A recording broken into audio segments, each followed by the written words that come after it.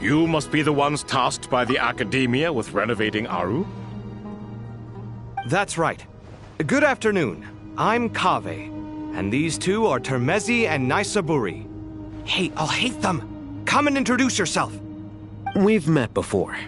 This is Thoth, the Ibis King, and everyone knows these two. Afternoon, gentlemen. I've only ever seen these two in murals!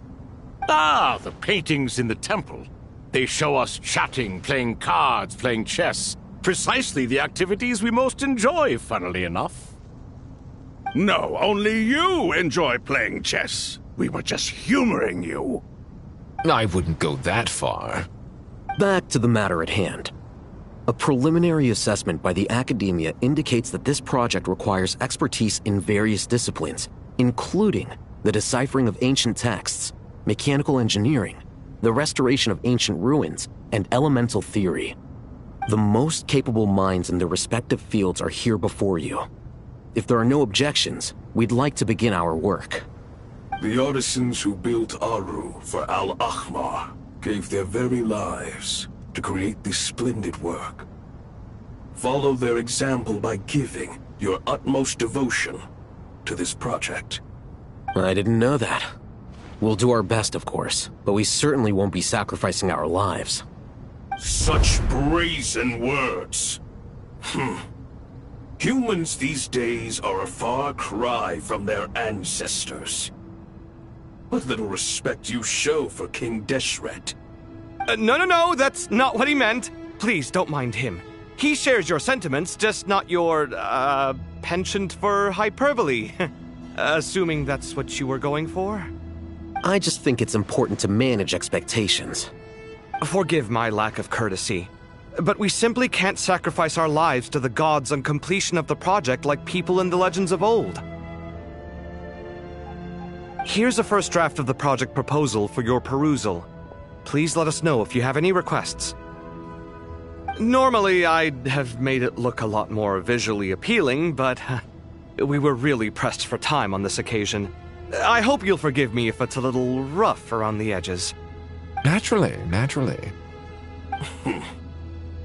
If my fellow ministers deem this meager display of respect sufficient, I suppose I can consider agreeing to their proposal.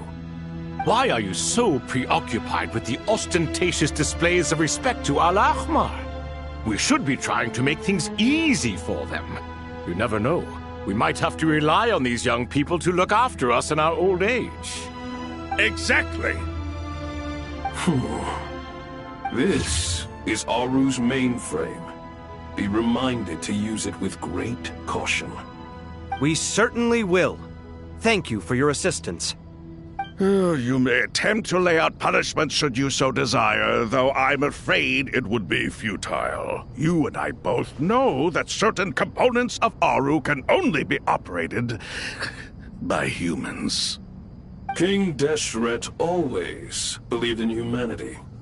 Still, the reason that Aru's modules are designed that way is not so much because he trusted them, but more because he was wary of you. Is that true? No wonder human artisans helped to build Aru then. He actually required human assistance to create his greatest work. Naturally. Have you noticed that the Goat King keeps giving superficial responses? It's like he's just going through the motions and leaving the real debate to his colleagues. He understands the art of perfunctory speech. That's what earned him his position as the Minister of Ministers. It seems the rumors about King Deshret being a poor judge of character are baseless after all. Excuse me for being blunt, but it sounds suspiciously like you're putting yourself on a pedestal and mocking me. You're mistaken. And while there's nothing strictly wrong with making every conversation about yourself, it's not exactly a positive tendency either. You? Whatever. I knew it'd be like this working with you. All right, let me past. I need to look at this console. It's your job to activate it after all. Let's begin. Everyone, please proceed with the external checks and preparations as per the procedures outlined in the engineering plan.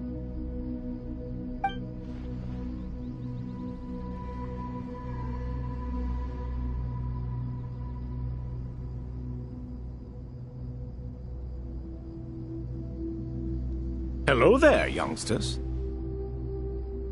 Whoa, the Ibis King came to life.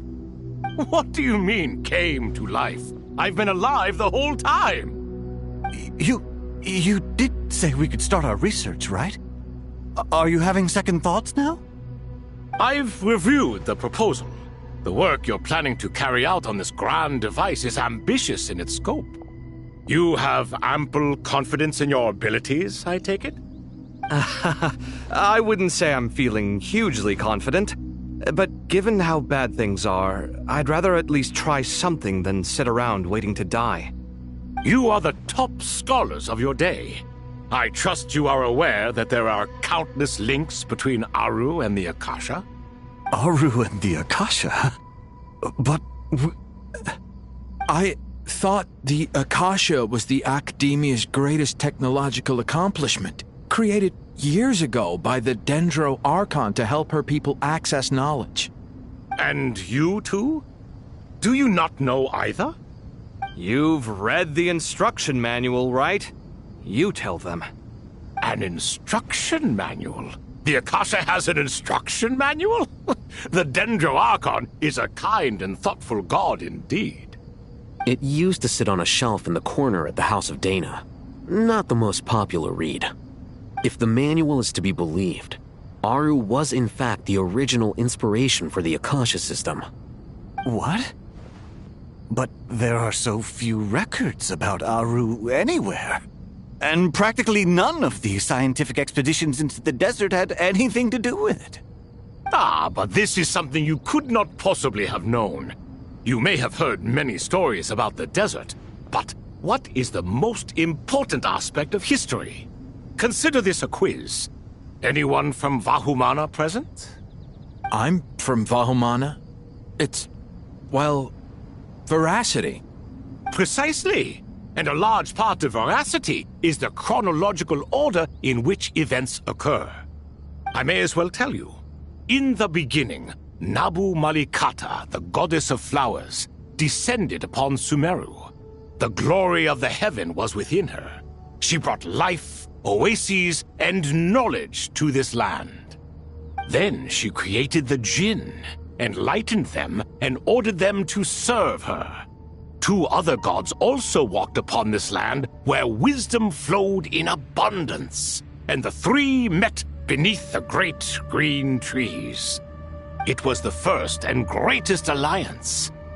We should speak with reverence of this covenant between the 3, which transcended both time and life. For they promised that in Sumeru, wisdom would be shared with all. All the great changes in Sumeru's history began with the goddess of flowers. For King Deshret's sake, she pried into the secrets of Celestia, and for this was burned to ashes by the flames of wrath. So grieved was King Deshret by her passing that he lost all interest in state affairs and devoted himself instead to the knowledge that she had brought back. It was after learning of the technology from that floating island in the sky that he first conceived of Aru. And so, the Akasha was inspired by Aru, while the basis for Aru itself came from Celestia's technology. Well, if the 2 share a common technological origin, then connecting one system to the other is an entirely feasible idea. Unbelievable. Have you no reverence at all for celestial technology? No, I do, but there's no time for that. The schedule is too tight. Blame it on the deadline. Perhaps you could try coming up with our cutoff dates. You know what it's like having to turn around 5 different drafts in one day? I wouldn't wish it on my worst enemy. Yeah, also, Sir Ibis King, you don't plan on getting directly involved at all, do you? Yes, well, you strike us more as having come to give a popular science lecture. Or, wait, does this count as more of a first-hand witness statement? Neither. Anyway, this sounds like far too much work for me. Still, if Aru is so powerful, why didn't King Deshret use it for more ambitious ends? Because it was never fully completed. King Deshret had grand plans, but he perished before they could come to fruition. In the beginning, his wish was to create something that could rival the very world itself. The Lord of Flowers sacrificed everything for that ambition. What he desired, she bestowed, and thus was knowledge brought into the world. Her courage and sacrifice had to be honored with the most splendid of monuments, or King Deshret would surely have deemed it a grave injustice. And that monument, built from knowledge and technology, etched with a sacrificial and courageous love, even in its unfinished form, it deserves to be treasured. At that time, King Deshret said the following to the Lord of Dendro. Since we share an eternal covenant, I shall never be your enemy. Hence, the fruit of wisdom from the heavens is not to be devoured. Remember, it is not that I lack the power to become the enemy of wisdom. Yet you and she have taught me much and shown me kindness. For this, I cherish you both. In the end, Aru was only used to store a portion of the souls. It was but a primitive form of the masterwork the king had envisaged. His final hope for Aru was to return to the past, when she yet lived. So the point you're making is, King Deshret was both powerful and ambitious, and he only ceased his imperious ways out of affection for the Goddess of Flowers and the Dendro Archon. You could see this as an act of mercy, but you could also see it as the sentiments that lay between these three gods placing constraints on him. This was, after all, the foundation of the alliance between them. This explains why Aru was both a prison and a monument, and why the answer to the three questions was time. You have to be careful who you get involved with, or you invite all manner of misfortune. This is as true for gods as it is for humans. Love is the same. It is both a prison and a monument. All right, let us pause the story here for now.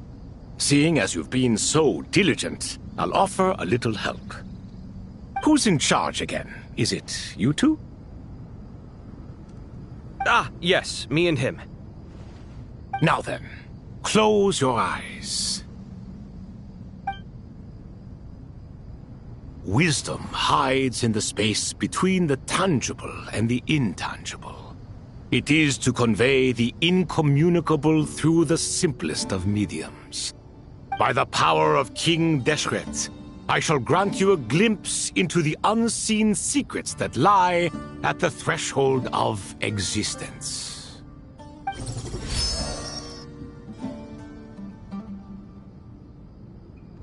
Where did this come from?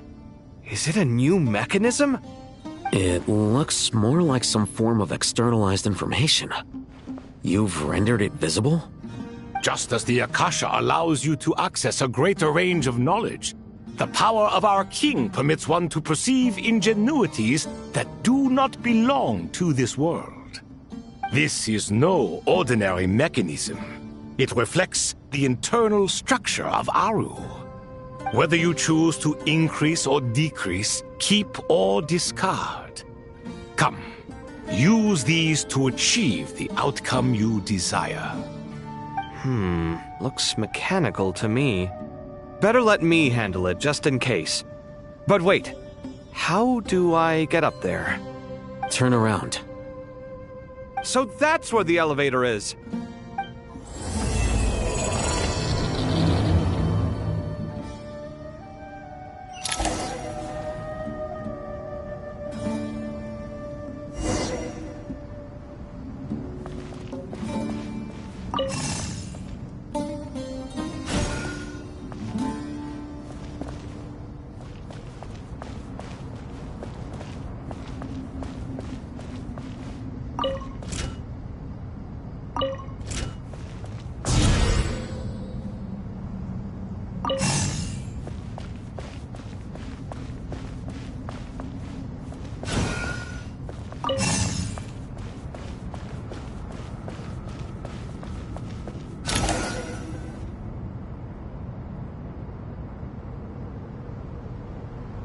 Obelisks were used to record important information in the ancient desert civilization.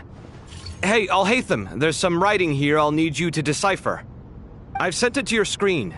Do you see it? Got it. It's a little blurry, but I should manage. Take a look and tell me what it says. Oh, and I'll send any other similar text directly to you from now on. Let's start with this one.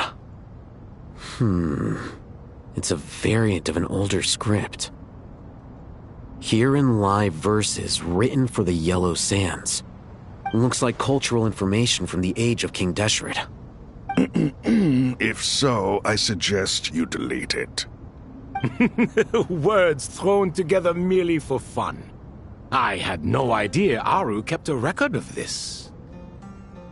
Well, as long as you're certain that this is strictly private information, that's fine.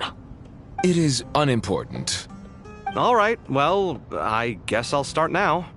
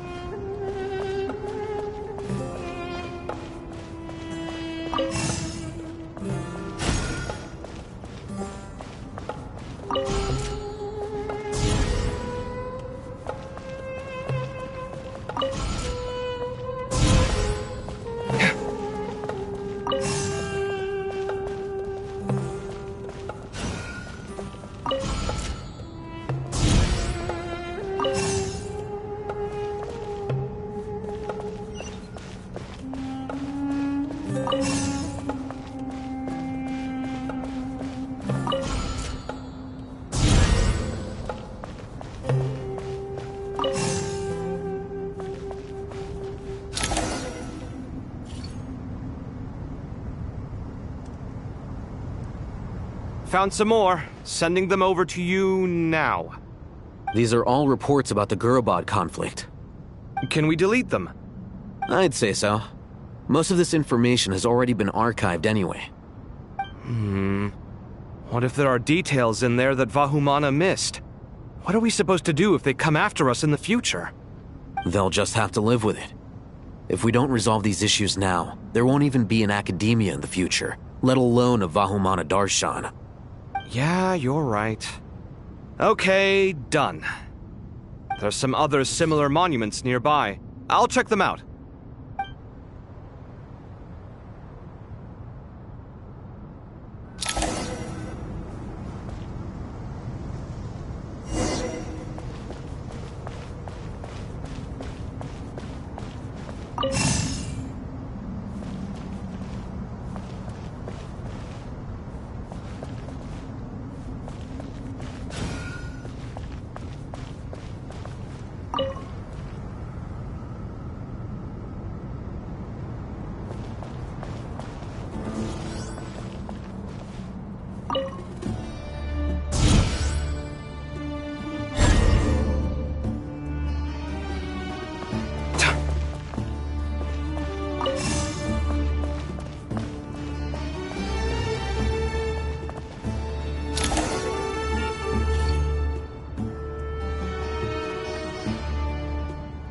Another monument.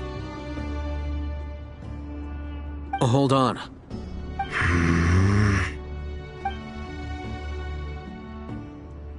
You're still reading it? How long is it? It records the development and governance of the Oasis civilization. Most of it concerns the Jinn, but it also contains records left by the artisans who built Aru. Is it important? Some of it. There was no way for me to read the whole thing in its entirety, so I had to rely on my intuition to pick the parts worth keeping. What about the artisans' records? What do they mention? They're speculations, mostly. For instance, they were wondering how to protect themselves if King Deshret decided to silence them after the construction of Aru was complete. Sounds like pure mythology to me. Surely that kind of thing didn't really happen. The records do emphasize that this was merely their conjecture based on various myths. Still, The artisans did leave details of their plans to survive, including blueprints for their escape route. Even that got recorded? Okay, well, I'll make a copy of this first before I delete it. Is that truly necessary? You won't be needing those. No, the blueprints are important. I want to keep them as a memento.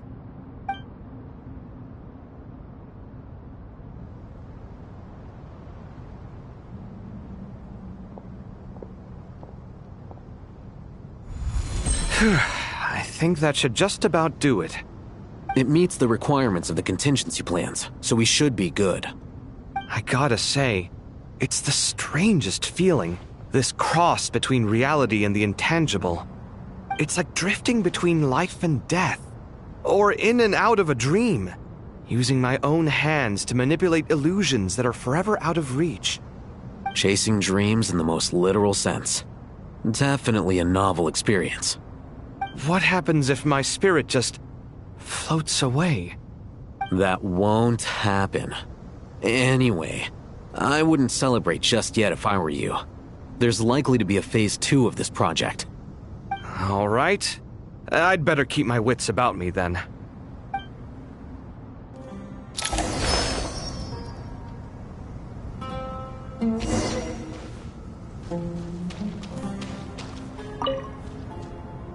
I expected that the outside world no longer respected the ancient gods, but even so, I do find the tone of these youngsters to be dreadfully impolite. It should hardly come as a surprise to you. I remember you saying the same thing last time. I assumed that was just a one-off. I did not realize it was the norm. Don't you think that young lad's matter-of-fact tone sounds familiar? It bears a rather uncanny resemblance to you, Goatee. Surely a sign that he is a man of rare intelligence. Oh. The rest of them, though, much better. The blonde-haired one, for instance. So sincere. That's the kind of kid I can respect. Oh, really? Well, what about your disciple, Nefer? She's about the furthest from sincerity that a person can get. And now you hit the crux of the issue. Thoth is spouting lies again. He cares nothing for sincerity. He likes Nefer simply because her personality is just like his. Thus, in giving his approval to Nefer, Thoth is simply validating himself. The rest is but smoke and mirrors. You have some nerve saying that. There really is no helping you two. Shut up, chess rookie. What nonsense is this? How dare you tell me to shut up? How can you engage in such banal chitter-chatter at a time like this? Aru has been opened. The glory and splendor of a bygone age is about to sweep over the earth like a flood. And you're here squabbling like petulant children. All three of you are insufferable. King Deshret was merciful, indeed, giving you a chance to be released from prison. I say, you should have been locked up for good. Ah, but Bennu, look on the bright side. Had they not been released, we would not have been awoken. Oh, you've been here this whole time. You should be scolding them along with me. I miss Hermanubis.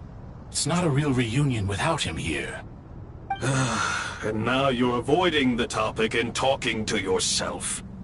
Why King Deshret designed your personality like this, I will never understand. Isn't this simply proof that our king supports my free will?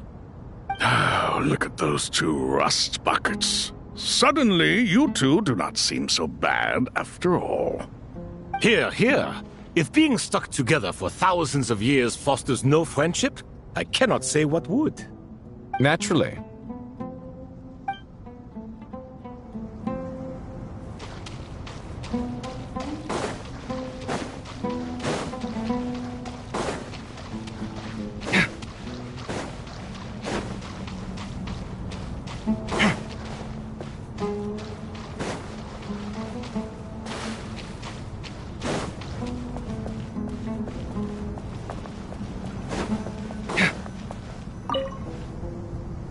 How's it going?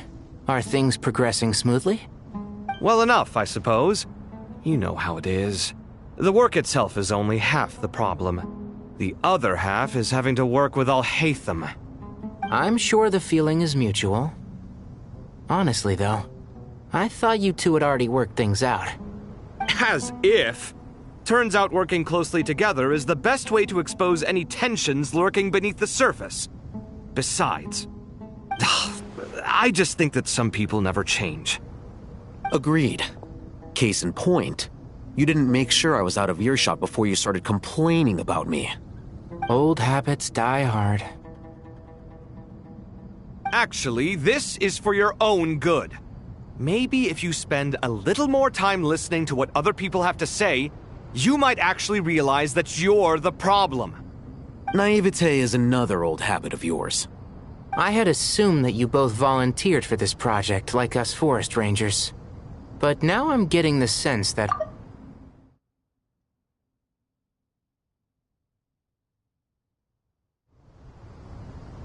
Definitely not. We were assigned to it by Lesser Lord Kusanali and Nephis.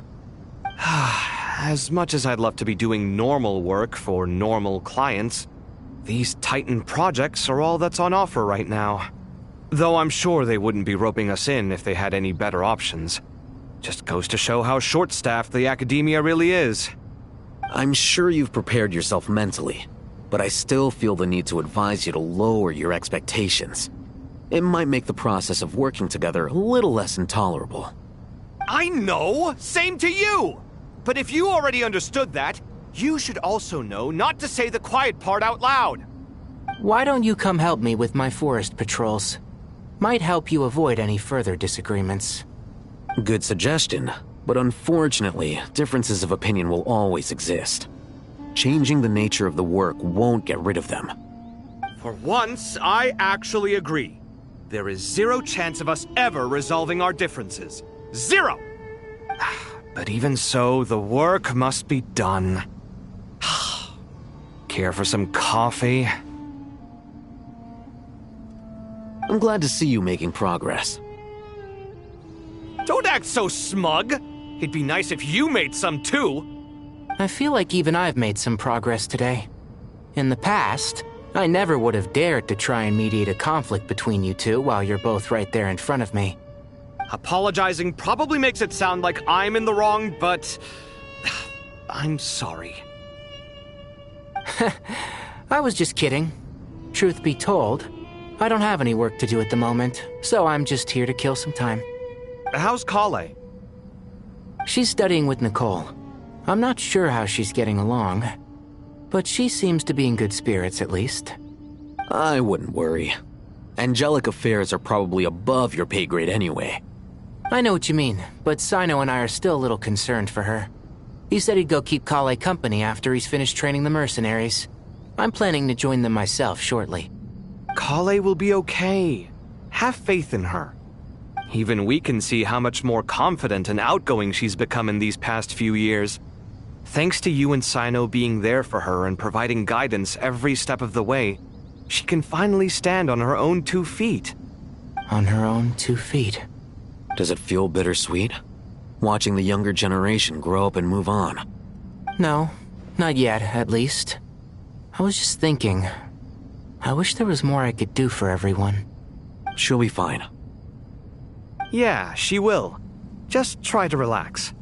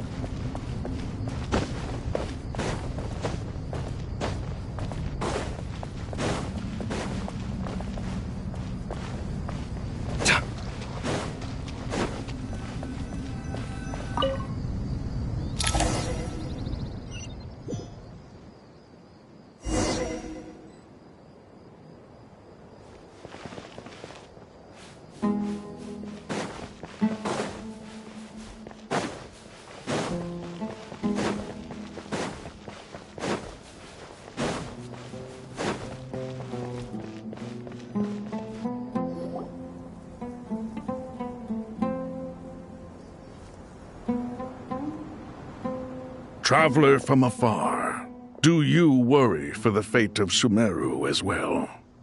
Whoa! It's so big the Crocodile King! Greetings, Crocodile King. Please be at ease. I'm just here to chat with you about Lesser Lord Kusanali. Sounds like you really care about her. Yes, although to be exact, it is a mixture of both concern and curiosity that I feel. Speaking of Nahida, Paimon was wondering how she's doing. Wait a moment.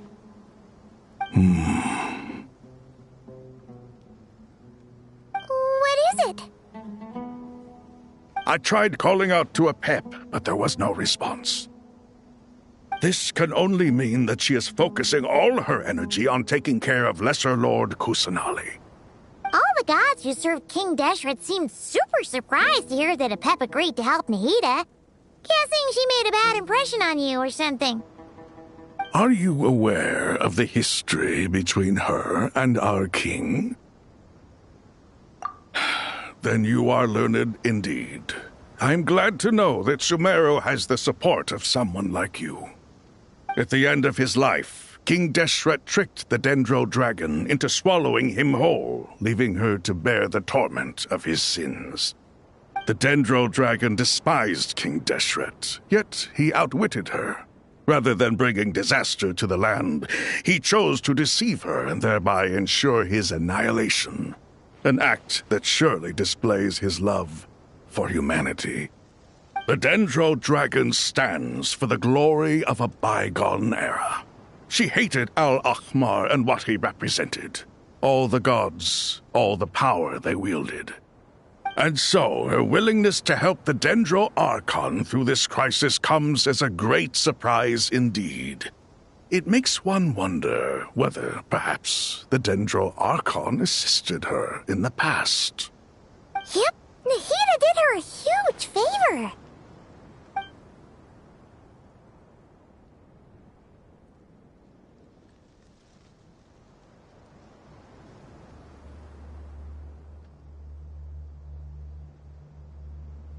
So Lesser Lord Kusanali put an end to the Dendro Dragon's many long years of torment. As much as she loathes the Seven, a pep knows kindness when she sees it. No wonder she was willing to make an exception. Yeah, that's the sense we got from dealing with her too. She is not incapable of coexisting with other living things. Rather, she actively chooses to avoid coexistence. And this despite the fact that she symbolizes life itself. How ironic. All of this being said, I wouldn't expect too much from her if I were you. Nothing will change her hatred towards humanity and gods. We'll keep that in mind. Anyway, how much longer do you think Nahida needs to stay with the pep? For all we know, the Fatui might still be in the desert. Just to be on the safe side, why don't we grab anyone who isn't busy right now and go look for her? I'm alright, Paimon. Huh? Was that Nahida's voice? It seems the treatment was effective. Since when do my deeds require your evaluation?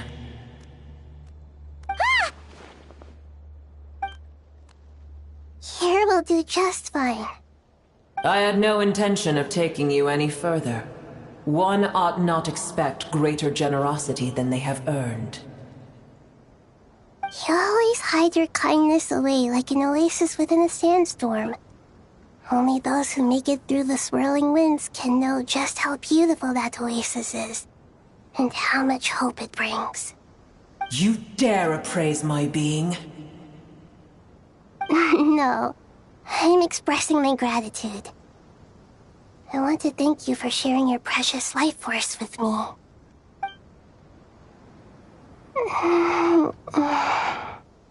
Awake already? You are more resilient than I thought. Pep. I feel much better. Thank you. Gods and their gratitude mean little to me. I would rather you give me your assurance that the situation with Irminsul and Sumeru's ley lines will be competently managed. If I suffer any ill effects from the ley lines, you, as the god of this land, will be held responsible. And you would not enjoy being held to account by me. I understand what you require, but I would assume this task even if you did not demand it. Sumeru is my responsibility. I must resume my duties as soon as possible. A farcical notion. God of Sumeru, I hope you realize how unextraordinary your strength is. And yet, maybe it is precisely what defines me. A god of wisdom is not meant to rule by force. Then hold steady. We go forth. Well, I'll be. Is that a pep? Do my eyes deceive me? Of all places, the Dendro Dragon has decided to visit the mausoleum of King Deshret? I see that after all this time, El Ahmar's menagerie of ministers remain as vile as ever. It's a pleasure, Dendro Dragon. Had you arrived but a little sooner, you might have attended a meeting of the Seven Pillars. What a nauseating thought. You are not the first insects I have had the displeasure of dealing with today. A swarm of them tugged on my tail on my way over. Goodness knows what hovels they crawled from. Why do all the creatures of this world remain so lowly after all this time? What did you do with them? I cast them away. What would you have me do? Keep them as trinkets? Boer, this is where we shall part ways. To be clear, I do not wish to see you or anyone else here ever again, unless absolutely necessary. Then I wish you peace as you return to your dwelling place. It matters not to me. Simply refrain from bothering me again.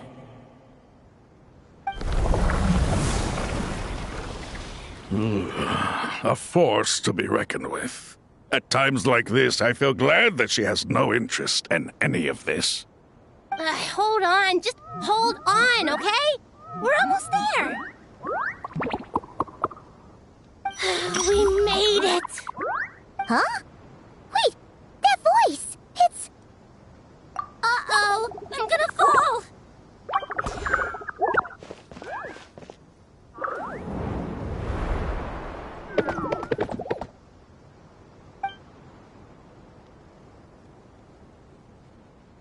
Well, that's a relief. A pair of safe hands indeed. The Dendro Archon's familiars. They are the last thing I expected to see here. Huh? Wait, what are the Aranara doing here? Don't you guys hate the desert? Obviously I was worried about the Dendro Archon. I've been supporting them with my Pari powers the whole way here. Oh, you seem pretty nervous. Is it because there are too many people around? Not just people. It's all these non-human beings, too. It's hard on them. I can't believe you made such a long and dangerous journey just for my sake. I appreciate your support so much. Thank you all. I'll have to ask everyone to wait while I help our new arrival settle in. Once I'm done, I'll gather everyone to discuss our next steps. Traveler, Paimon, shall we find a place for our friends to stay?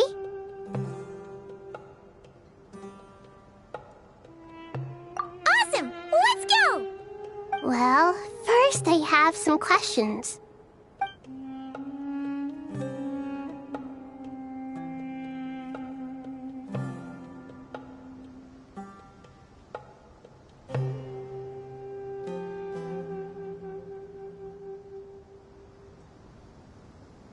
Okay, I think that covers everything. Thank you. We can get going now.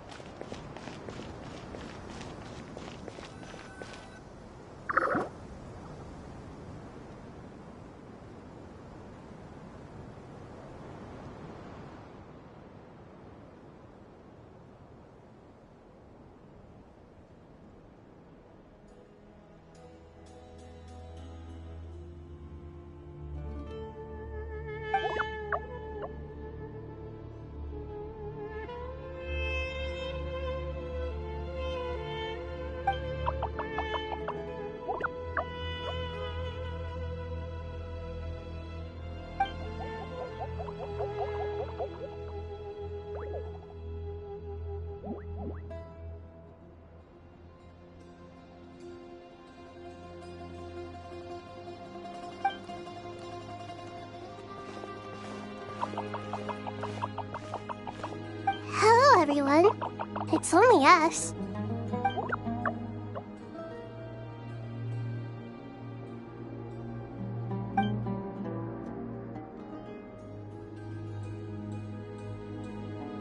It must be very tough for you coming all the way out here, especially since you don't like the Voluka.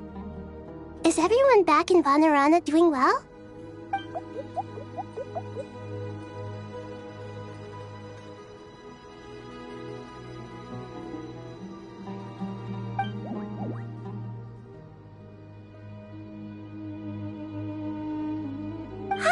Everyone's here. Good. Are you okay? You look like you were about to pass out back there. Then you're forgetting who I am. Don't underestimate me.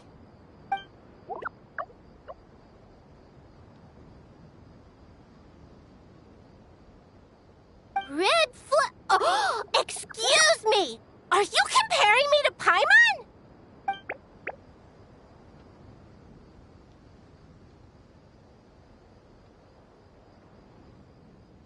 I suppose everyone is gathered here because of me. As we can see, the situation is critical, and everyone is very busy with their various tasks, so...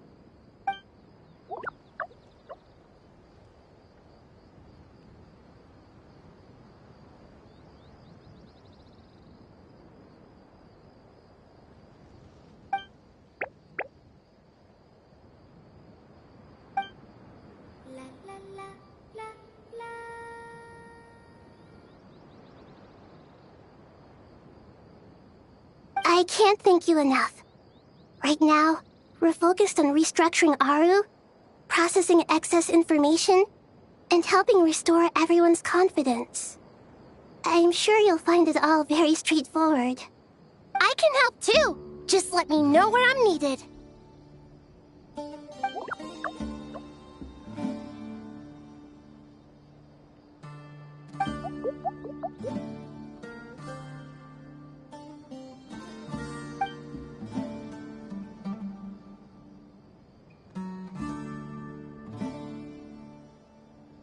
Up to no good?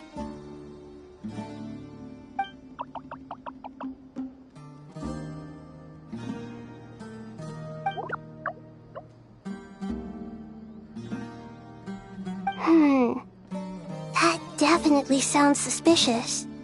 Traveler, Paimon, I have other work to attend to here that needs to take priority. Could I trouble you to investigate the situation Arabalika spoke of? No problem. Leave it to us. Thank you. I'm counting on you.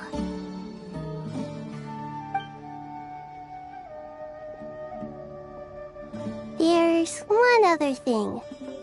If you are to work alongside the people of Sumeru, you will need to make yourselves visible to them. Is that acceptable to everyone?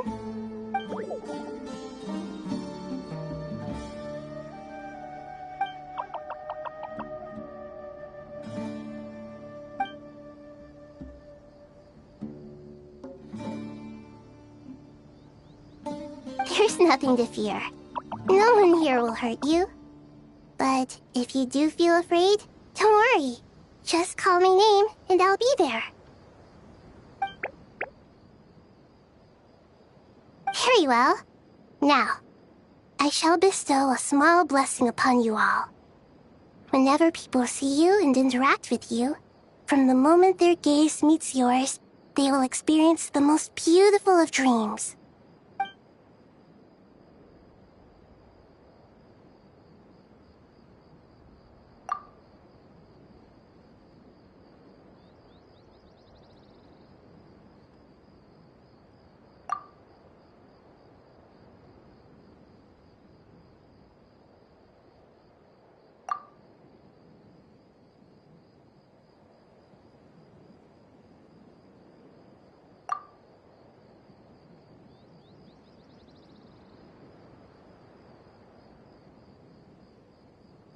Do not fear. We will face it together. This too shall pass.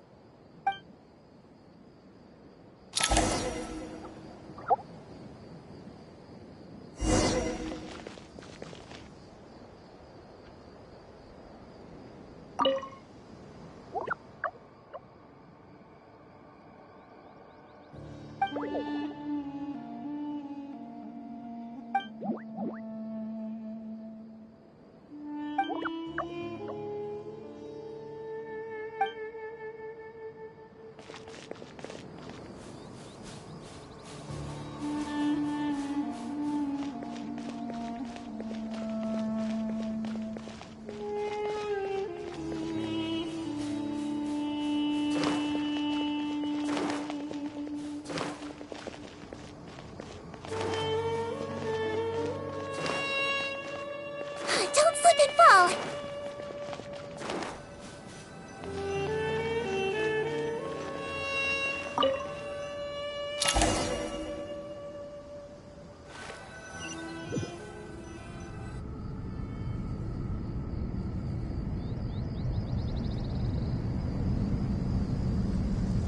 Ah, everyone's here. Wonderful. Dendro-Archon, you're back. Are you recovering all right? You mustn't push yourself too hard. I'm doing very well. Thank you for your concern.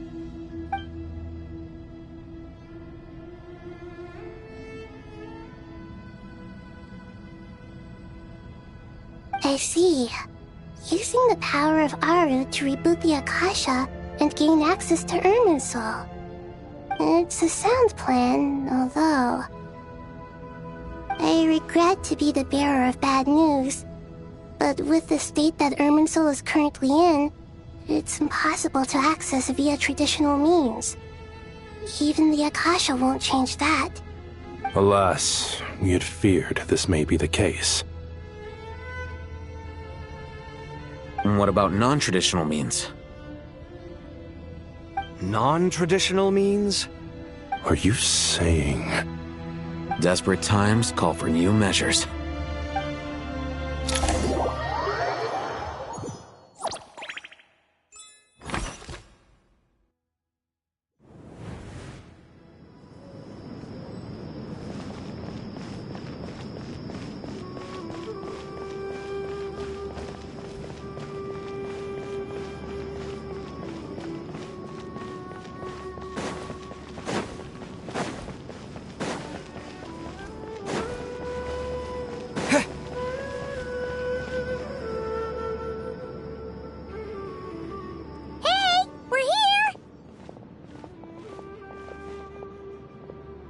Ah, it's you.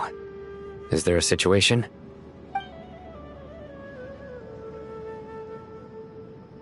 The Aranara have good intuition when it comes to people. In other words, there may well be a traitor among us. Given everything that's going on, I'd be more surprised if there wasn't. Miss Nefer, as a professional intelligence broker, I trust you have a solution? Not one that I'm willing to volunteer. What's in it for me? Let's say I'll treat this as a pilot project aimed at expanding your intelligence operations. Whatever business you're in, an avenue to demonstrate your abilities could never hurt. I like the sound of that. Glad we're on the same page. Given that you rarely set foot in Sumeru, practically no one at Caravan Rebot knows who you are. I take it you've read the files on everyone in the area? Yes. I also skimmed the list of evacuees, and am more or less up to date on where everyone stands. Any initial suspects? Limiting the scopes to males whose recent activity could be viewed as suspicious. I've identified 3 names. The Aranara saw 2 people talking, but currently we only have 1 suspect. The other person was probably just a messenger, and in all likelihood has already left Caravan Rebot. Everyone is heading for the desert per the evacuation order. Anyone willing to turn back at this stage is almost certainly with the Fatui. There's no way it was a spur-of-the-moment decision to act at a time like this. This spy must have been planted long ago. We need to smoke him out from wherever he's hiding. Sounds like you have the beginnings of a plan.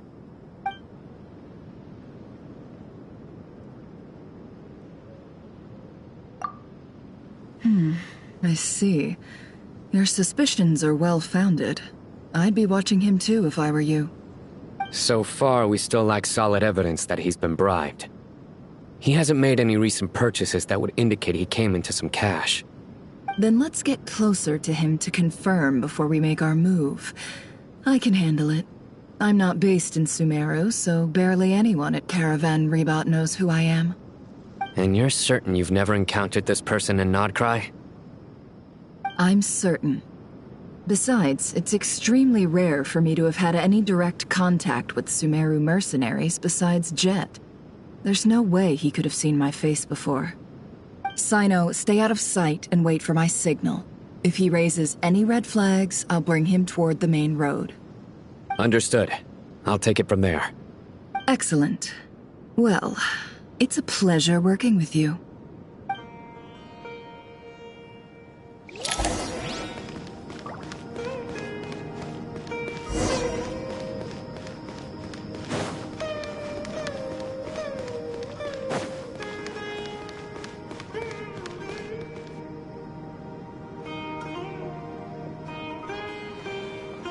Darker skin, scars, frequents the desert and has ample combat experience.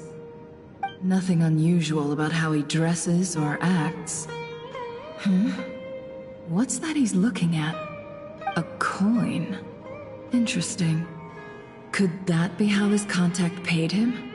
Conveniently discreet for someone trying to hide any unexplained income. And yet it could be highly valuable. Sorry to bother you. Has everyone here already left? I don't suppose you happen to see a lady wearing a hat? Ma'am, what are you doing in Caravan Rebat all by yourself? The main group evacuated some time ago. Didn't you pass them on the road? My friend and I lost some of our cargo along the way. I didn't want to miss out on potential business, so I told her to go on ahead and meet the client while I retraced our steps. I didn't think it would be so late by the time I found it. And then there was a terrible sandstorm. I guess I must have taken a wrong turn, because I didn't see any large groups on my way here. Forgive me for asking, but just to be on the safe side, could you describe this friend of yours? Sure. She has blonde hair, and she was wearing a hat and a white dress. You'd definitely know if you'd seen her. Yes, I think that does ring a bell. My apologies. During this exceptional time, the Corps of 30 are under orders to be extra cautious when dealing with unknown people, whoever they might be. I understand.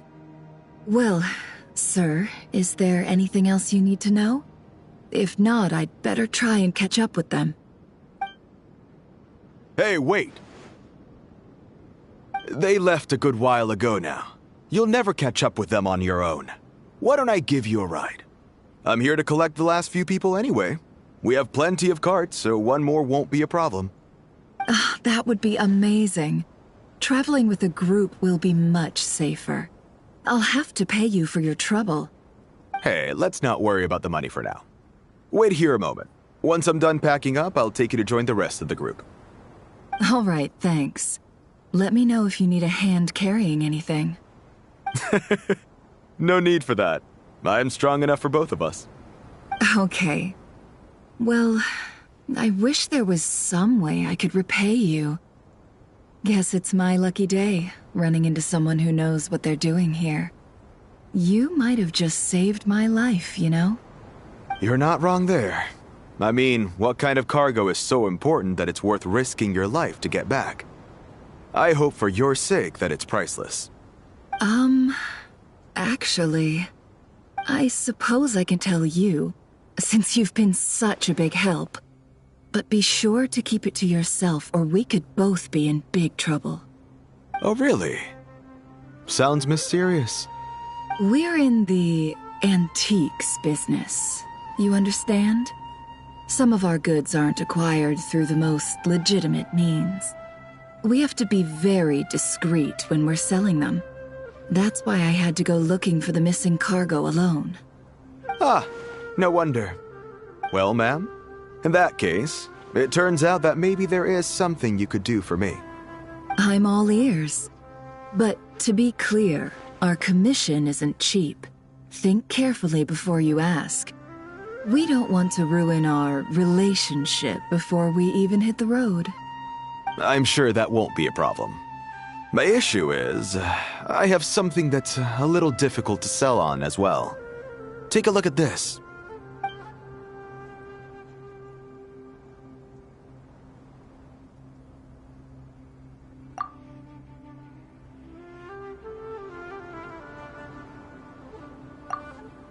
Pure gold. That's quite something. How'd you come across it? Dig it out of some ancient tomb? If you look hard enough, there are many treasures to be found in the mausoleum of King Deshret. It has no distinct Snezhnayan markings. That'll be why he's going with that story. And he clearly doesn't want to arouse suspicion, so he's on the lookout for an opportunity to make a quiet trade. Surely you have an existing business partner. Won't they take it off your hands? I hope I won't be attracting the wrath of my competitors by helping you sell this. The shop I used to work with is having cash flow issues at the moment after losing some money. I'm under enough pressure as it is without having to deal with them.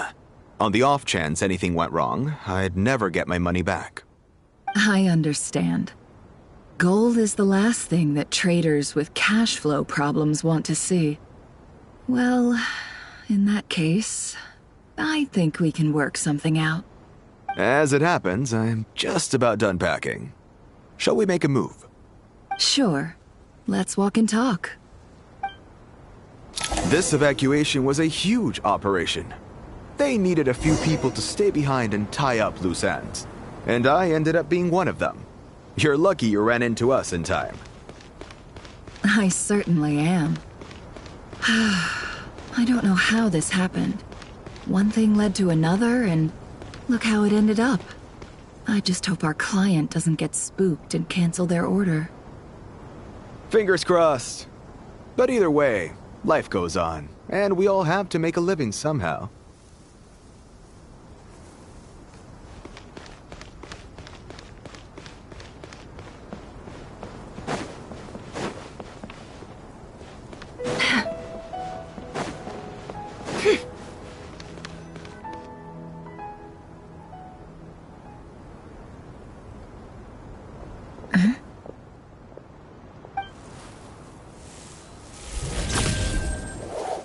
Hands where I can see them. General Mahamatra! No, wait! What are you doing?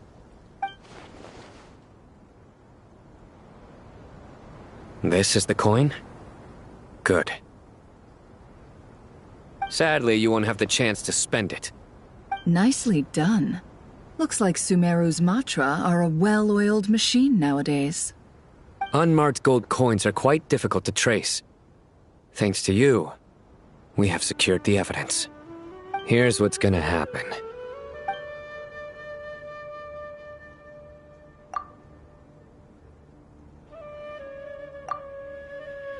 Southeast from here, leeward side of the hill. That's where he's meeting his contact. Great work. Candace tells me your interrogation skills are highly effective. Hers are quickly catching up.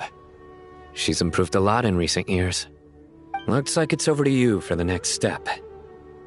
Because I'm quickest on my feet? Because you know how to trail a target. Plus, it'll be easier to monitor their activity from the air. Fine. I'll be quick. One more thing. The Traveler just brought a message from the Dendro Archon. Once you're done with this, we're to meet up at the mausoleum of King Deshret. Got it. Will do. Are you sure you'll be okay on your own? Gee, I don't know. Maybe you should come with me. Okay. Then Paimon's coming with you. Really? You do know this is a stealth operation, right? Meaning, you have to be quiet? Paimon, are you sure about this? Well, Paimon at least wants to give it a shot. Like everyone says, if you never try, you'll never know. Besides, being the best guide into that has to count for something. This should be a piece of cake. Fine. Join me if you want. But be warned, if anything goes wrong, I'll have to gag you and shove you into a bush. No need! Paimon will be super careful. Promise! Good. Then what are we waiting for? Let's go. Ah! Coming! Coming!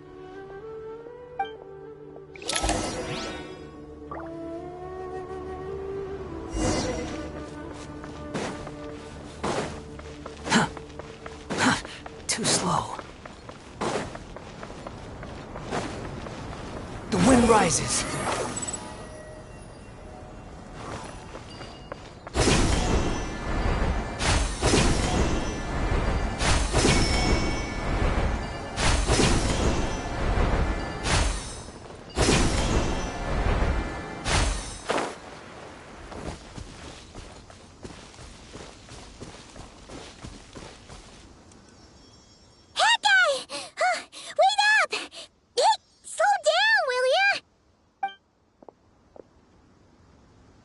We're here. Now we wait. Okay, yeah, cool. Cool. What's on your mind, Paimon? Huh? Oh, nothing? I thought all you cared about besides being a guide was food and sleep. Why the sudden urge to go on a dangerous mission? What's that supposed to mean? Paimon's been on plenty of dangerous missions before. But never on your own. You hardly ever leave the Traveler's side. Just saying. I'm kind of at loose ends right now. So if you did want to share, I suppose I'd have to listen. If not, suit yourself. Makes no difference to me. Hat guy? Do you think Paimon is useless? What? Where's that coming from? When we were in Notcry, Paimon suddenly realized something. Even though Paimon's with the Traveler every single day, whenever we face real danger, she can't do anything to help. Paimon doesn't get like this very often. She just got really scared when the Traveler got kidnapped that time. What if he never came back? What would Paimon do then? And the more Paimon thought about it, the more useless she felt. But Paimon doesn't want to be a burden. Paimon wants to be a friend who's actually useful. Does that make any sense? You know, that feeling of just being completely useless and... Oh. Paimon probably sounds so ridiculous right now. You asked the right person. Boy, do I know that feeling. Oh, that guy. I'm not gonna try and encourage you. What I will say is this. When you start doubting yourself, you have two choices. Give up or change. You have to make the decision to move forward. Otherwise, no amount of consultation from other people is gonna help you. So ask yourself, what do you want? To get stronger? To learn more? Whatever it is, go do it. You won't have any regrets if you can at least say that you tried. Oh. All right. Something's not right. Shouldn't they be here by now? Paimon, is it just me? Or is it a little too quiet around here? Should Paimon take a look? We'll give it another hour. If nothing happens, we head back. Okay.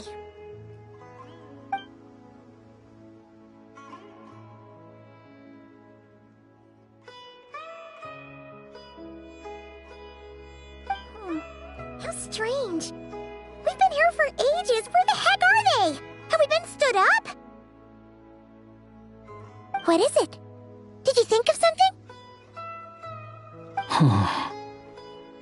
Something feels off about this whole situation, but I can't quite explain why.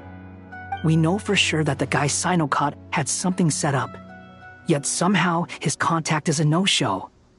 So, either the handler got caught, or, more likely, they decided to cut our guy loose. But how would they know to do that?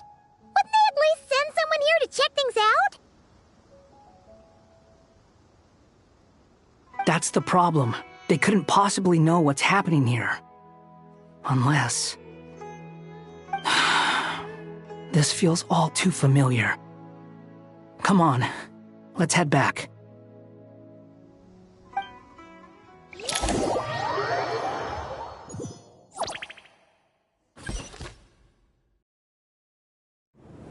Even though this isn't a formal meeting, I'd still like to start by saying how grateful I am to each and every one of you. Thank you all for coming here and standing by our side. Shesipank and Bennu are currently assisting the scholars with the maintenance of Aru. Please forgive their absence. As for Hermanubis, may he rest in peace. We remember him with great There have been times when I imagined what it might be like to meet you all. Now that it's really happening, I feel quite emotional. Time has taken many things away, but that which remains is all the more resilient. I must say, there is one thing that rather surprises me. You appear to be in good spirits, Lesser Lord Kusanali. But even so, I can sense that the life force given to you by the Dendral Dragon has far from fully resolved the problem of your vitality. Oh no! So even a Pep's power didn't work? Don't worry, Paimon. It worked very well indeed.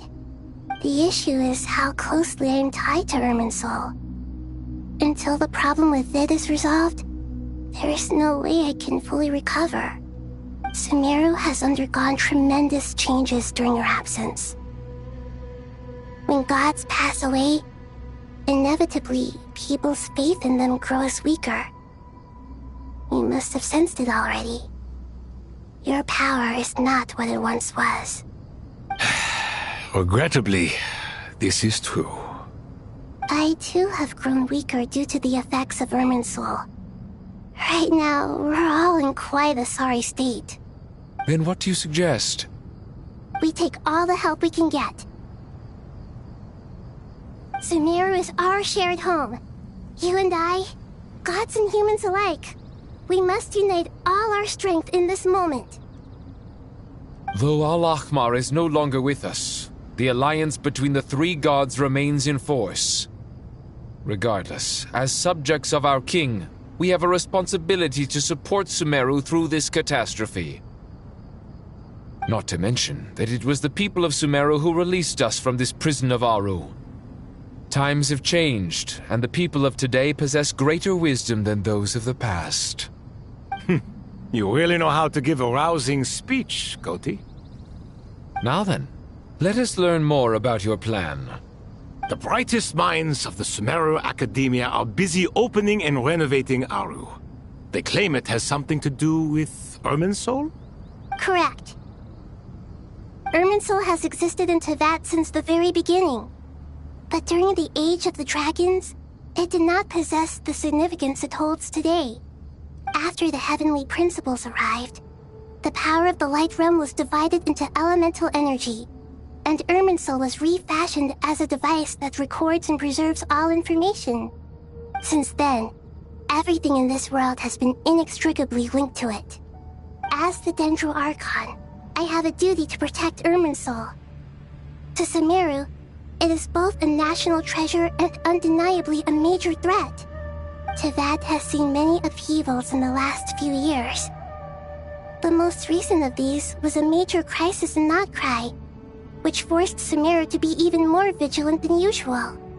I made sure to monitor all the pathways through which an outsider could potentially transmit themselves into Irminsul.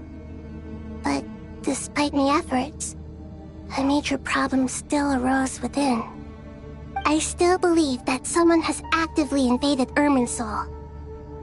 But rather than taking any of the pathways I referred to, the intruder chose instead to utilize the most direct route. And the only one that cannot be protected against. By entering Irminsul through death. I see what you mean. You cannot simply stop all deceased souls from returning to the ley lines because of a potential invasion that could occur at any time. That's right.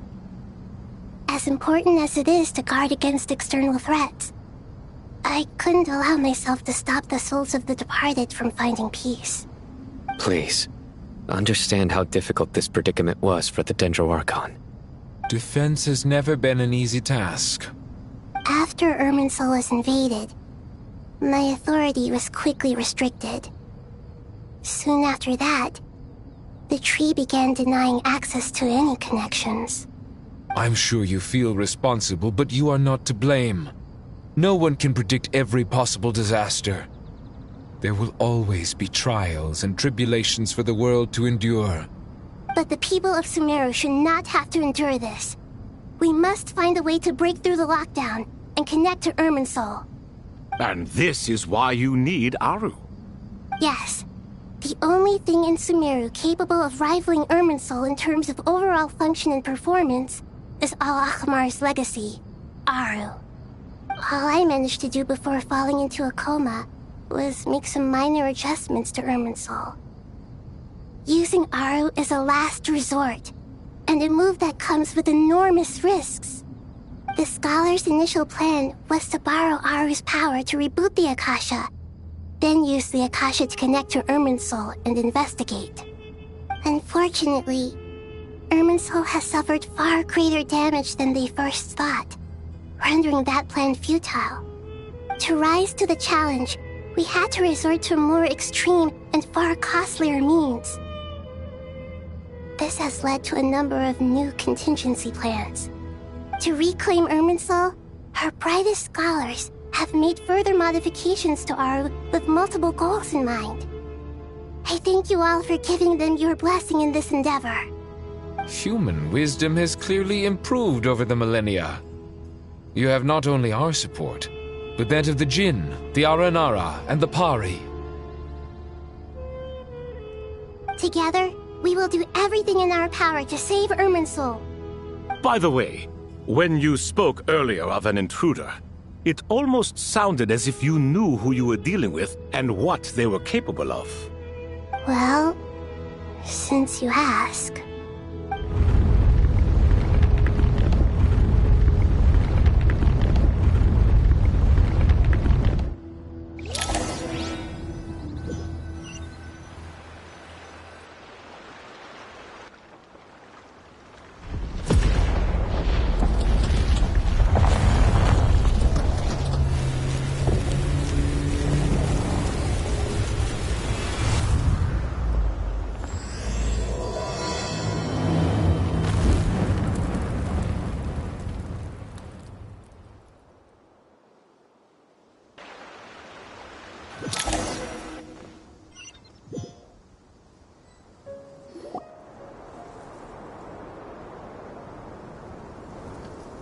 Master Tainari!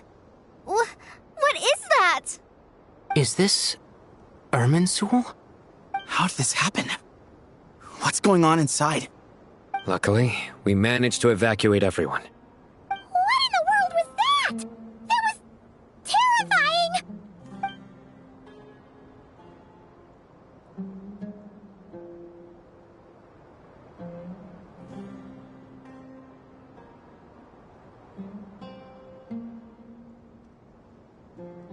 Oh my.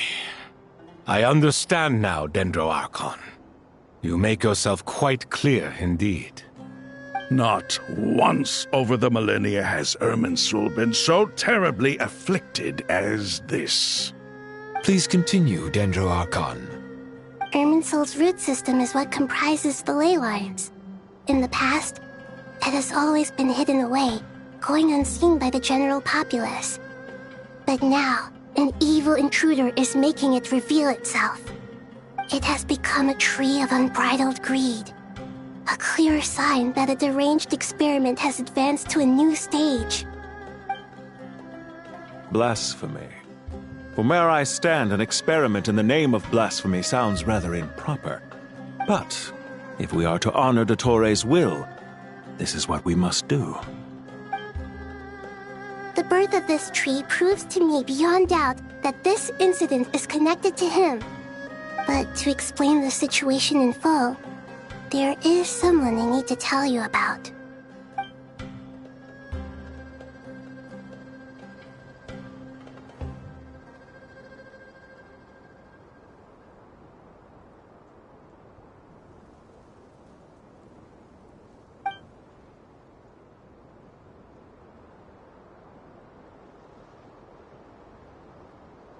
Zandik. So it was him. I saw him in the desert once. A man of supreme arrogance. So this is where it has taken him. But didn't Dottore die and not cry? How is he still able to do all this? He must still have loyal followers amongst the Fatui. Even so, I'm still unclear as to how he has been able to wield such a profound influence over Irminsul. I can confirm that Fatui forces have arrived in Sumeru City. Furthermore, Irminsul seems to be undergoing some kind of mutation. evil branches are beginning to grow.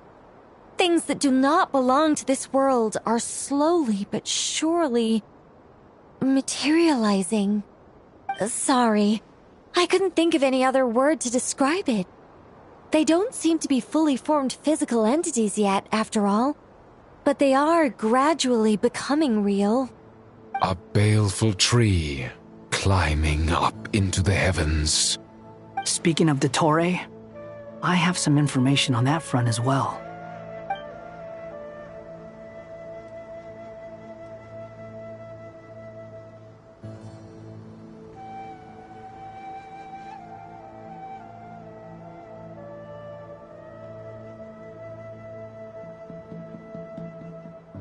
I didn't think it was wise to state this out in the open. But my theory is, the mole wasn't cut off after he was caught. They wrote him off from the beginning. You mean, the Fatui never intended to follow through with him? Then why plant a mole at all? It's hardly a conventional strategy, and the rationale behind it is pretty twisted. But as it happens, I know someone who works exactly this way. And when it comes down to it, his goals are very simple. He just wants to confuse people, so they can't figure out what he's up to. He's been a collaborator of Dottore's from the outset. That fact alone confirms that Dottore is involved with this somehow.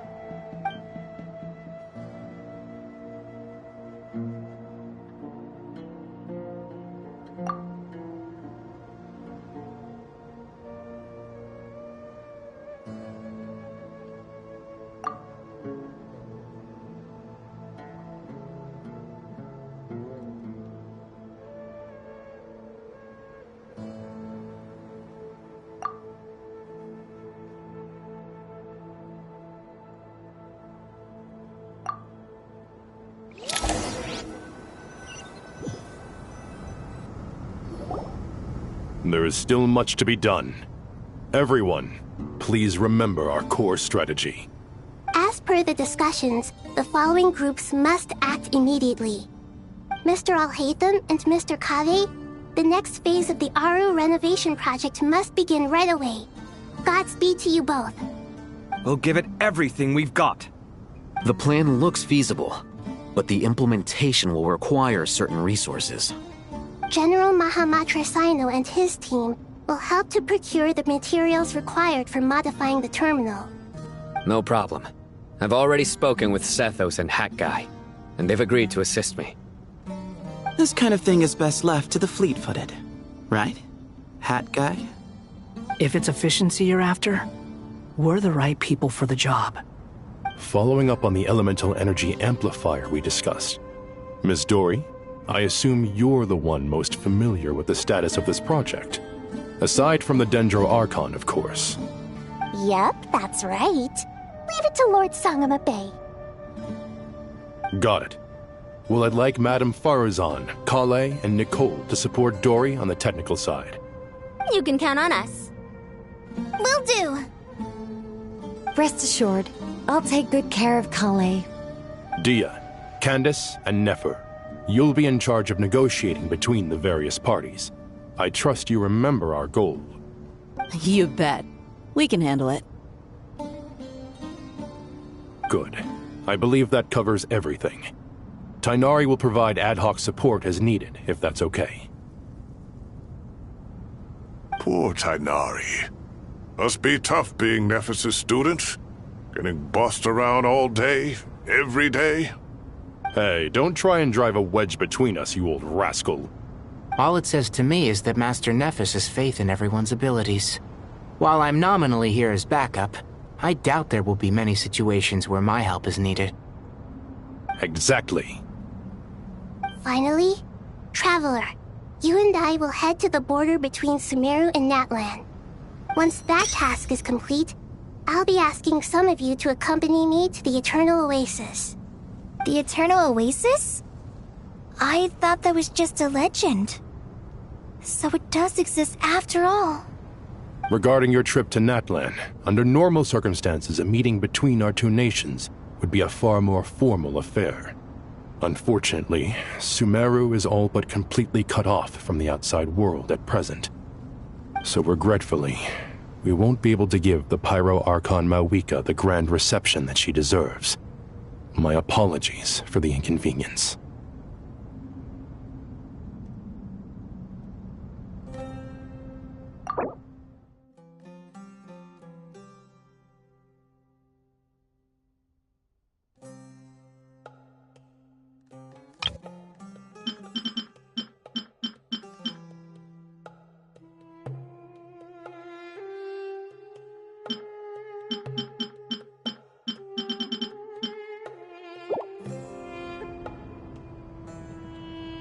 No point putting too much pressure on yourselves. That goes for everyone. Right. Especially you, Dendro Archon. I'm sure you're still feeling quite weak. Don't worry about me. The Dendro Dragon's life force will sustain me. Plus, we'll be there every step of the way. Nahida will be just fine. Yes, I believe in myself. And I believe in every one of you. Well, time to get going.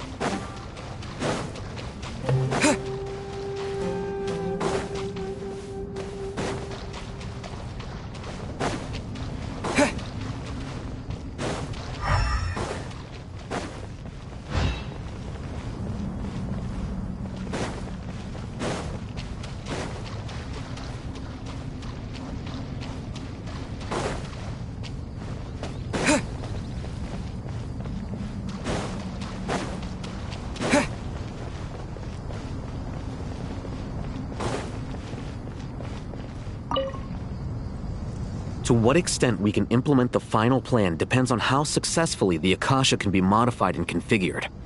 And to make sure the configuration works, Aru will also need some further optimization. Yeah, no surprises there. Once we roll this out, any Sumeru citizens who already have Akasha terminals can simply continue to use their existing devices. This still leaves us with a significant equipment shortage, though. Many groups of people were never issued Akasha terminals, including mercenaries, the desert folk, and many others. We'll need a supply of rare materials for the renovation of Aru and the production of new terminals. Right now, the best place to source these locally is from the primal constructs within King Deshret's mausoleum. Time is not on our side here. It's gonna be a race against the clock. The Aru merge and renovation project will have to be carried out by you two. Everything's riding on this, so failure is not an option. Best of luck to you both. As discussed, General Mahamatra Sino and Mr. Hat Guy will source the required materials. Mr. Sethos is quite familiar with the layout of King Deshret's mausoleum. With him accompanying them, things should go quite smoothly. I have every confidence. In the meantime, we may as well take a breather. Makes sense. There's not much we can do until the materials arrive. Get information and stay close. What is this, boot camp? Knock it off. It's just Sino being Sino. You know what he's like. Everyone clear on our mission objective. Look at the excess primal constructs, dismantle them, and extract the required materials. And King Deshret's 7 pillars agreed to this? If they're just sitting there doing nothing, we might as well put them to use. Thoth's words, not mine.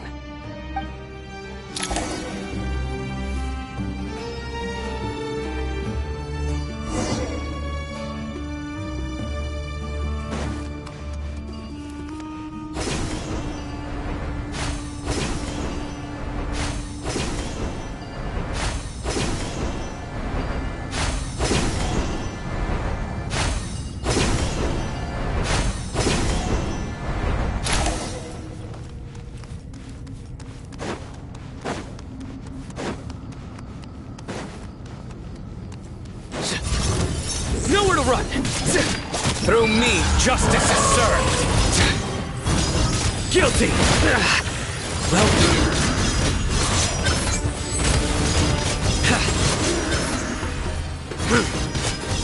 Their penance is due!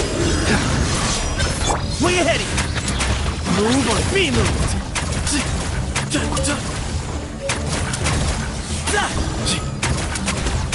Give me some space!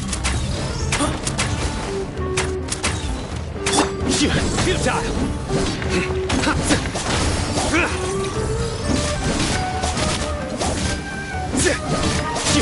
Surrender!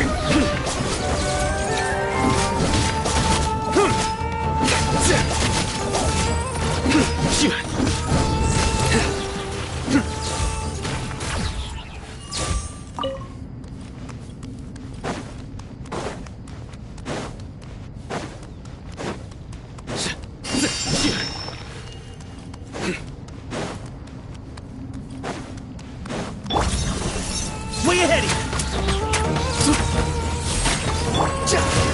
Squall and Fury! You dare to gaze upon me? Yeah! Quick fall! The wind rises!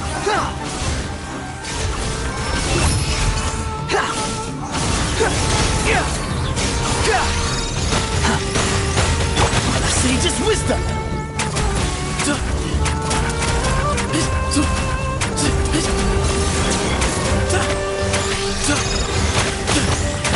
Excuse me? Unsightly insects! Squall and Fury!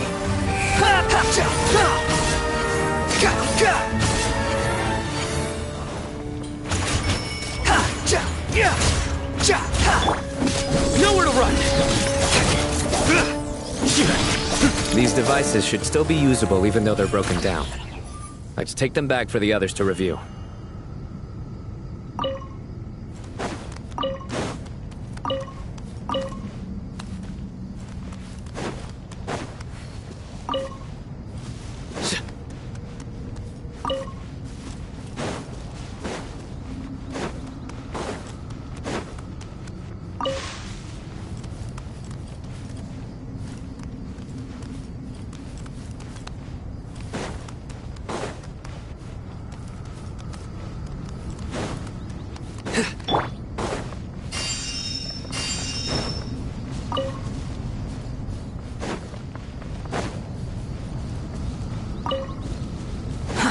Too slow.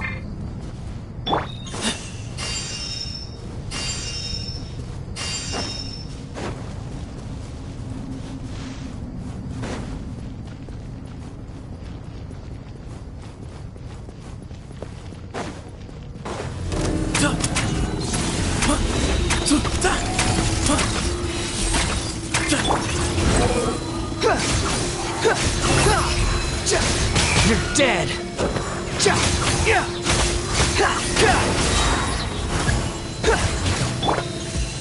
Move or be moved!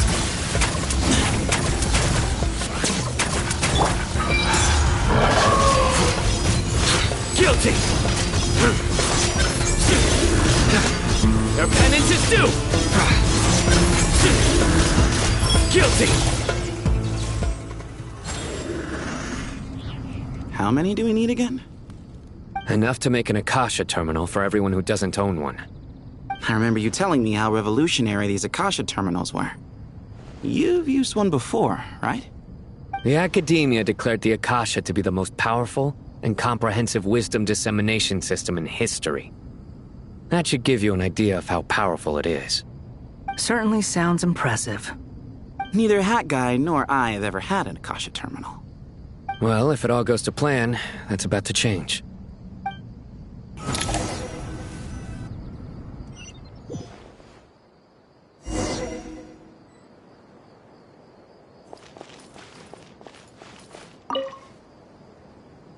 Oh, goody! Thank you so much for handling the delivery. What a long way it was. You've really outdone yourselves. I'm well aware what a bumpy, dangerous journey it must have been. Now, I would have loved to oversee the process myself, but of course, those of us who know the plan can't leave the mausoleum. Oh, trust me, I'm patting myself on the back for my assembly work here. Simply flawless work. But will you really be needing all of this?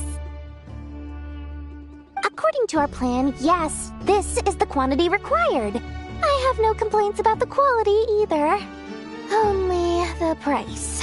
So expensive. I heard you covered a lot of the funding out of your own pocket. Oh, that's an exaggeration. The academia provided most of the funds. I just offered a small token of my goodwill. Of course, the real tragedy is how little profit I'm making on this. You know, it's a serious crisis when you can't even make money out of it. It's really quite a beautiful design. And I'm intrigued by how such a diminutive device is able to output the power of the Light Realm. Did you attend the lecture on Light Realm energy, Madame Farzan? I don't believe I saw you there. Of course I attended. I was just a little late, so I had to listen to the whole thing from outside the back door. Ahem. Anyway, I have a perfectly good understanding of Light Realm, elemental and abyssal energy, as well as the relationship between the three. Good to know. Master told me in private that the conversion process between Light Realm energy and elemental energy involves highly classified knowledge that shouldn't be disseminated too widely. But even so, the scholars still shared said information. Well, you can't enforce a rule that everyone breaks. Is that the idea? At first, the Dendro Archon was reluctant to explain it in great depth for safety reasons.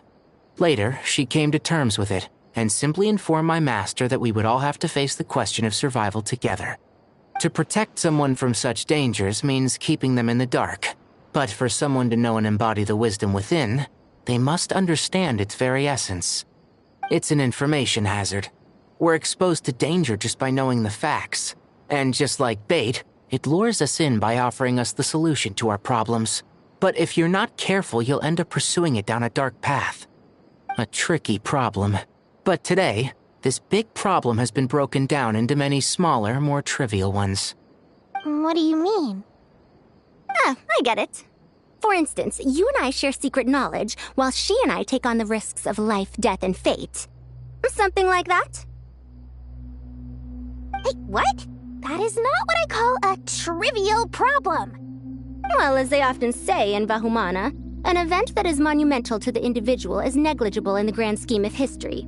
Generally, the fate of the individual is an insignificant affair. Being from Amorta, where the subject of our research tends to be a lot more personal, I have to disagree. It's hard to dismiss the individual as insignificant. In other words, the big problem of survival has been broken down into many small, interconnected factors, and each one of us represents one of those factors. When the same secret is shared with a group of people, the same fate binds them together. Most people would find this unimaginable, but to us scholars, this is the path that has always beckoned to us. Sharing knowledge is a good way to fight against fate. I will always believe in that. All right, I think that's everything. Thanks a lot. But don't go anywhere just yet. I'll still be needing you to calibrate the equipment.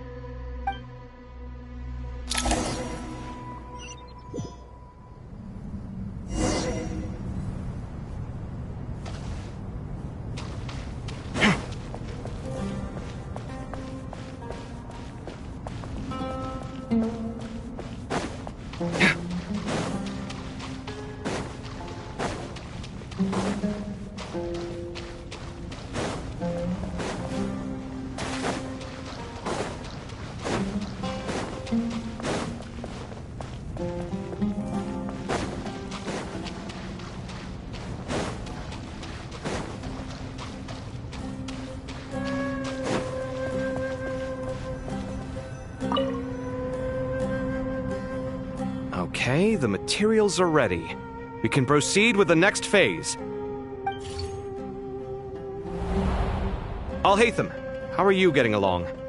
Most of the information in Aru is written in ancient desert scripts. Some of this is written in a tribal language, while other parts seem to be a variant of an Oasis script, based on the glyph forms. Oh. Not lost to history, I hope. Some are. All we can do is infer the meaning based on the rules of related languages. Although, This section actually fills in some of the missing historical record. I'm transcribing it so we can bring it back to the academia. After Aru started up, 2 more lines of text appeared here. Can you read them? Humans may not read what is written by the gods, except by not reading. Victory should not be easy to attain, for it symbolizes divine wisdom.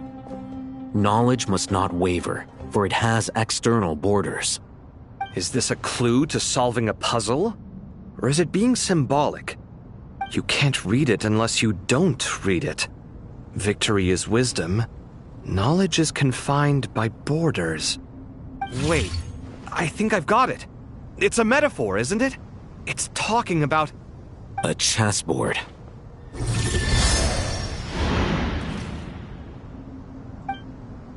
You were right. The youth of today are skilled at solving riddles. Have the secrets buried in the desert not been unearthed over the years all the same? Since Aru is a place reachable through wisdom, this day was bound to come sooner or later. Oh, I've always been against overly cryptic sentences. Don't you get tired of reading and writing all that? Ah, it's you 3. Just in time. We've been delving deep into Aru, and now this board has appeared. I've heard this was how you'd while away your free hours. You must be quite the experts by now in that case. It is true. King Deshret's chess games are some of the most well-loved of all his wonderful creations. If you have ever been to Safhe Shatranj, you may well be familiar with the chess pieces you see here. Is this chessboard supposed to be another visualization of the interior of Aru, then? Naturally. Visitors, everything is ready. Only by completing the challenge on the board in accordance with the rules will you be permitted to overwrite Aru. 1 second. It's not dangerous, is it? Dangerous? Why, yes, of course. I should be the one to go, then. Wait for me here. Sounds like the self-confidence of our present company has rubbed off on you. Don't be ridiculous. I'm your upperclassman, and that means I have to look out for you. I appreciate the sentiment, but a game of chess typically requires 2 players. Besides, I'm sure they won't let things get out of hand. Keeping things relatively safe is in your best interest too, isn't it? Fair enough. I mean, you guys are controlling the difficulty, so please don't go too hard on us, all right? Ah, but Bennu said he wanted to put some respect into these whippersnappers. All right, all right. Thank you. Obviously, we'll still try to be careful. This doesn't seem like ordinary chess. Is the goal to defeat the opponent? No, you must enter the board and pass the trials we have placed there. Ready? Let's do it.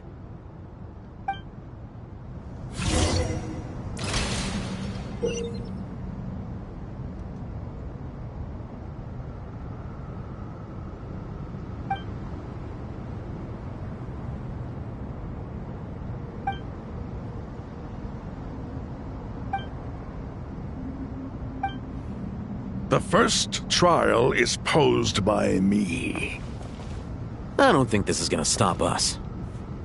Ah, but the key to this game lies in working together. Otherwise, you will be deemed to have broken the rules.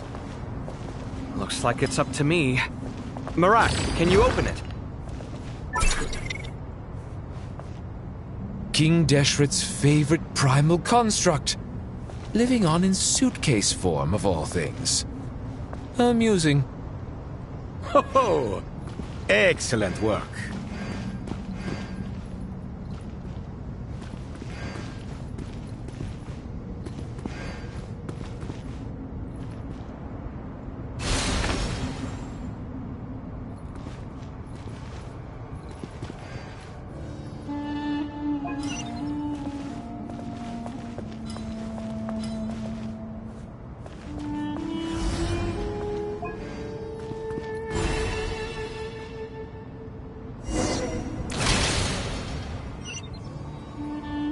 Now is the time for my trial. Now, don't be nervous. I'll make it nice and easy for you. Really? Thanks in advance. We appreciate it.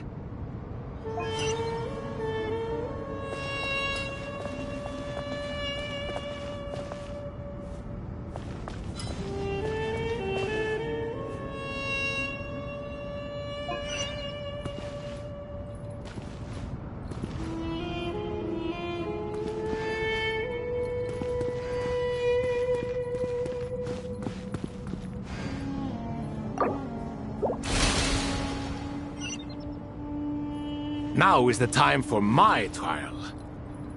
Now, don't be nervous. I'll make it nice and easy for you. Really? Thanks in advance. We appreciate it.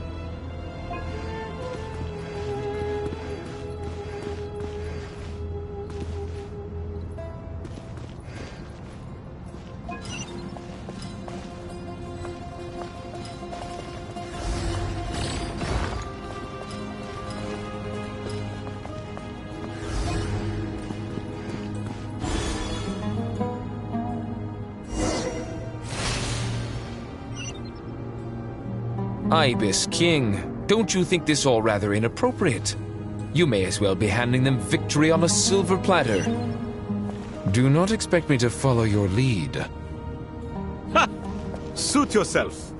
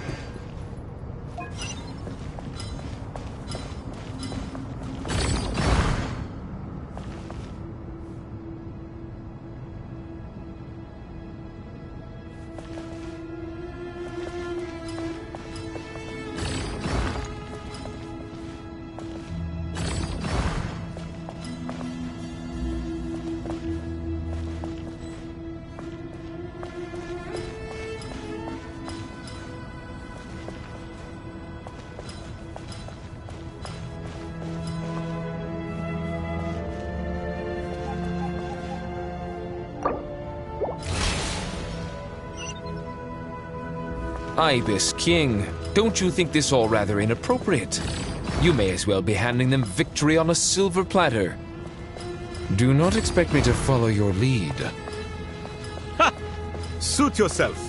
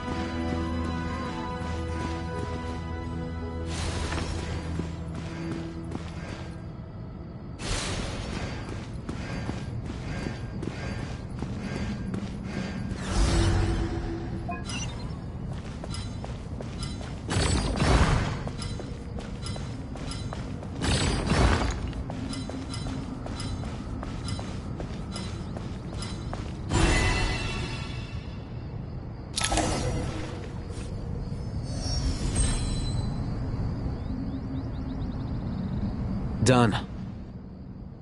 Finally. It's over. But seriously, that was incredible. Standing on the chessboard felt completely different from standing on solid ground. And also... Oh, sorry. I'll save my thoughts for later. Thanks to the three of you for helping us out with this. Is it just me, or were you giving us quite a lot of guidance along the way? We made but a humble contribution. You lived up to our expectations. Bravo! Our aid was not given for naught. In addition to the existing functions, I'd like to ask you for another favor. Since Aru's interference shield can cover the entirety of the mausoleum, it should be possible to extend its range even further. Perhaps you can find a way. So, building upon the existing functions to... Ah! I'm with you! Imagine for a moment. What would the ideal outcome look like if this function were compatible with the devices? I agree. This is the best solution possible. Please, everyone, we beg you to help us. Me, oh my! Well, since you ask so very nicely, I suppose... Goti? Kroko? What do you say? Naturally.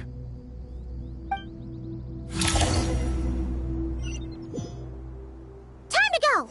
Let's go find Nahida!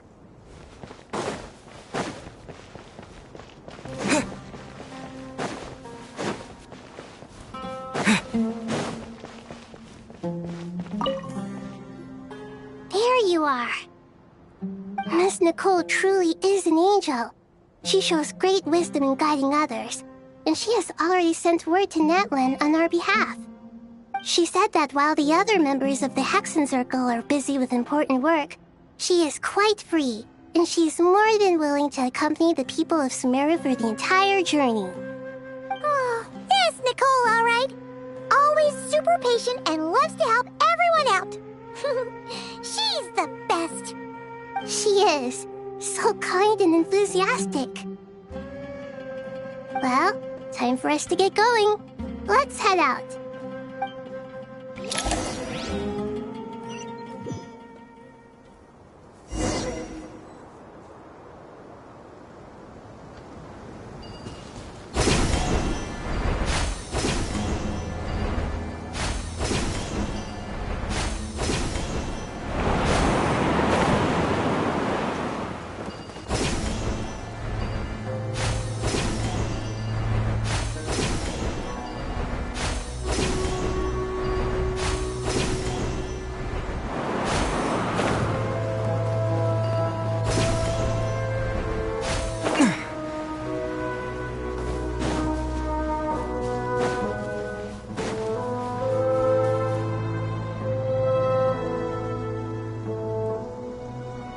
This should be one of the closest places to Natlan in all of Sumeru.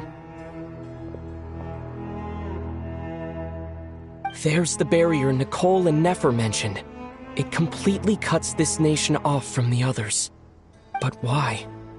Why separate you from the rest of the world now, specifically? And if I'm not mistaken, Irminsul was polluted once before, wasn't it?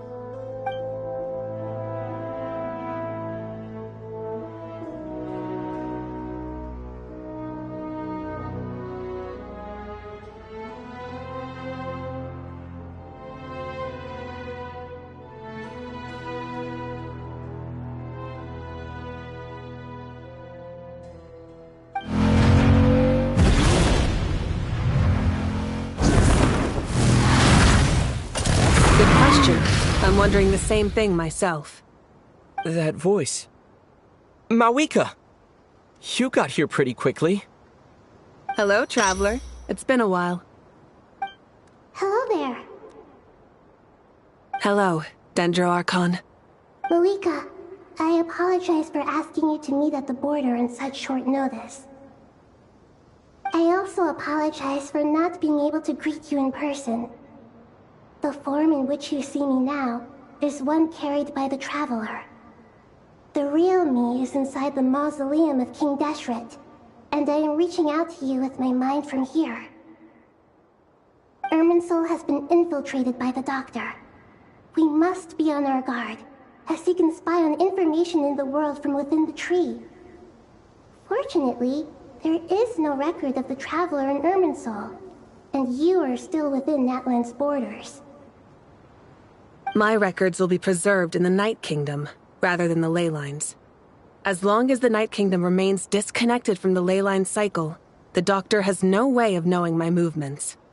Exactly. So by meeting each other in this way, the meeting essentially never happened. No wonder Paimon didn't come. You were concerned that her activity would be recorded by Irminsul. The Natlanese have heard about the situation in Sumeru. With the borders sealed off, merchants have been forced to stop their shipments. It's pretty serious, and you're the ones bearing the brunt of it. I'd like to address the question you raised at the beginning. I can offer a brief explanation, although it will sound rather cruel. I don't reach this conclusion gladly, but Irminsul predates the heavenly principles. It existed long ago, when the dragons of Natlan were at the height of their power. So even when the people of Sumeru became ill because of pollution, it was not a critical issue from the perspective of Irminsul itself. As long as it continues to function normally, the barrier will not be activated.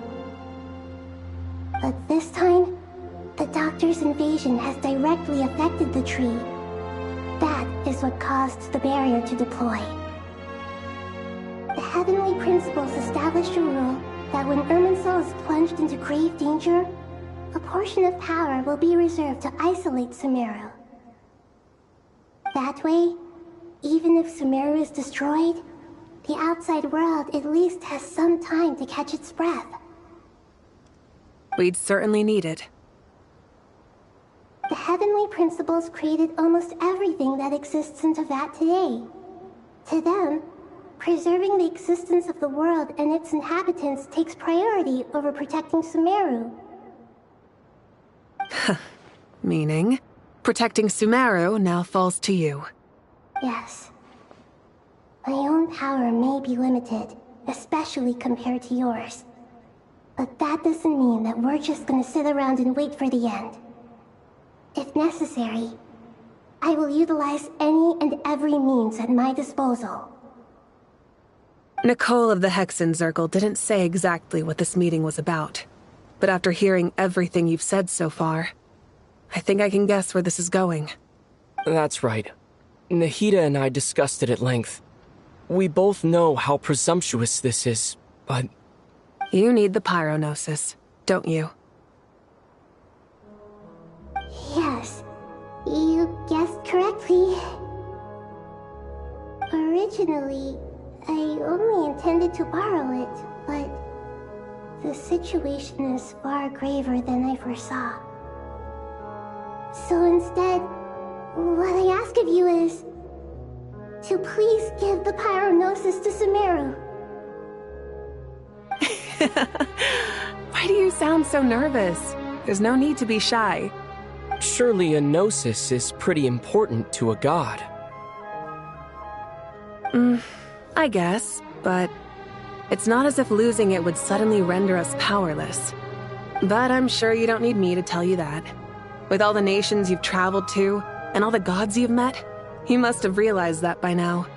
As far as I'm concerned, a gnosis is basically an elemental energy enhancer. But I don't usually use it. You know me. I like to think I'm pretty strong without it. Yeah, not about to dispute that. So you see, you don't need to sweat it. Here, take the pyronosis. Huh? Just like that? Uh-huh, just like that. To tell the truth, I've always toyed with the idea of giving it to someone who needs it more than I do. I know you accompanied Nahida here to try and increase the chance of success. It's a good thing you did, because your involvement is one of the main reasons you've managed to persuade me. Are you sure about this? Handing over your gnosis just because of me? I won't try to quantify it, but trust me. Handing over the gnosis to Tumaini is far from the craziest idea I could think of. Besides, even if you hadn't come here personally, I think I still would have agreed to Nahida's request. Irminsul doesn't just affect Sumeru. It impacts all of Teyvat. I know all too well how difficult it can be to protect the things you care about. So logically, morally, or however you want to cut it, helping you is the right thing to do. You don't need to tell me the specifics of your plan. Where the gnosis is involved, the tighter the secrecy, the higher your chances of success. Malika, my heartfelt thanks go to you and the people of Naplan. Don't mention it. But now for the hard part. How do I actually give it to you? The Irminsul barrier is right in the way. I have an idea.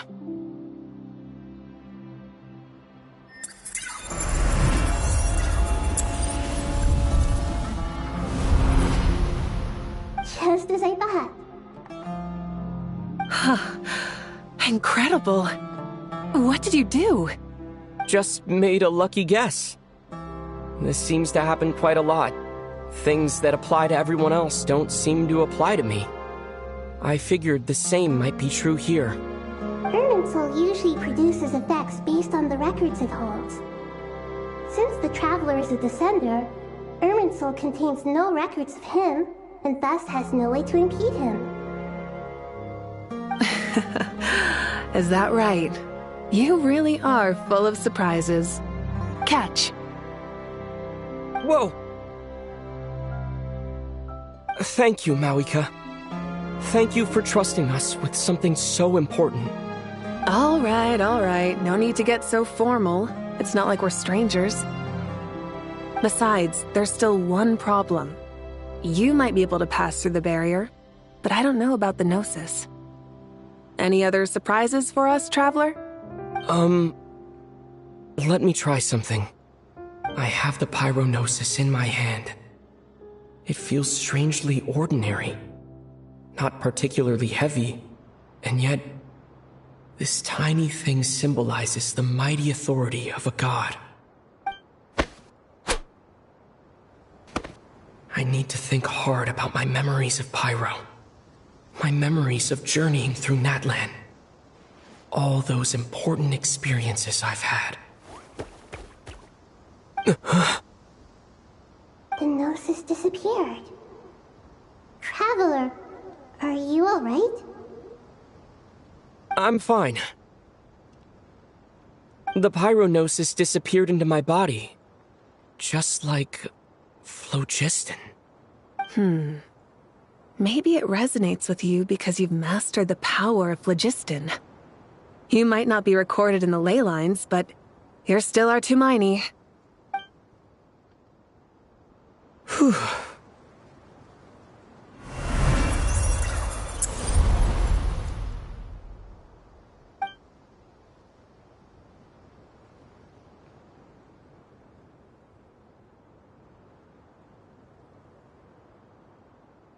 Please allow me to express my gratitude once again, Malika. Pleasure. Well, I've given you all the help I can. The rest is up to you. Good luck. We won't let you down. Yeah, we aren't about to lose.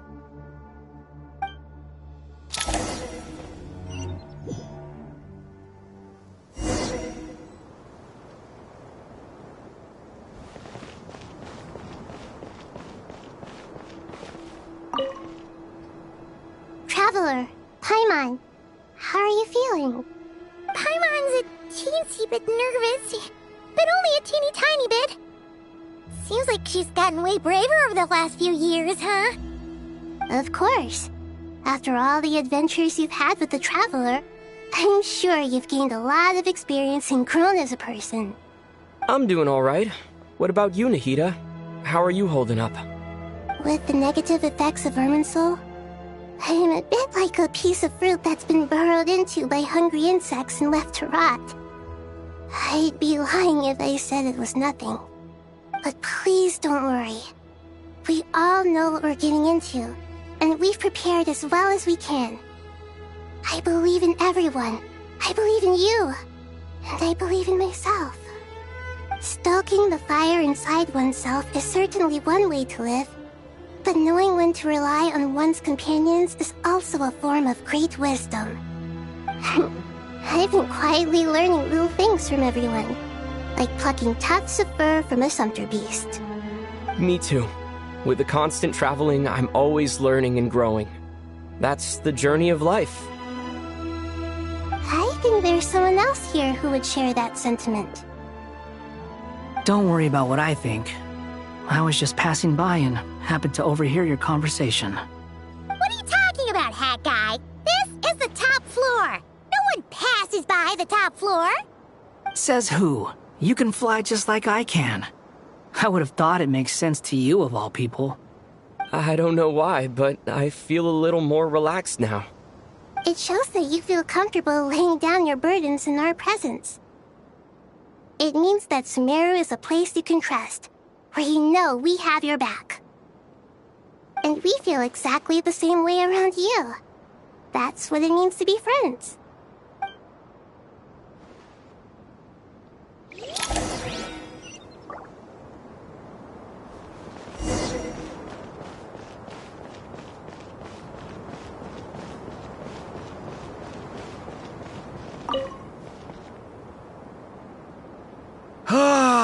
It's finally done. Ugh, but I have a nagging feeling that there's something I've forgotten. Oh, there you are. Everything wrapped up on your end?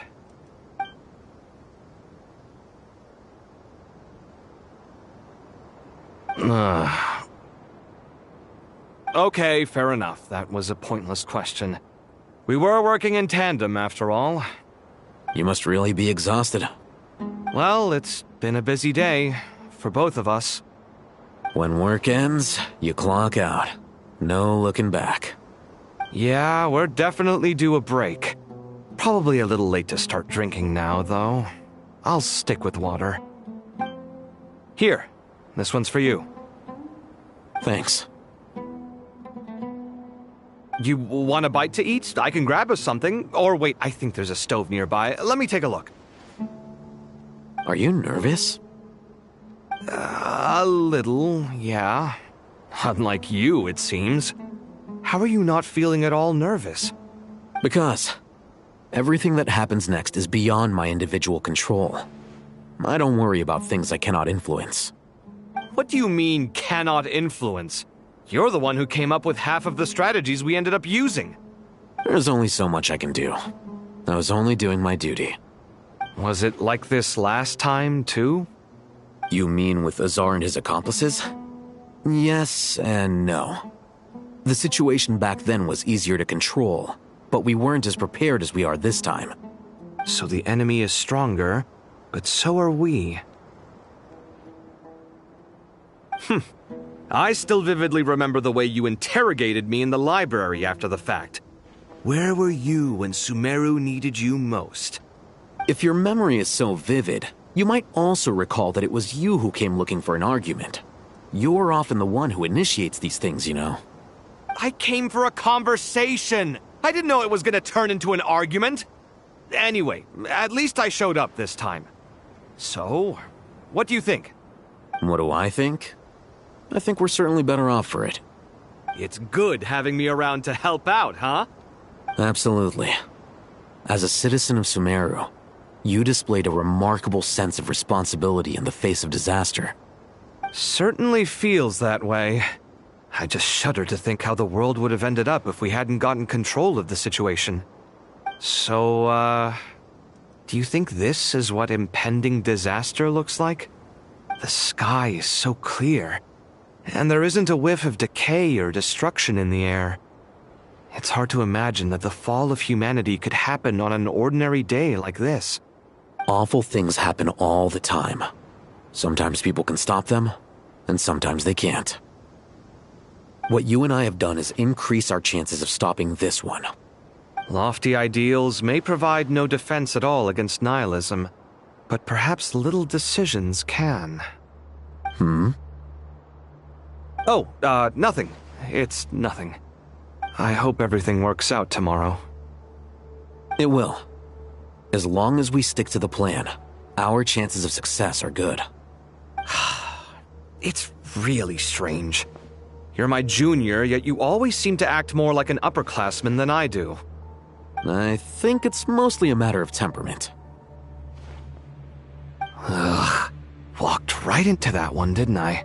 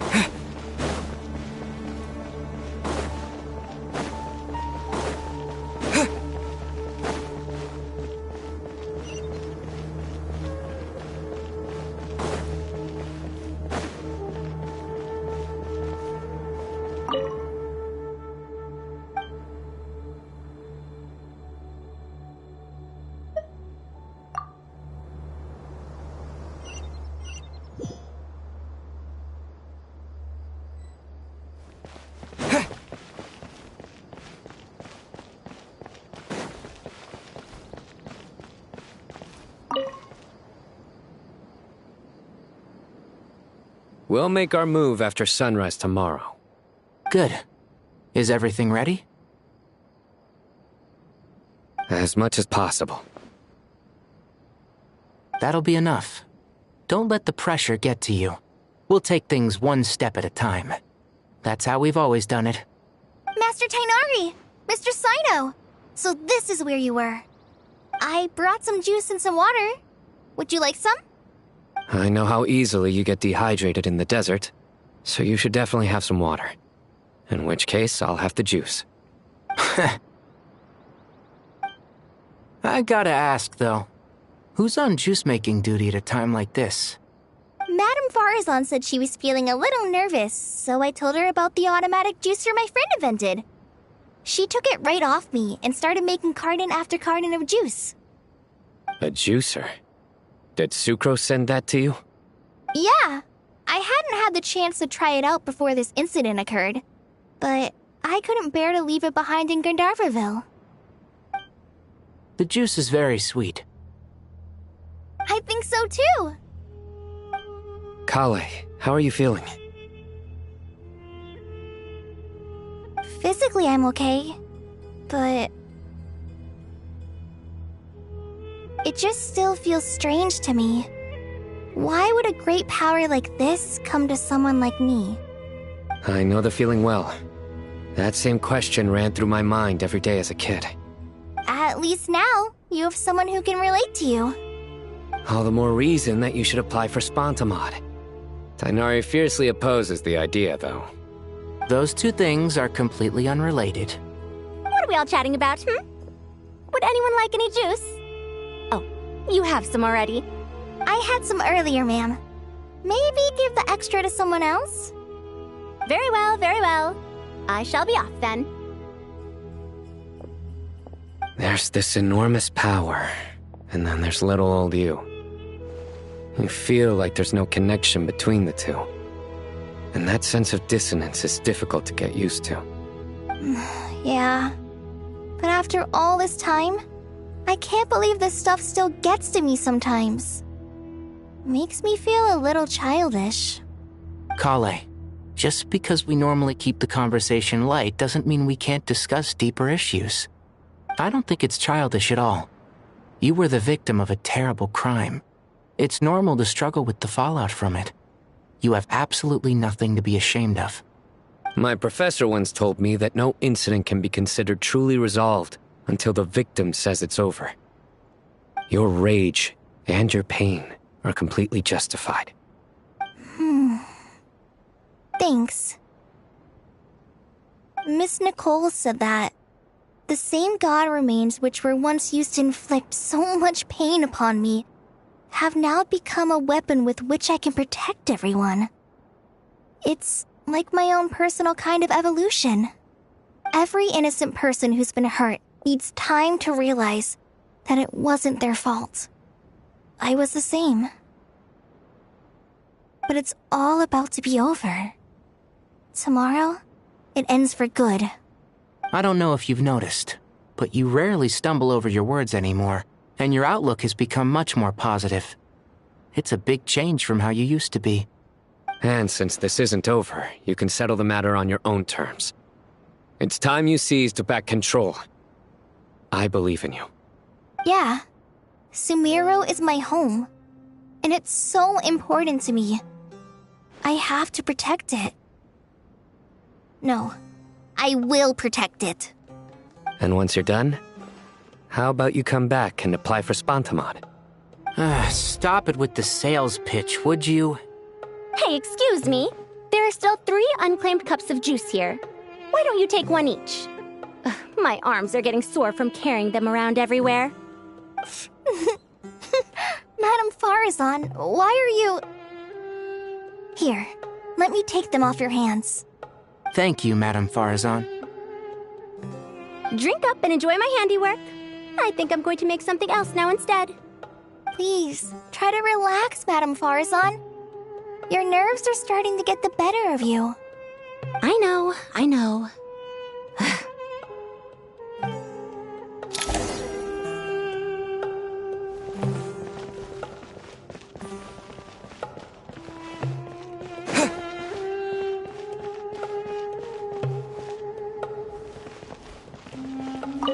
Drink up and enjoy my handiwork. I think I'm going to make something else now instead. Please, try to relax, Madame Farazan. Your nerves are starting to get the better of you. I know, I know.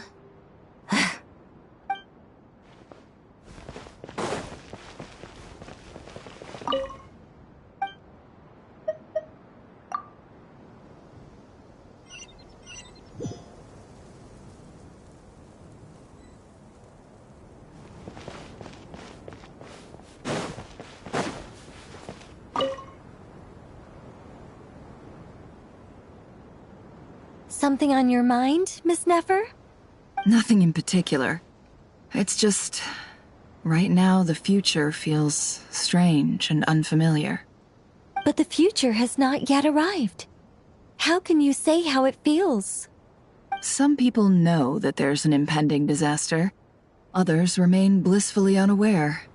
Each group is imagining an entirely different future while walking towards the same one. But when they get there, they'll still find they feel differently about it. People are shaped by their circumstances. Different circumstances create people with different perspectives. I've always found the perspective of the Vahumana Darshan to be a particularly incisive one. Even at the height of the crisis in Nodcry, people held diverging opinions. But things are different this time. Indeed. Regardless of faith, gender, wealth, skin color, or eye color, everyone in Sumeru knows what will happen tomorrow. The world has never been an especially fair place. Yet now, against all odds, a moment of unprecedented unity and equality is about to take place. It's fascinating. If only my father could have lived to see this era. Era. To me, that term represents a much greater span of time. It can be an unsettling word. I would even say I'm afraid of it. Do angels even feel fear? Yes, at least I do. I fear the gap that grows wider with each passing day, and the never-ending flow of time. Time renders all memories insignificant, and reduces all splendor to nothing. But those memories are the one thing I do not want to lose. You're very human in that regard. If angels draw too close to humanity, our wings burn away in the bright flame of awareness, and we fall to the earth. After spending so long among humans, I have lost much of my former glory. Maybe that's a good thing. You're more human than some humans are. I've been talking to Kale a lot in recent days. We seem to be in completely opposite situations. I suppose that makes us good case studies for comparison. Case studies for who? Myself, I suppose. After comparing the two of us, I suddenly discovered that I desired more than before. It was a gentle, pleasant sensation. Just as most people pursue glory and miracles, I too am pursuing miracles of my own. Guiding humans to make the miracles in their hearts a reality. That is my miracle. It doesn't sound so bad, does it?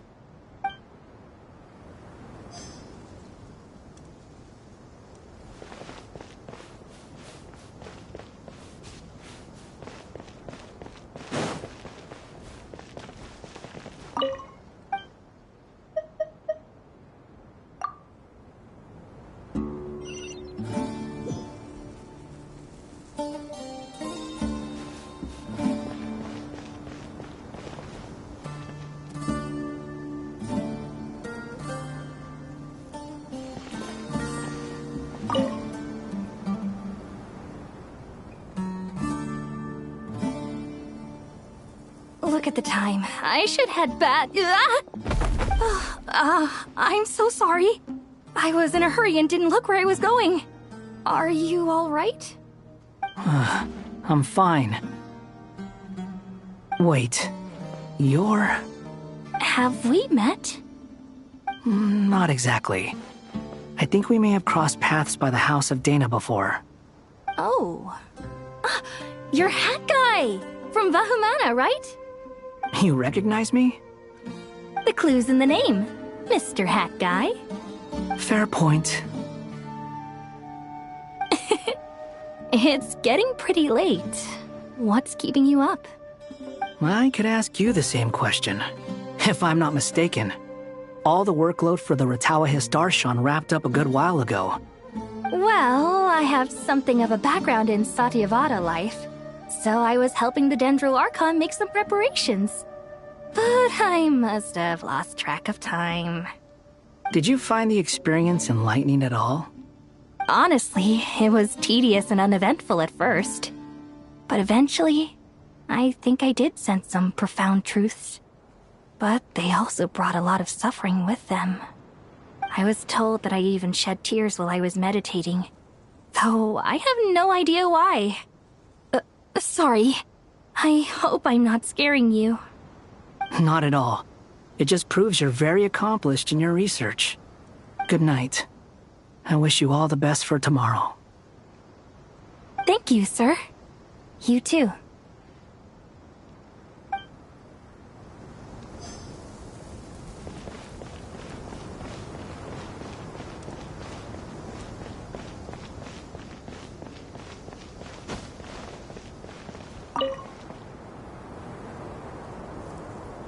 Too bad we've got a fight tomorrow. I could really do with a stiff drink. Let us pray instead. prayer. How nostalgic. Lord Sangama Bay. Came to get some fresh air too, did ya? That's right. Actually, I was hoping I might run into you, Dia. I wanted to let you know that I've stocked up on that perfume you said you were so fond of. No, really? I'll take 2. Any chance of a friends and family discount? I knew you'd ask that. And I'm afraid to say that. Surprise! It's free of charge. That's very generous of you, Lord Sangama Bay. Does this mean you've made a fortune in Not Cry? Nope. Turns out it's not that easy to turn a profit there. I even ran some assorted losses. But anyway, that has nothing to do with why I wanted to give you and Dia a small gift. Remember that merchant caravan you two rescued in the desert last month? That was transporting my goods! No way! I had no idea that was your shipment. Explains the, eclectic mix of goods, though. Lord Sangama Bay's investment in the desert and generous stockpiling of goods has helped many people over the years. The shelters you funded especially have made life a little easier for the children and the elderly. Wait, how did you know about that? Oh, I see. Nefer told you, didn't she? That pesky lady. Aren't intel brokers at least supposed to charge for divulging people's secrets? She and Candace go way back. It's normal for close friends to share things you wouldn't tell to everyone else. Sure, but why did they have to be things about me? That's how Nefer shows that she cares. She wishes for all of us to know what a generous person you truly are. It must be hard trying to make a living far away from home. Just because we can tell what kind of person you are doesn't mean everyone else can. Well, maybe her intentions were partly good, but I don't think that's the full story. I'm sure she enjoyed knowing how much it would annoy me. I'm telling you, Nefer's got a mean streak. Definitely with you on that. Does praying help you stay calm?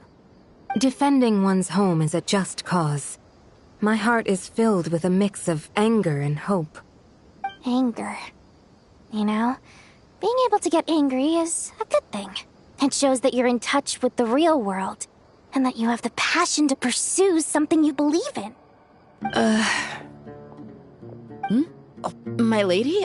What are you doing out here? Just taking a walk to clear my head. Look where I ended up. Were you praying just now? Yes, Miss Dunyarzad. Would you like to join us?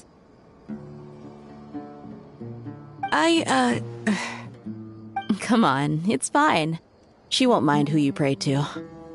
Oh, then sure. I remember you, Miss Dunyarzad. You visited my shop before. If I recall correctly, the god you worship is the Dendro Archon, correct? That's right. She is such a gentle and kind god. But to me, she is more than just a god I worship. I see her more as a friend. And so do many others. She's not some almighty god who reigns on high, but a genuine friend. Agreed. She's a wise teacher and a good friend. I spoke with several people during the evacuation. Everyone's aware that tomorrow's battle is one that ordinary people can join too. A battle to fight for our friends and our homeland. Oh, it makes me glad. I can finally do something for those who protected me. You've grown so much since we first met. Oh, a compliment? Ooh, more please. Thank you. My lady, you've always been a remarkably strong and ambitious person. It's indisputable. And that's not just a compliment. It's a statement of fact. What are you praying for? Our beliefs may not be entirely the same, but we both wish for the same thing. I pray that everyone will rise to the challenges ahead and return safe and sound. I pray for the safe return of all my companions.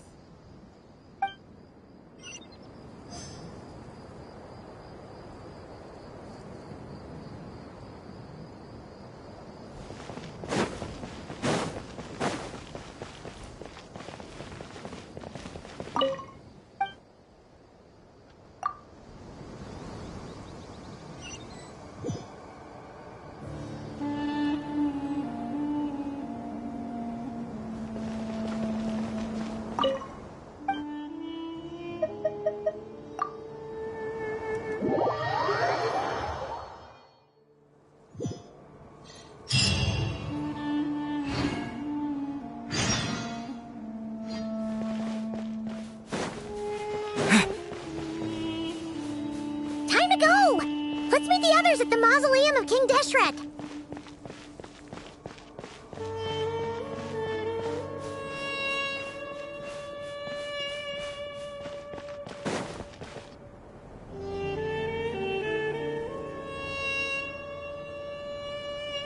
I have not felt this way in a long time.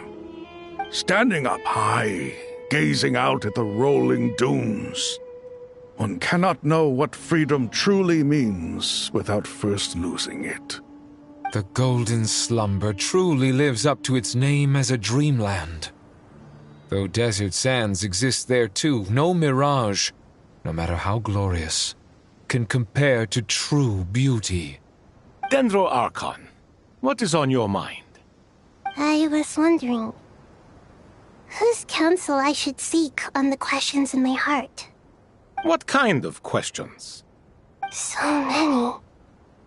More than can be put into words. As I once said to a friend, we look, we see, and we comprehend. But the question still troubles us. What are the many disasters that this world faces, but the sum of all irresolvable questions? The biggest question you should be asking is how to seize victory. Yes. Although, I would express it differently. I must not fail. And so the question I am most curious about now is whether the path to victory will be an arduous one. What we declare to be a young sapling, we may, in fact, find to be a towering tree, if we would only cast aside our ignorance and look beyond the veil of time to see her true form. Nahida! We're here! Just in time. The preparations are almost complete. Ready when you are. We're here too. Miss Nicole! Miss Nicole! You run so fast! I thought I'd get a lot of exercise as a forest ranger, but I can barely keep up with you. Sorry, I got a little carried away. Lesser Lord Kusanali, the equipment is ready, and the modifications to Aru are all complete. As discussed during our meeting, accessing Irminsul via the Akasha is no longer feasible at this stage. There are other options, it's just they're a little more extreme and more technologically demanding to implement. Maybe you should take it from here. The architecture and functionality of the Akasha terminals overlap considerably with Aru. There is reasonable evidence to suggest that one was developed based on the other, or that they both utilize technology of the same origin. As long as the transplant and merge operation succeeds, Aru should theoretically work on a scale greater than the Akasha and approximately equal to Irminsul. It will become the largest active computing device in all of Teyvat. A system this powerful is capable of a lot of different things. In the past, the Akasha was primarily used for one-way information transmission, but I suspect it could also serve as a central bridging hub. In the pursuit of greater knowledge, some scholars have attempted to connect their consciousness to Irminsul through the use of terminals, incense, and meditation. Correct. In academic language, scholars who reach that stage are said to have entered Satyavada life. Hypatia has performed this practice many times in the past, and she was once under my care for a period of time. Right. And this at least proves that there is a zone within Irminsul that can be connected to. That's right. Providing wisdom to the people is one of the very reasons for Irminsul's existence. I think I understand where you're going. Please, continue. In that case, I'll skip to the conclusion then. We need to further modify Aru, merge it with the Akasha, manufacture terminals, and distribute them to every single person we can reach. Every person? Even the desert folk? Yes, everyone. I've already calculated the amount of raw materials we need. So you mean we're going to get new Akasha terminals? Yes, But this time, the people of Sumeru won't be using them to acquire knowledge, just to connect to Irminsul. That's the key. When we evacuated the city, we brought all the important assets from the House of Dana, in case we ended up needing them. Fortunately, this included the Akasha system's main terminal. We've checked all the relevant records, and one thing is certain. Nothing like this has ever been done on this scale before, so... Everyone in Sumeru is part of the plan. Whoever controls the people controls the situation. Since this function of Irminsul was introduced, it has only ever been made available to scholars, who don't constitute a particularly large group of people. But by expanding the scale to include all the people of Sumeru, all the individual connections will stack up to create a significant load on the system. Under normal circumstances, Irminsul would be able to cope with the additional load. But with it already being under strain from other activities, its remaining capacity is limited. Thus, it might be possible to shut it down completely by overloading it.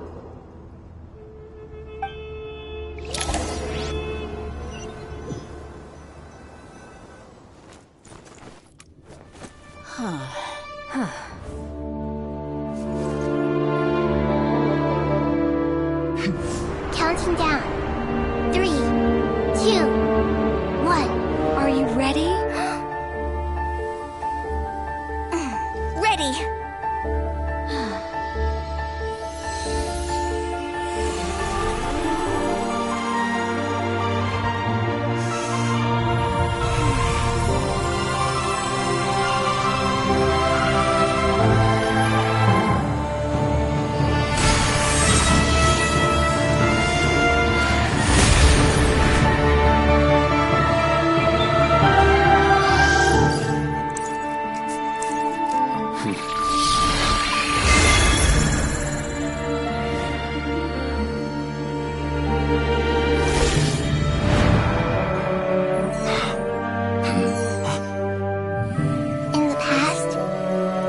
Sought knowledge, they turned to the Tree of Wisdom.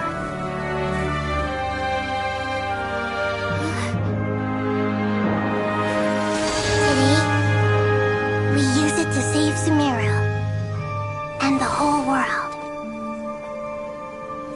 These boughs that nurtured learning must not become tools for destroying the world.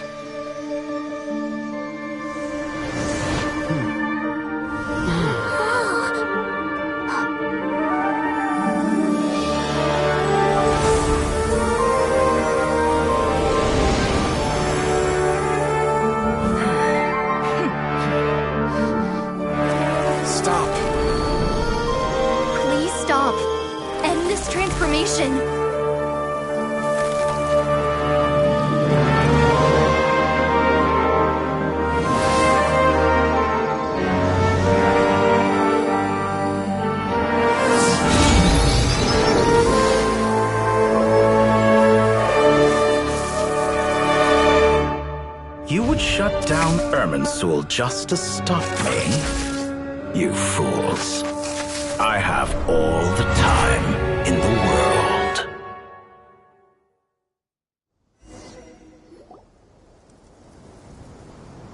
Success! The evil Irminsul tree is still growing! Great!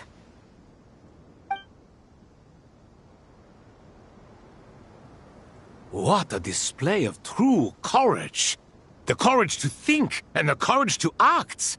I never thought I would witness the shutdown of Irminsul with my own eyes. Perhaps this is human wisdom in action? Indeed, only humans could do such a thing. Gods are few and far between. What was once created for spreading knowledge is now used for another purpose. A rather ingenious plan. I am grateful to you three for your help. Only thanks to you were we able to extend Aru's interference capabilities to cover all terminals. Now, nobody who wears a terminal will have their activity accurately tracked by Irminsul. No matter how many eyes Dottore possesses, he will not be able to see us clearly. Now for the next step. I will need the help of your supreme powers once again. How might we be of service, Lord of Dendro? I need to reach the Eternal Oasis immediately. Right now? In that case, Ibis King, would you agree that this is a fine opportunity to dust off our old tricks? Never. I assume you have that chess set with you? You mean the one you gave to me as a gift? Asking for it back, are you? How could I? You misjudge me. I just wanted to show you another way you can use it. Connect to Safei Shatranj.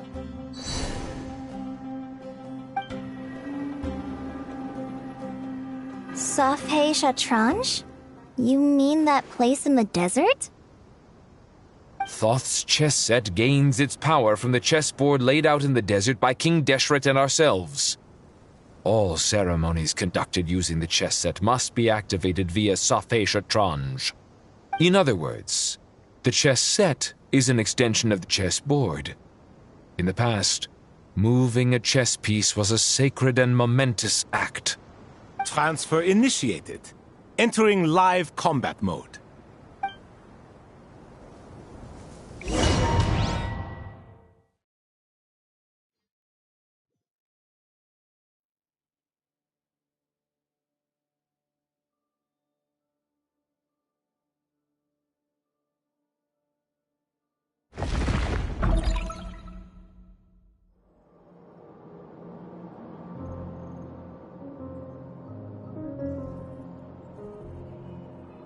We haven't heard a single word from our spy in the desert. I'm afraid he might have been captured. Never mind. But we spent years turning him. And a lot of Mora. Nothing comes for free in this world, but the loss is not without its purpose. For a small price, we have wasted a precious amount of the limited time they have. Quite a bargain, if you ask me.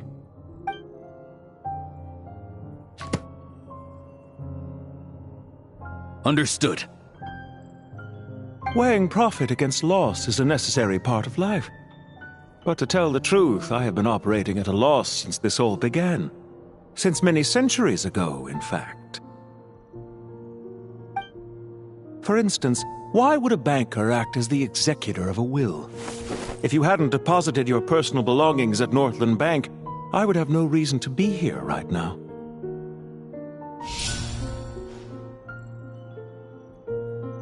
Dottore, I've placed your final data backup into the ley lines as per our contract. I trust we are now square for the safe deposit fees you paid.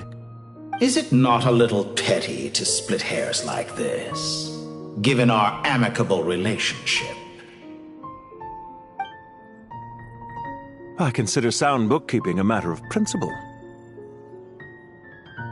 Do not forget that you only live to see this day thanks to me.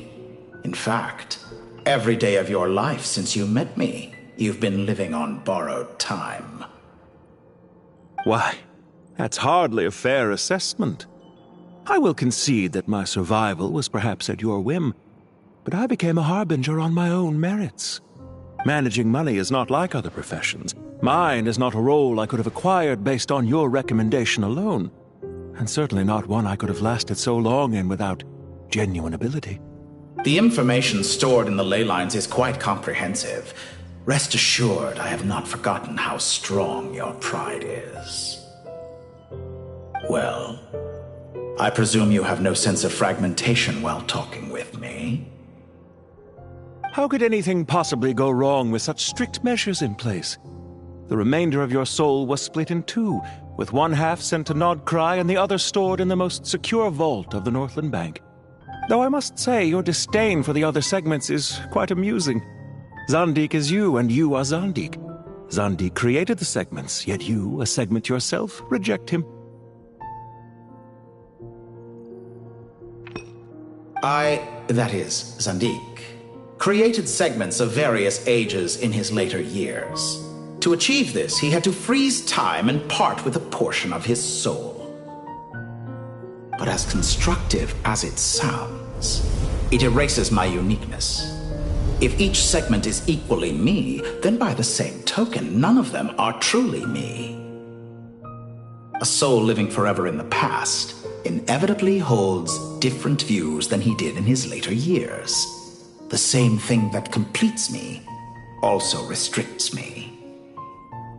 You too might ask yourself which stage of your life you want to be preserved at.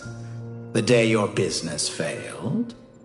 Or the day you were framed by a gang and sold off to a medical lab as a test subject?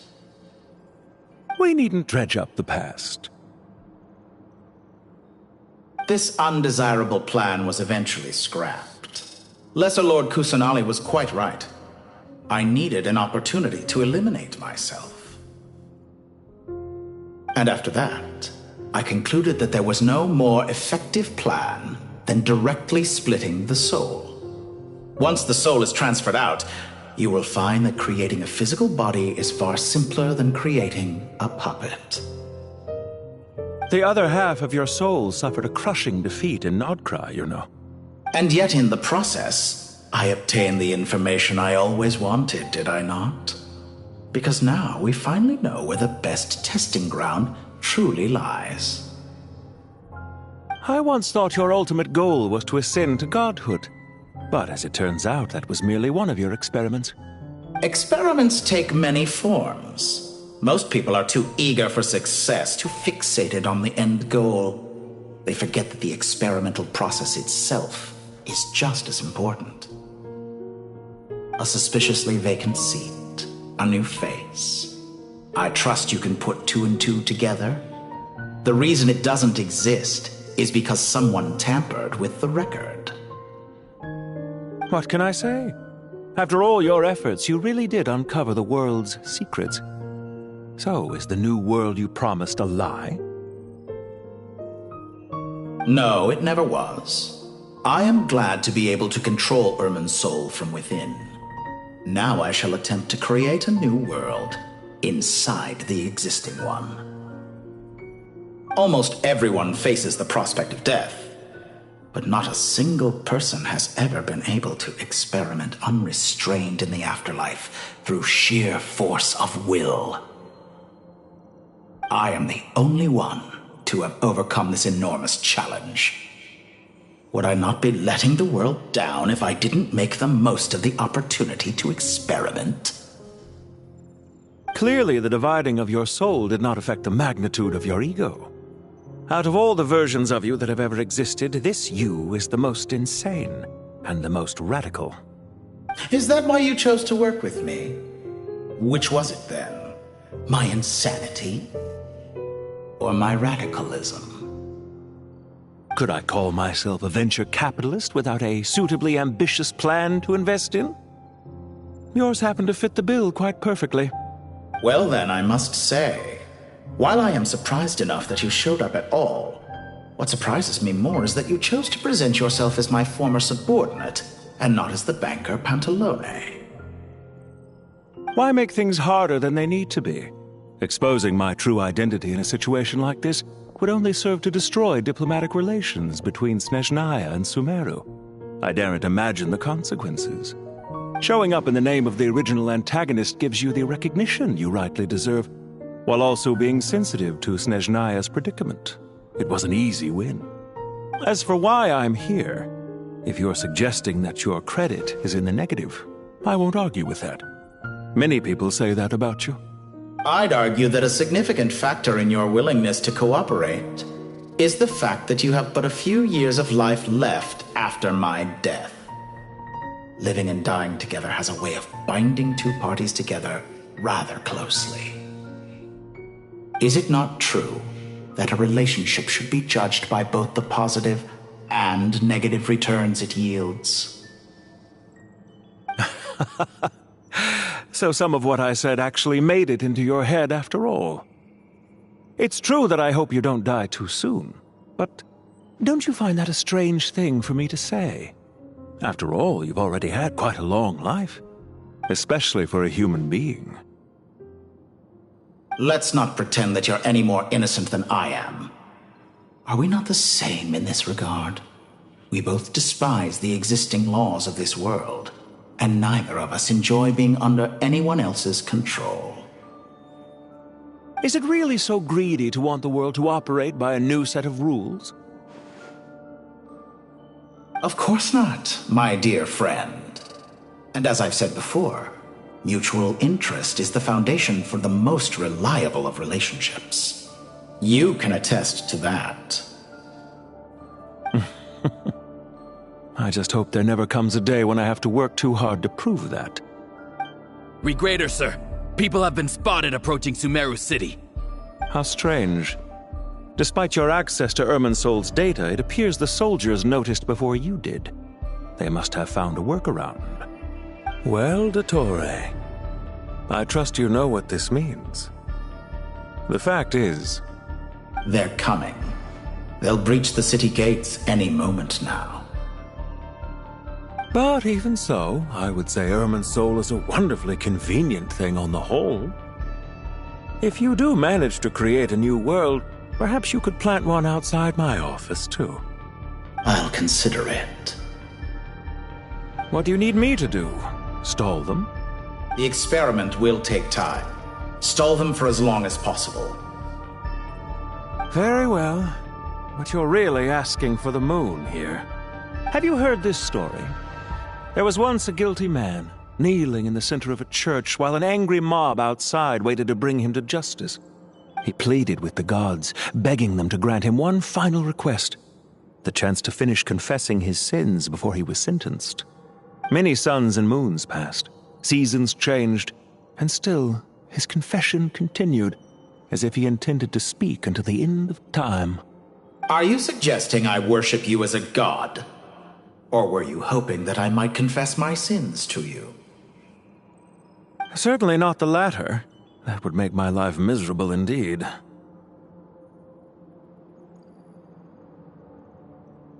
For someone who despises them so, you never seem to have any objections to me creating or becoming one. At first, I thought you'd be furious. Concerned I would terminate our partnership, were you? Not at all. You had reasons why our partnership must continue. Don't you find people's attitudes toward gods amusing? A god descends from the heavens and people worship it unreservedly, blindly following whatever rules are given to them. And yet, when they see an ordinary person gain godlike levels of power by virtue of their own hard work, they treat him with nothing but suspicion, even if he is a compatriot. Is that supposed to be a compliment? No. I was just thinking. I pity the man who would call you a compatriot. There's no need to be so self-critical.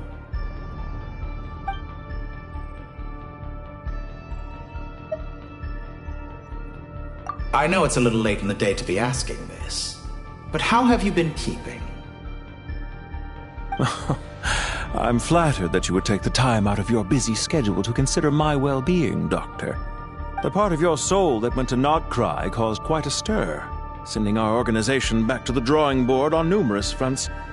It was quite a headache for everyone involved. Dear me, I must have caused you no end of trouble. You certainly did. I had the rare honor of being summoned before the Tsaritsa with Pulcinella to answer for myself. A terrifying ordeal. Don't worry, I pulled through. At most, it's a public relations nightmare. I made sure of that. Now I'm curious. How did you explain yourself? Oh, it was quite simple. I just pinned the blame on someone who wasn't there to defend himself. I could hardly be expected to defy the demands of someone as insistent as the Second Harbinger, now could I? How you slander me. You know full well that I am perfectly amenable to reason.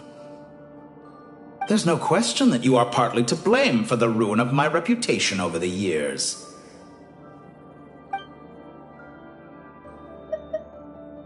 Do you have anything lined up for when this is all over? Hard to say. Field work always takes quite a toll on me, as you know. Once I'm back at Snezhnaya, I'll start with a well-earned cigarette. Why are you so eager to ruin your lungs after I went to the trouble of replacing them for you?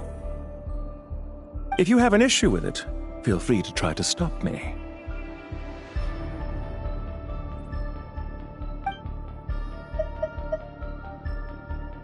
What's on your mind? The limits of humanity. It's a pity. Despite running countless calculations, I find there is simply no way to reduce any further the amount of one's soul required to sustain an individual. It's rare to hear you admit to being unable to achieve something. I beg to differ. For instance, as I've told you before, the original me was prone to motion sickness and couldn't make long train rides. Ah, yes, of course. One of the reasons you often sent yourself out on errands. What are you thinking about now? A new experiment. In the event that my soul was depleted, say we extracted my data from someone else's memories, yours for instance, and then combined it with your intact soul as the base material, what would we create? Such a scenario would be impossible. Oh? As long as your current soul survives, there will be no need to create a new individual. Don't forget, you were the one who approved of the present situation wherein only one Dottore remains. And if you ceased to exist, who would be capable of performing this experiment?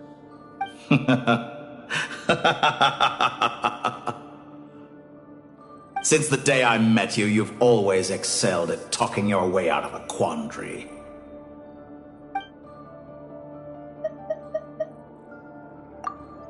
Isn't it a little too early to be saying goodbye? Not that I wish to keep you from your business, of course. Very well. Let's leave the conversation there for now.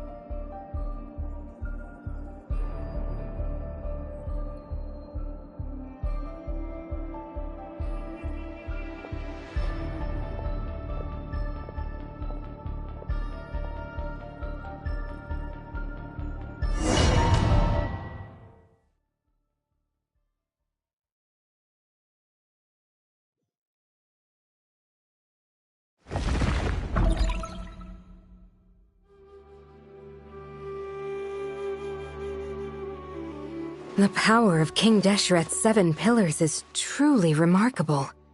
With just a chessboard, you can move an entire unit across the material plane.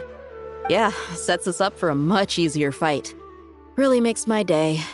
The last time we stormed the city, it involved a lot more running around. I wonder how many people can say they stormed a city twice in their lifetime. I was just thinking that. I've definitely had more than my fair share of unusual experiences in my life. This is my first time here, actually. We never usually leave Gandharvaville. I hope this will be my last time. Does everyone have to chime in? Can't we just fight? What an amusing comment, my dear lady. Yet humans often alleviate tension via small talk, do they not? Whoa! Why is Candace's shield talking? Because the image on her shield is one of me. And I, of course, can appear wherever I wish to. Huh. Well, la-dee-da. Isn't that fancy? Could I get in on this? You wish for your gauntlet to speak? Why, certainly. Ahem. I think you'll find that it is I whose image is carved hereupon. Thanks. Definitely feel stronger now. You're welcome, my lady. I am glad to lend you my power. Sino, what's the situation? There are troops stationed at every entrance. As we expected. A frontal assault will suffice. Everyone, stick to the plan. We'll take the main entrance. You head for the House of Dana's side door. Move out.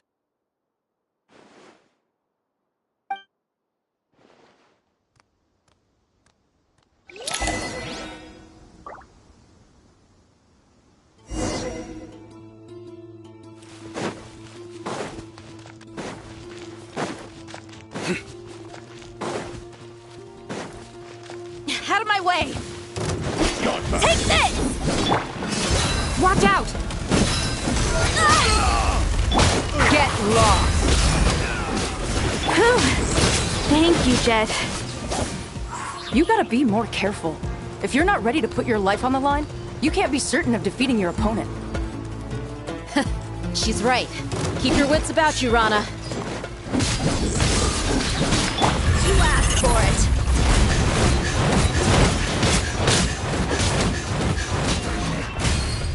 Prepare yourself. Let's get it on! You can't run from death. Take them out and secure the harbor. Reinforcements will arrive by water. Consider it done. Show no mercy.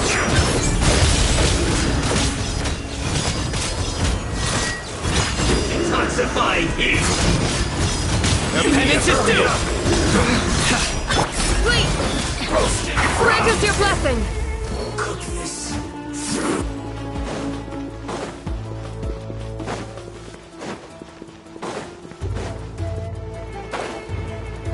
Looks like we're in for a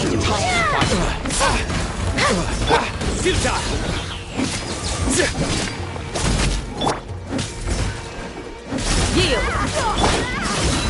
Gloves off!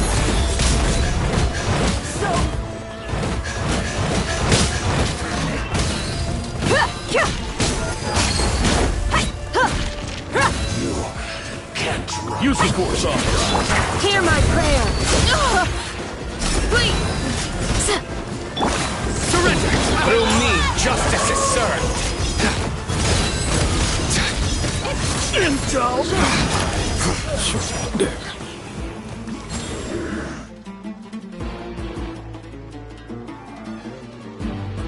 Waterway secured.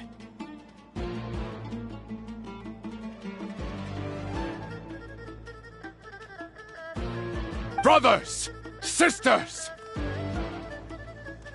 Perfect. Just in time.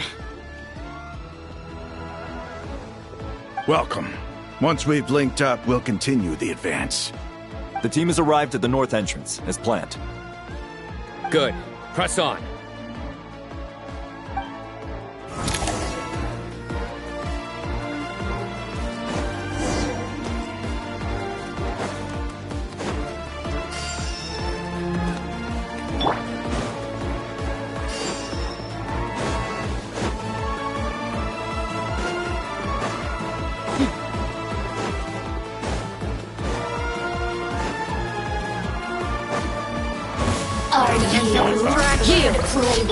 Nowhere to run! You're dead meat! Over here! Look alive!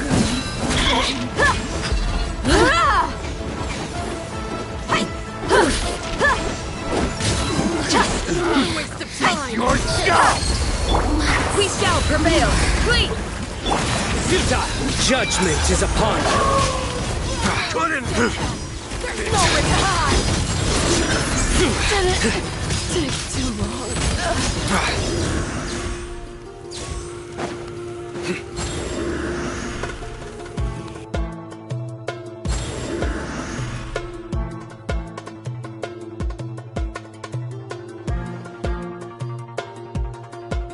Look out!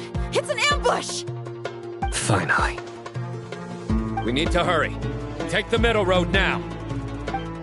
Mahamacha Sino, area clear. Don't relax just yet. More Fatui approaching from the right.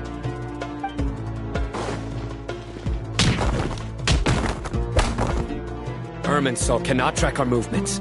If necessary, we can split up. Don't worry. We'll wipe them all out. As you can see, our people came raring to go. Good, good. How are things with the Traveler? Can Tainari keep him safe? Don't underestimate Tainari just because he's a forest watcher. He can handle it. All right. You know that's not what I meant.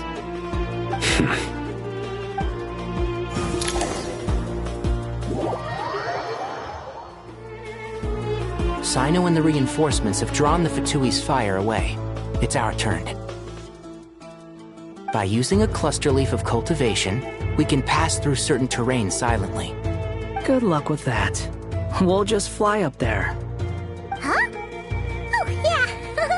Paimon forgot she could fly. Ready? Ready.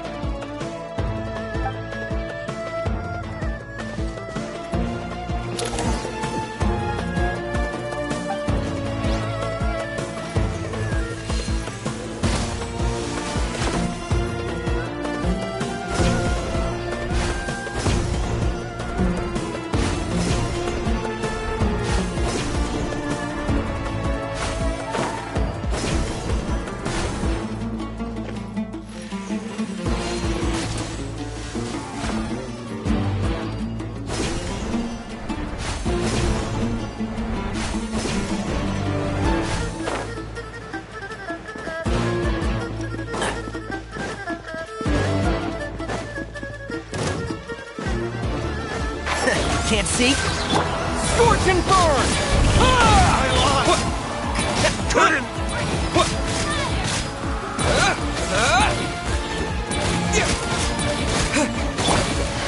Let's nip that in the bud.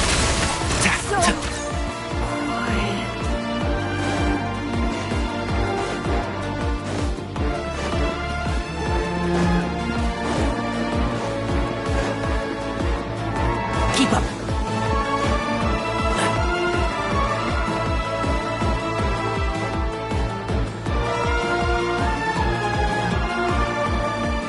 Fatui soldiers up ahead.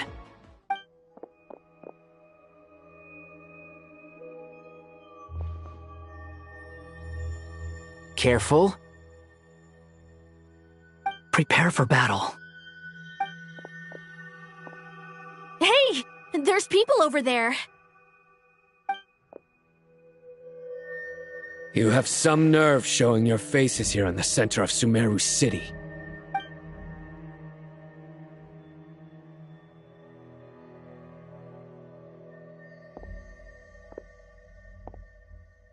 You're right on schedule. Well, this guy sure as heck isn't your average Fatui sergeant. They've stationed quite a few people nearby. It definitely looks like they were waiting for us. But something feels off. Everything about this guy feels too deliberate. I highly doubt he's just a subordinate of Dottores. And he's no mere sergeant. Whatever his rank is, it's high. Much higher than we thought. So you've been waiting for us. But it looks like you're geared up for a conversation, rather than a battle. Very clever, General Mahamatra Sino. I know you're the one in charge of this siege, and I look forward to making a deal with you. A siege? Sumeru City belongs to us! Historically, yes. But things can always change. We have quite a sizable force with us, you know. For instance... There's a Fatui ambush at the north gate. Can you handle him? We can for now. Yes, I'm quite sure both sides can hold their ground for the time being. The battle has not yet reached its climax. But what happens next? Do you enjoy watching bloodshed? Surely some of those here are people you count as friends. Once a war begins, some people must die. I doubt you wish that fate upon anyone you know. Wait a second. It's a trick. He's not even there. Silence! He disappeared. What was that? A ghost? Curses. He was never there to begin with. That was just a shadow projected there to lure us in. Enough talk! Attack! I apologize for being unable to accompany you at this crucial moment, but I am compelled to leave for reasons beyond my control. Please excuse me. Sumeru's General Mahamatra is quite ruthless. It's a good thing I wasn't there in person. Your illusion held them up for a time just fine. But now that they have seen through it, they will realize you were just a decoy. Decoy or not, what matters now is that they will be heading your way imminently. Not imminently. They are already here.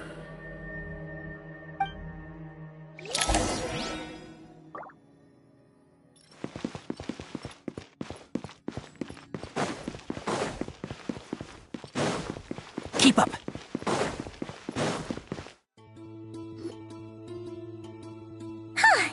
We made it! This is far enough. Tainari, you go help Sino. Don't worry about us. We'll manage from here. Are you sure you don't need me to stand guard? No need. Once the connection is established, we'll disappear from the sanctuary of Surasthana. Go help the others. All right. Goodbye for now, then. Please tread carefully.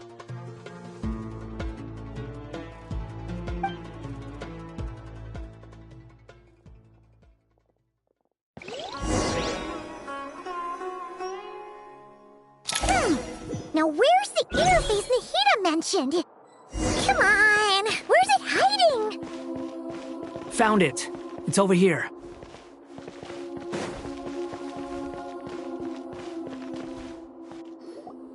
We can connect to the inside of Irminsul through the Sanctuary of Surasthana's built-in security system.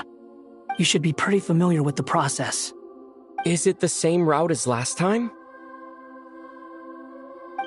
For the most part. We don't need to adjust any of the parameters. Then I should be fine. And Paimon? Once you're both ready, we'll set off.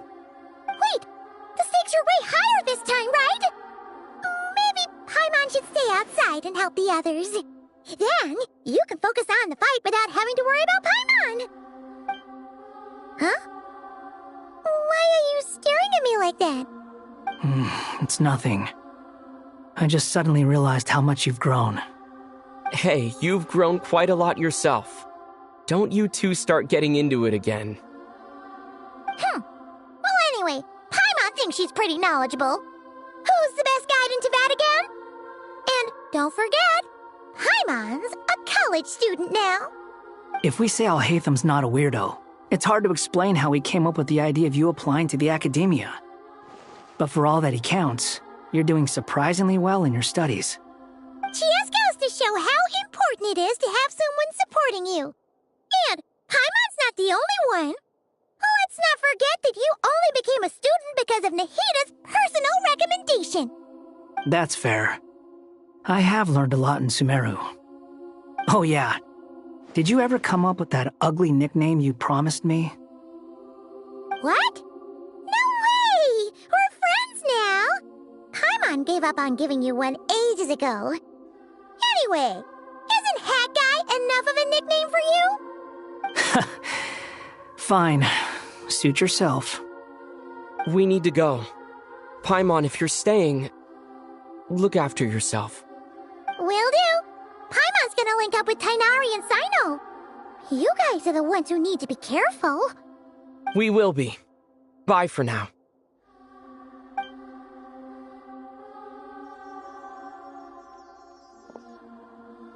Initiating connection.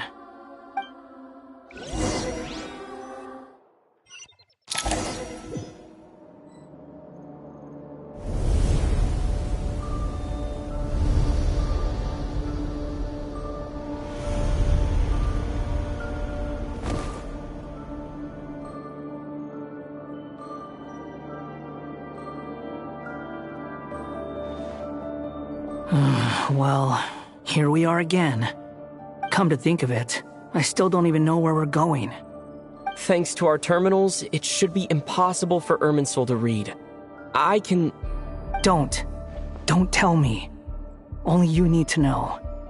That way, whatever happens to me next, it won't affect your progress.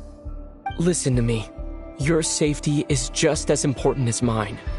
Don't even think about sacrificing yourself for the greater good. We came here together, and we're leaving together. All right, if you insist. I won't argue with you.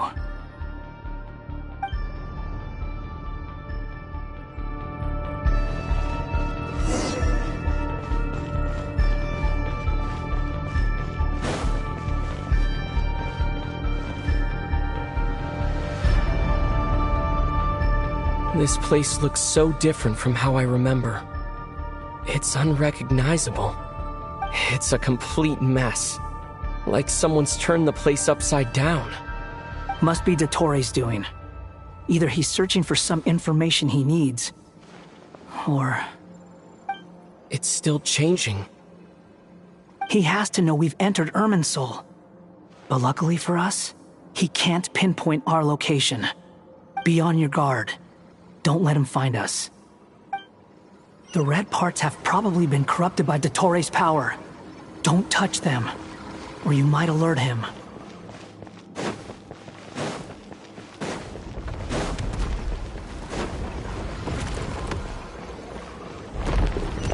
He's looking for us. Tread carefully. That wall could be a problem. Fortunately, it looks breakable. Give it a shot.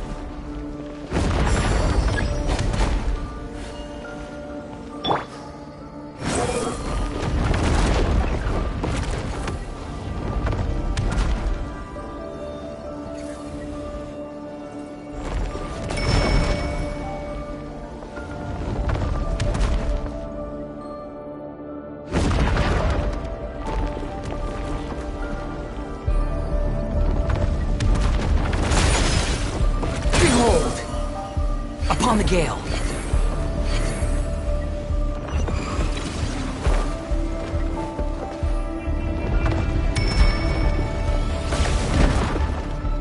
Squall and Fury.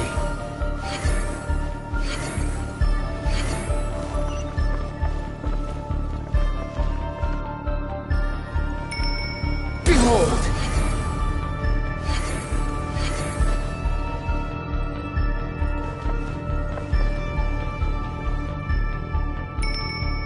Squall and Fury.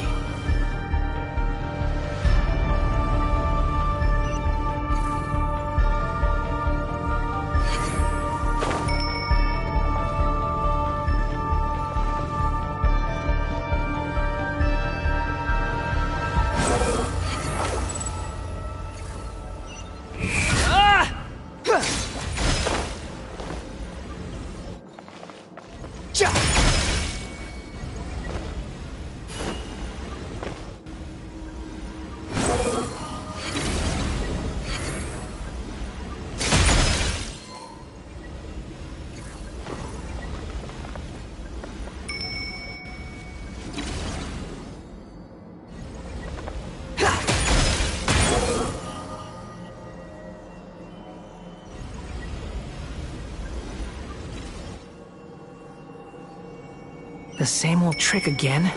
Are you kidding me? Let's handle it just like we did before. This cheap trick isn't gonna stop us. Too slow. Oh no, it's a trap. Is that why he was using the same trick over and over again? To get us to lower our guard?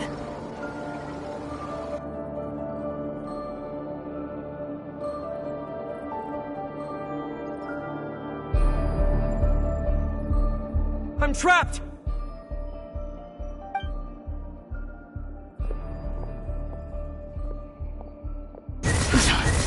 Why won't this thing budge? Hello? Hello? Can you hear me? Nicole, is that you? Yes, it's me. I'm monitoring your progress from inside the Eternal Oasis, and I have to say, this terminal is simply marvelous. It makes tracking you so much easier. I couldn't see anything at first, but now that you two are inside, I can use your location with support from the terminals to get a partial view of the situation inside Irminsul. It's not the clearest image, but it's better than not being able to help at all.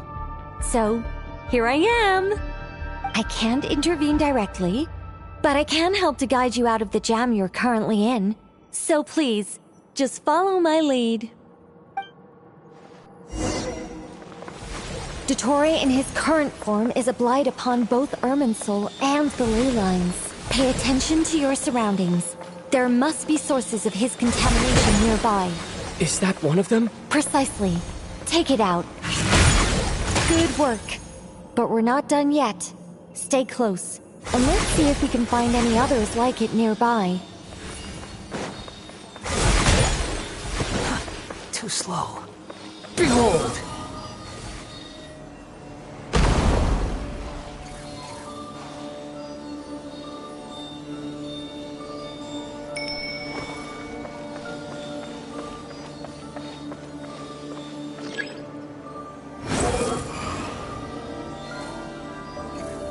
This must be another one. Agreed. Now... Wait! Watch out! Mr. Torre! I think he's found us.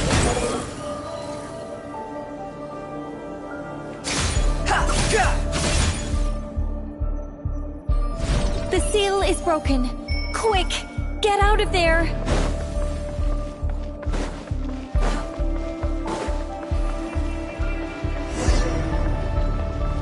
And where exactly do you think you can run to? What is that? Pursuers! That's gotta be it! Run! Don't let that thing touch you! Dodge that attack!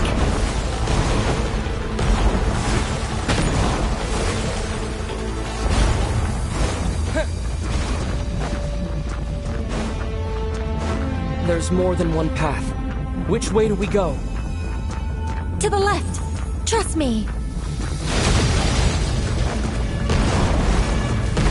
Fleeing like vermin.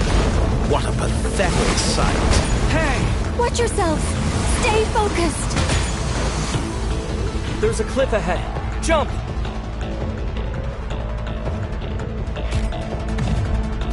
More of those corruption sources. Destroy them as you did before, and open the exit as quickly as possible. They're relentless. Is he trying to wear us down? You'll just have to destroy these too. I think the pursuit is over. Hard to say. Stay alert.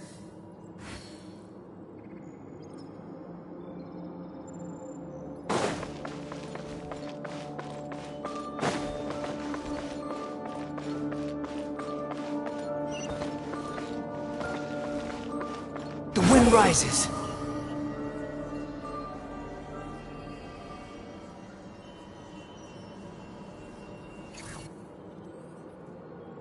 Whew. I think we've made it to relative safety. Phew, goodness. That was tough. You doing okay? I'll be fine. Don't worry. Take a short rest, and then... Nicole? Nicole! The connection's been cut. But that means... Look at you supporting one another. How very touching.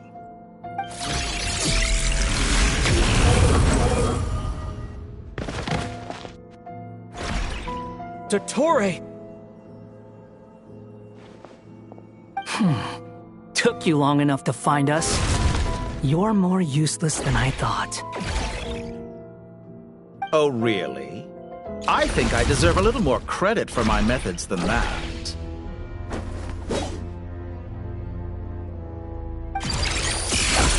Rather than hunting you down, I chose to let you roam free. I indulged your presumption that I was unable to track your movements, played along with your clever little plan. Fleeing is for animals, but I rather enjoy watching you flee. Some things lose the will to run altogether as soon as you put them in a cage. If that's true, then why did you come looking for us?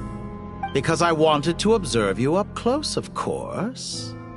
Don't misunderstand me, I'm not here for a fight. Is it so unusual that I wish to greet my old acquaintances in person? After all, it's been a while. Scaramouche.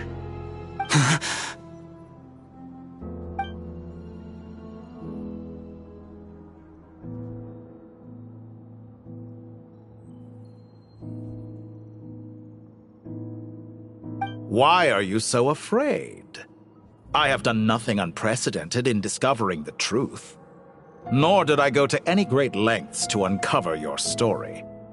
You made a bold series of moves in deciding to erase yourself. And with the power of this great chronicling device called Ermin's Soul, you are able to achieve something quite remarkable. Once most people form an opinion about someone, it tends to imprison their mind. Yet you manage to erase every trace of your existence. A novel take on death indeed. However, this meant that you stood out to me all the more when I saw you in Nodcry. I didn't even have to go looking for you. Just the sight of you was enough for me to intuit the truth. For someone in my position, connecting the dots was a trivial affair. It would have been more surprising if I hadn't managed to piece it together. You seem very pleased with yourself for figuring it out. I'm sure you'd even be more delighted to learn the full extent of your crimes. That would hardly be necessary. Besides, isn't there something that concerns you more right now? Something that fills you with dread? Let me put your mind at ease. I have no intention whatsoever of restoring any of the records you deleted. For one thing, it would be exceptionally difficult. But more to the point, I doubt that the prospect of losing your current life is all that frightening to you. Because in your case, the cruelest twist of fate is that you'll never again have the chance to make up for any of your mistakes. Isn't it? Dottore?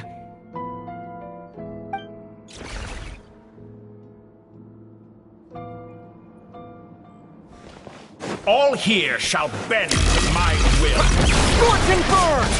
Yeah!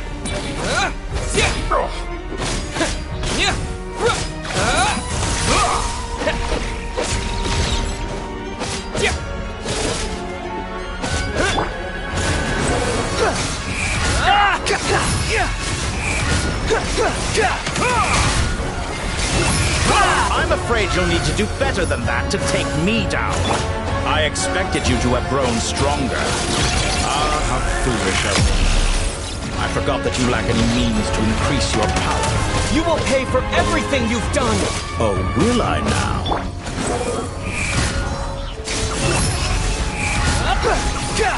Search for it!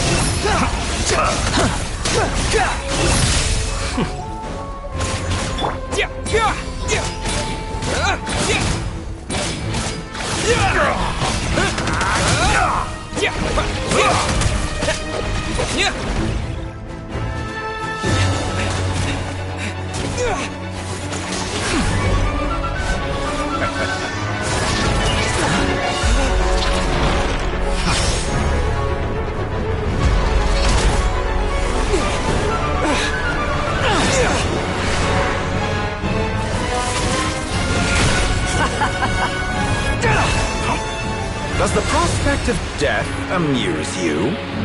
I could ask you the same question! I'll distract Dottore. You focus on the mission. Got it!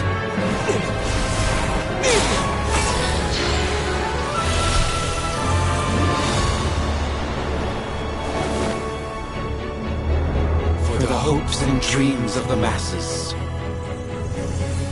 Open the secret door on this enchanting night. May wisdom's light eradicate ignorance and darkness, and hereby fulfill our ancient vow. Commence data extraction.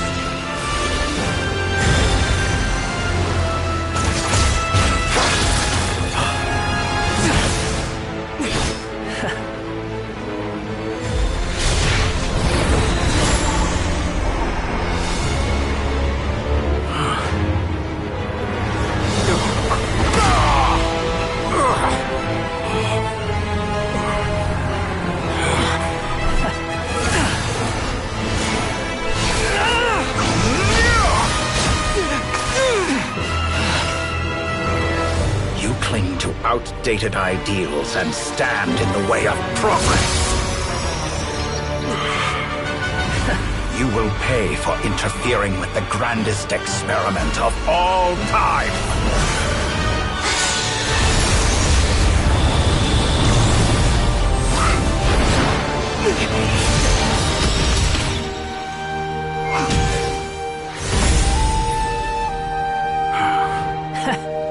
timing.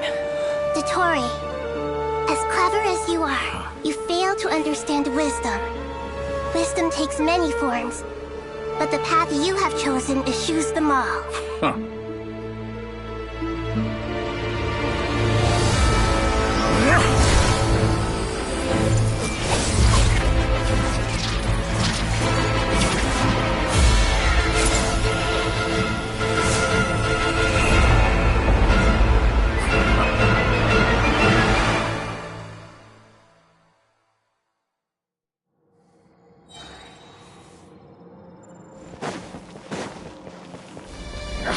My strength is fading!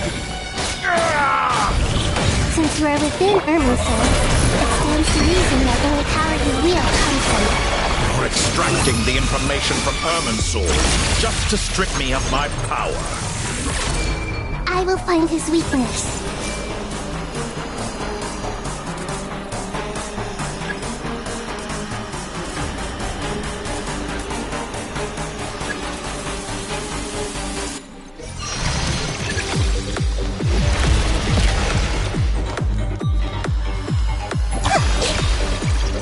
I see everything!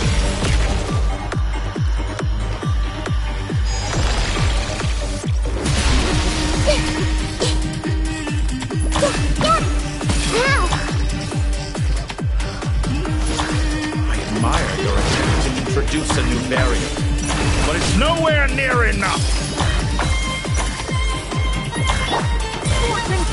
Little buzzing fly! A petty trick!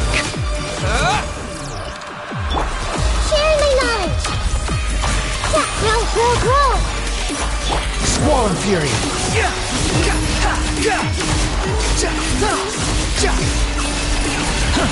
Upon the gate.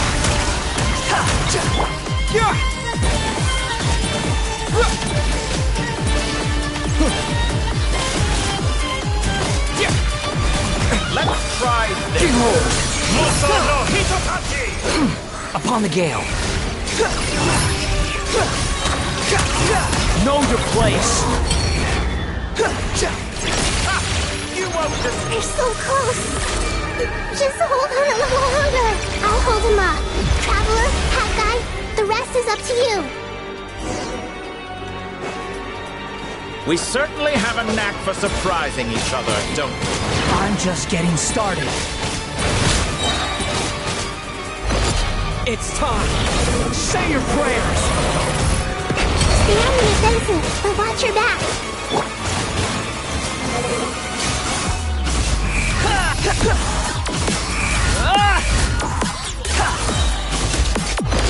It's time.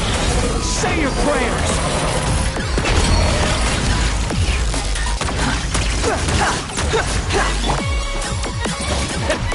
Let's try this! Behold! Muso no Hitotachi! Search for it! It's time!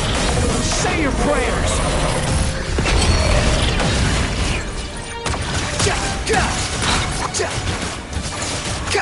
Burn all before you! Fortune bolt! Blade The of wind the rises. primal blade!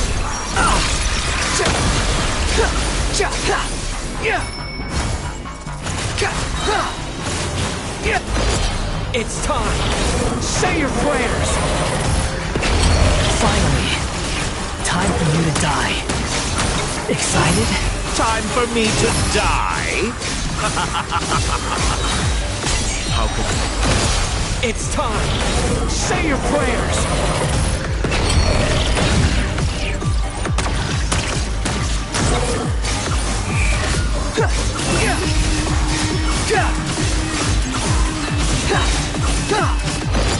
It's time! Say your prayers!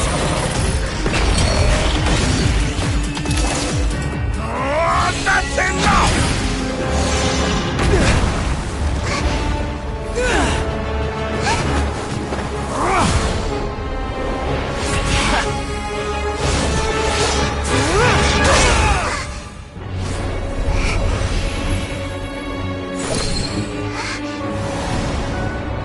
It's all yours. Do with it as you see fit.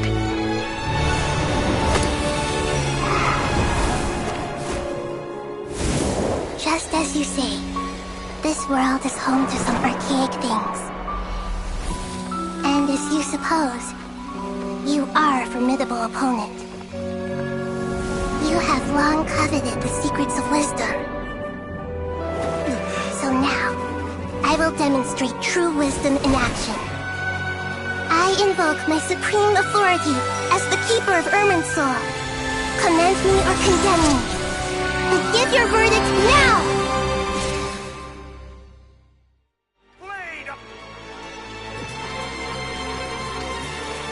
Blessed One of Wisdom, Mahakusaladhama, are you certain that you wish to exercise your authority to destroy Irminsul? It represents both your roots and your finest accomplishments. You truly intend to abandon the very thing you have always fought for? This is my decision. Irminsul has been corrupted beyond redemption. Irminsul is the original tree of Tevat. It is the means by which the heavenly principles maintains fate itself. The 7 Archons should honor and revere it, for their authority was bestowed upon them by the heavenly principles. It is precisely because I honor and revere it that I fight for the humanity it exists to protect. Wisdom is knowing how to weigh the options and make the right decision. If you truly care about the fortunes of this world, then it is me you should seek to preserve. Planting a seed begins the chain of cause and effect. Since you have become a great tree yourself, why should the loss of another tree be anything to fear? Till we meet again, Lord of Dendro.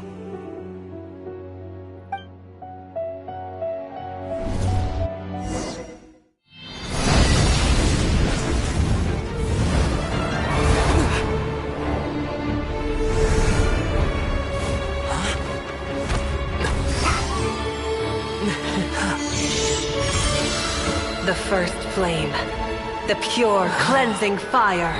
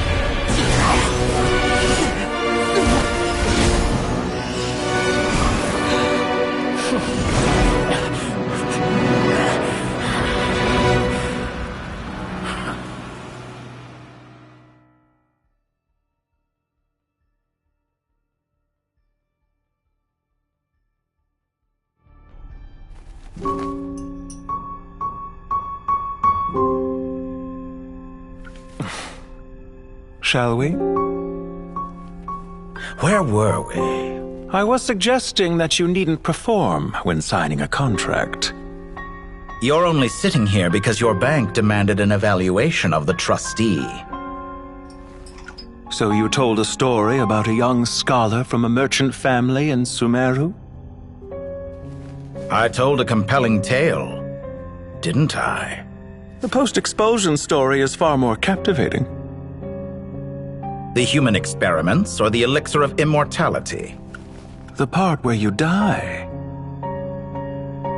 Ah, yes. My favorite part. The 35-year-old Segment thought of himself as Dottore, reserving the name Zondique for the original specimen. Of all the Segments, he was the most selfish. After his expulsion, Dottore searched for a new direction. He joined the Fatui, studied Elazar in great depth, secured resources. He was rather fortunate in his career. Zondique turned to Conrian technology and successfully created his Segments, But this was not immortality. Even with backup segments, his body would still age. Still, thanks to Snezhnaya, Zandik found the ideal base for his experiments. Then a perfect partnership materialized at a crucial moment. The year that both parties realized they needed more time. Fortunately, Zandik succeeded. In a miraculous turn of events, he gained the extra time he needed. I seem to recall it differently. All right, it's true.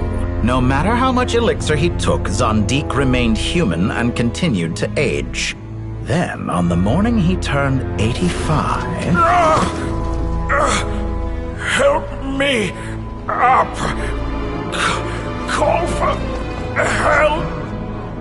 Surely he would be rescued, Zandik thought. But to his surprise, no one helped him. Zandik was too selfish for that. Don't forget, you're one of us. Yes, and we're all waiting. Waiting for me to die. Pantalone arrived for a meeting and happened to witness what followed. He found it unsettling. I never said that. But the Zandiks were unfazed. It was a rare opportunity for self-dissection.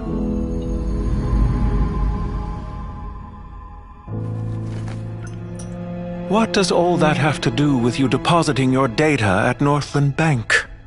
It has made me cherish my time in this world all the more. Fair enough. So you do have a sense of self-preservation.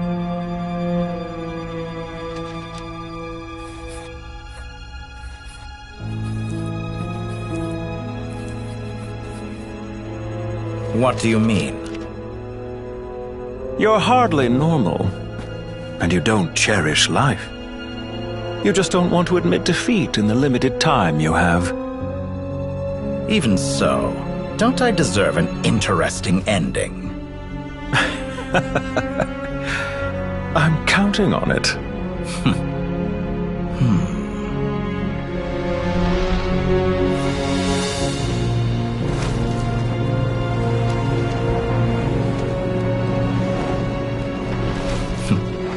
If nothing else, I expect my funeral will be a grand affair indeed.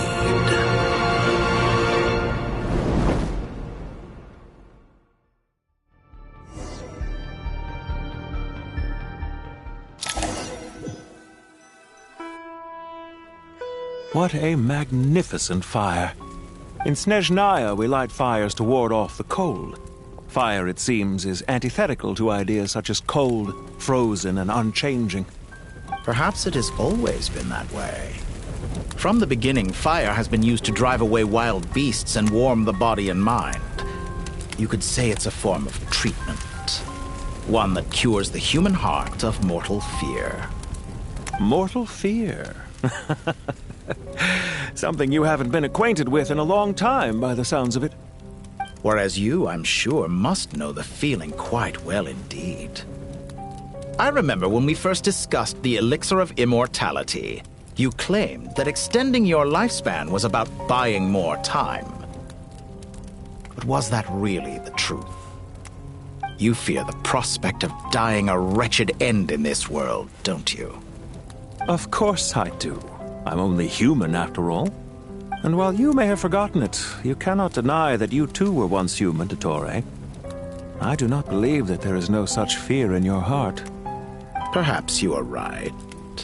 But I abandoned it long ago and devoted myself to my experiments. I have felt no fear since. From the very beginning, I never thought you could win this game. But still you came. Contract in hand. To honor our agreement. Because I am a reputable partner. And as we have discussed, experiments are about more than results alone. The process is equally important.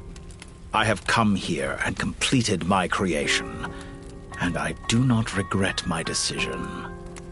I'm afraid your journey ends here. After I die, there will be no one to make the elixir of immortality. and your remaining stock will only last a few more years. How then will you prove that you didn't perish in this incident alongside everyone else? When I feel optimistic about market environments, I never forcibly adjust them. They have their own direction. And I myself am one such environment. I have been quite particular about many things in my life. But where the manner of my death is concerned, I choose not to be. You make yourself sound so magnanimous. Oh, but I am. And I hope you will be too. It may have been a long time since anyone told you this, Dottore, but I recognize that you are a truly rare talent. Ha! I can see it. The experiment in blasphemy that I've been performing all this time. It has been a long process, and I do not care about the results as much as people might imagine. If the very goal of your experiment was to explore infinite possibilities, then there was never any reason for it to end. Indeed. Yet now, the experiment has officially drawn to a close. What should I call you? Zandik? Or do you prefer Dottore? Suit yourself. Goodbye, Feofan. This time, that's what it truly is. And don't I know it? Goodbye, Zandik.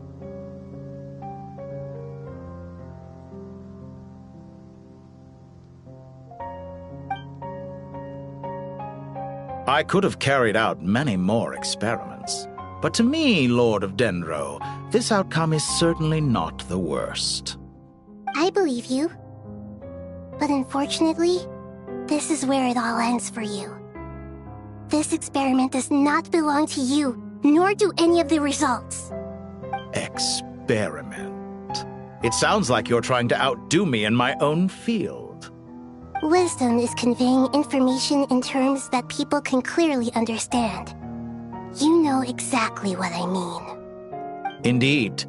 I can see no further outcomes. Ha! You have a formidable mind, and you are braver than I thought. Setting fire to the very thing your survival depends on. Your previous threat was empty, but this time, it is real. When necessary, wisdom can be as fierce as an inferno. Some of the flames that incinerate you come from within yourself. Perhaps you are right. You see what lies at the bottom of the human heart, and that is your wisdom. Here is where your journey comes to an end. All that is yet unknown belongs to those of us who will carry on living. It seems I have unwittingly been your arch-enemy all along. But now, it's all over. I do not deny your intelligence. But what you refer to as experiments, I would never describe in those terms. They are events that take place in the real world, and they are so much more than mere data. Goodbye. We will never meet again.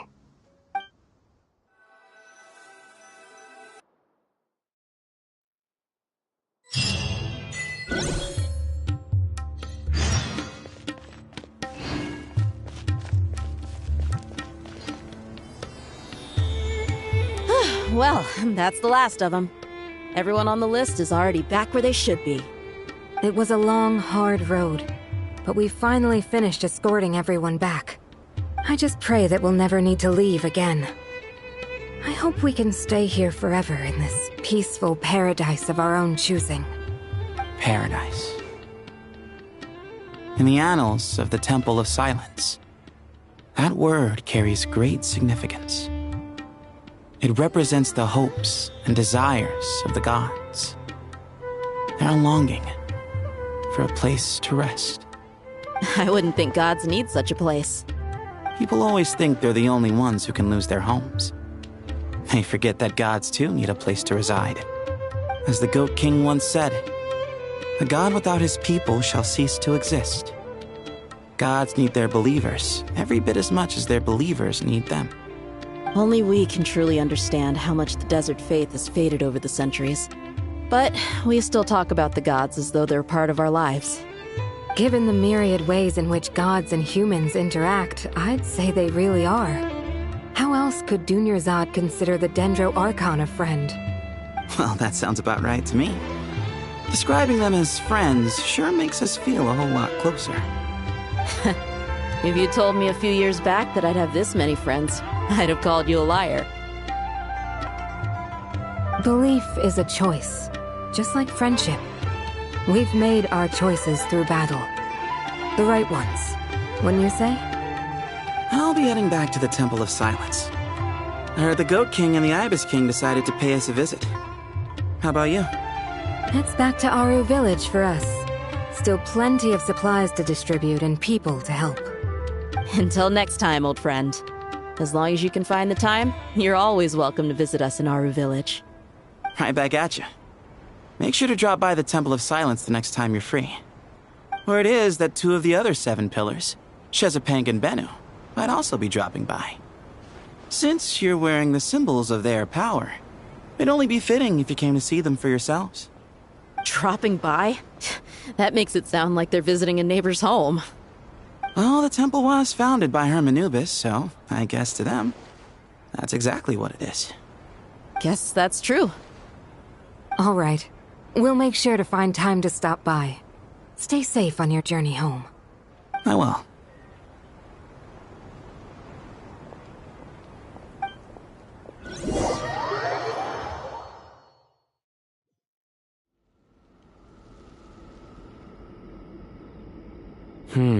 You do have a point. See? Retirement has always been a problem, especially for old-timers like us who've been locked away all these years. You finally step out into the light, and bam! You're face to face with a whole different world. Naturally.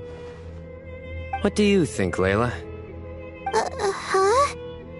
Why would you think to ask me?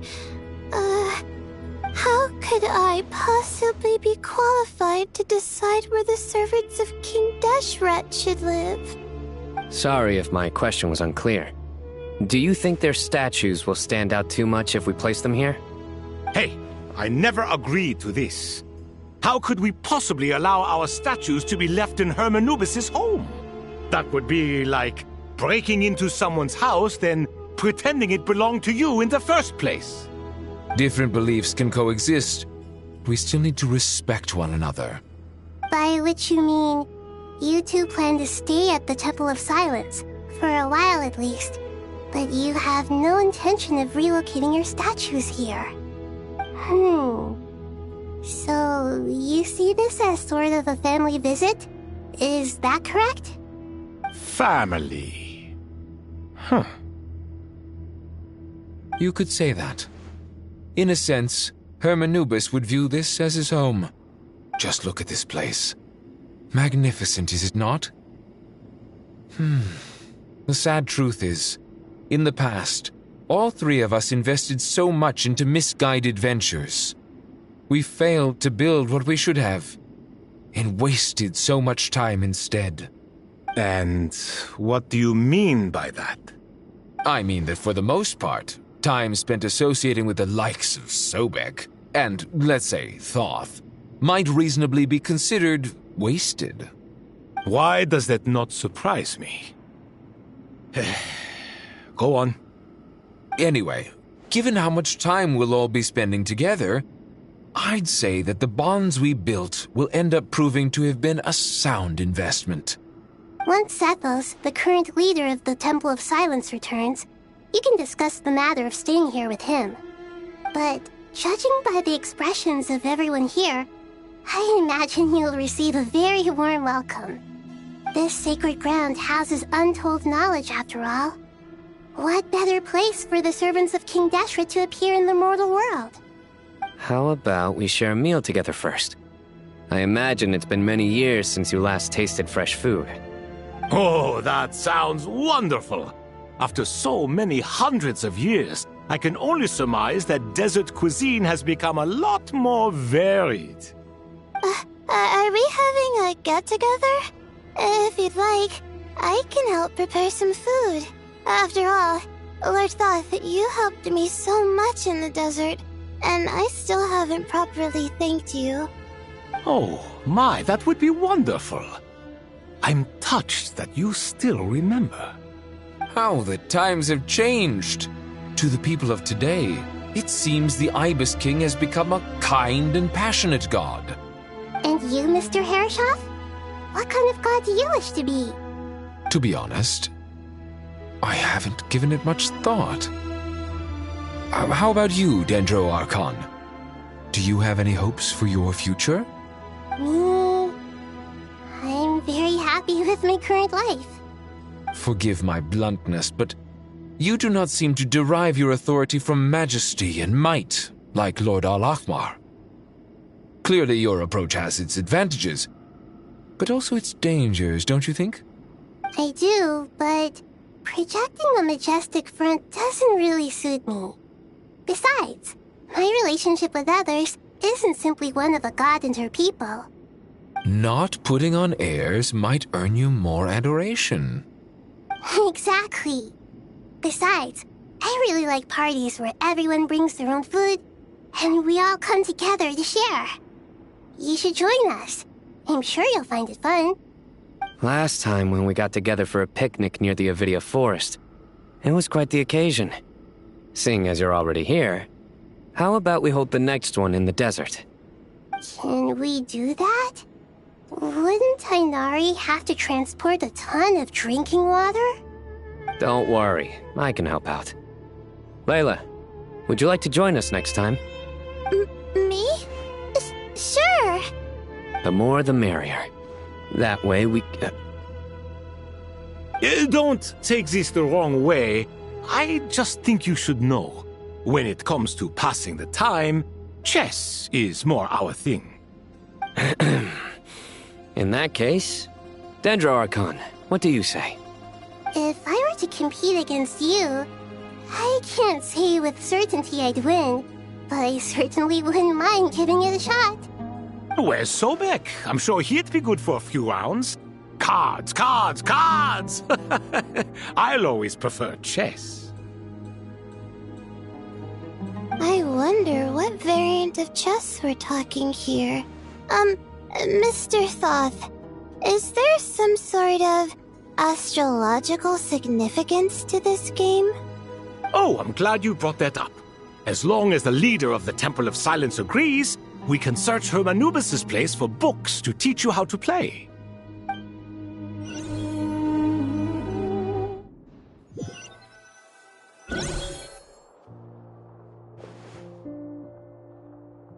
Such devastation visited on Sumeru City. So many houses destroyed or damaged in the fighting. Who could have foreseen this? Look at all of this. It's going to take me forever to tidy up. I suppose living below the academia doesn't always work out to your advantage. I would have thought a little appreciation of my sincerity and effort in helping to clean up this mess might be in order. Helping? Effort? This is your house! Of course you should be putting in the effort! If anything, I'm the one who's helping. So you see yourself as just a helper in this situation. I must admit, I'm rather shocked. If you're trying to say that since I live here too, I have an obligation to tidy up, fine. I suppose I do. Wait a second, stop changing the subject! Nevertheless... In the wake of a great storm, a missing roof is a predictable inconvenience. Can you stop making it seem like I care more about this house than you do? Doesn't it upset you at all to see your home in this state? I won't pretend it's ideal, but that's no reason to be upset. This is the roof over your head, your shelter from the cold. The furniture is scattered, the paintings have fallen off the walls, the windows are shattered. Don't you feel even a little disheartened? The way I see it, these problems are easily solved. Ugh, this is precisely why I hate talking to you about sentimental things. It's like banging my head against a wall. You simply don't understand just how much work goes into making a proper home. It sounds like this is causing you a lot of anguish. You mean the house or the paintings? I mean your sentimentality. Oh, well, yes. But I'd rather not dwell on such things right now. Generally speaking, when anguish becomes the norm, people usually make an attempt to improve their situation. But there are so many people and things in life that are difficult to change. It's not like you can force them. Besides, anguish can be a source of inspiration, and I'm not sure I could break my reliance on it. I'm glad you're able to make yourself think like that. What kind of a response is that? I was stating a profound truth about the very nature of art. Suffering is the cradle of all creation. Even you can't deny that. And I wasn't trying to. I'm just happy for you. Pure and simple. Can't you tell? Happy about what? Happy that you can always find an answer that backs up your views. You... More often than not, life is a process of running into problems and then searching for answers. Yours more than most. Not everyone's so good at justifying things to themselves. It's something that you've been steadily mastering. Huh. What about you, then? What skills have you been mastering lately? Pass me that box. Huh? Okay. You may consider this my progress on the path to mastery. What? Wait a second. Isn't that box mine? Hey, it is! It must have fallen off that shelf. I'll hate them. Those are my paints and inks. Would you like me to put it in your bedroom for you? Huh? I mean, sure, if you don't mind. What kind of progress is this? Does he think he can bribe me? Not that giving me back my own things is much of a bribe. These books on the floor, they're a complete mess. And this one, didn't he say it was an out-of-print collectible? It's completely covered in dust, and some of its pages have even fallen out. Ugh, guess I should help him repair it. This one too. And this one.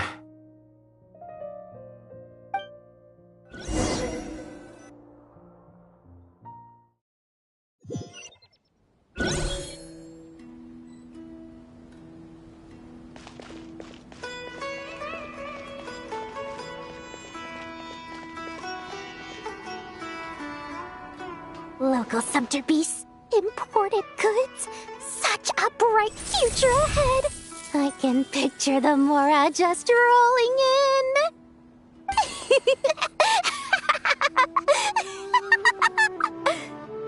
You do realize you sound like a choking cow? It's called being imposing. Can't you feel it? Are you not intimidated? Oh, I'm positively shaking in my sandals. What commands do you have for me, oh mighty Lord Sangama Bay? You've got a lot of nerve, Nefer. You went and told Candace and the others everything, didn't you? Seriously, do you have any idea how differently they see me now? Surely that's a good thing. I presume they're more disposed to actually like you now, maybe even view you as a friend. You traded my secret for sympathy! Thanks to you, I've lost every last shred of my mercantile majesty.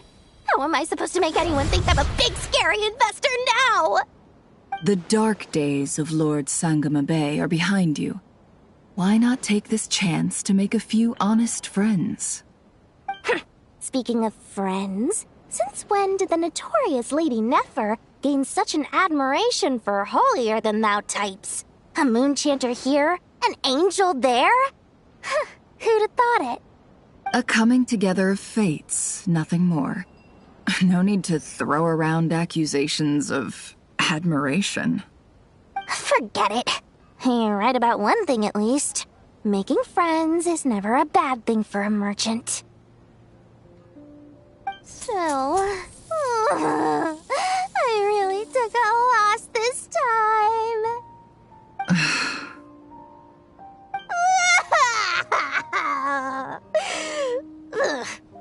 you looking at? I'm trying to see if you're really crying or if those are just crocodile tears. A little birdie told me that when Lord Sangamabe makes money, the tears flow from the center of her eyes. But when she loses it, they flow from the corners. Which is it this time? Ugh, you are so annoying. I'm not talking to you anymore. Nefer, thank goodness you're here. I've been looking everywhere for you. Huh? Oh, well. If it isn't the House of Dana's very own librarian. What can I offer you today, Miss Katayun? Oh, no, I'm not here to buy. I'm here to bring Lady Nefer a book, and a fascinating one at that. We agreed to meet at the entrance to the mausoleum of King Deshret. One more thing, I bought this copy with my own money. It's not borrowed. Reasoning knows not time of day, but suspense always follows a blizzard. That's quite the mouthful. Huh? Isn't that the one that... It was all the rage for a while. People throughout the city were clamoring to get their hands on a copy. The names inside were all circled.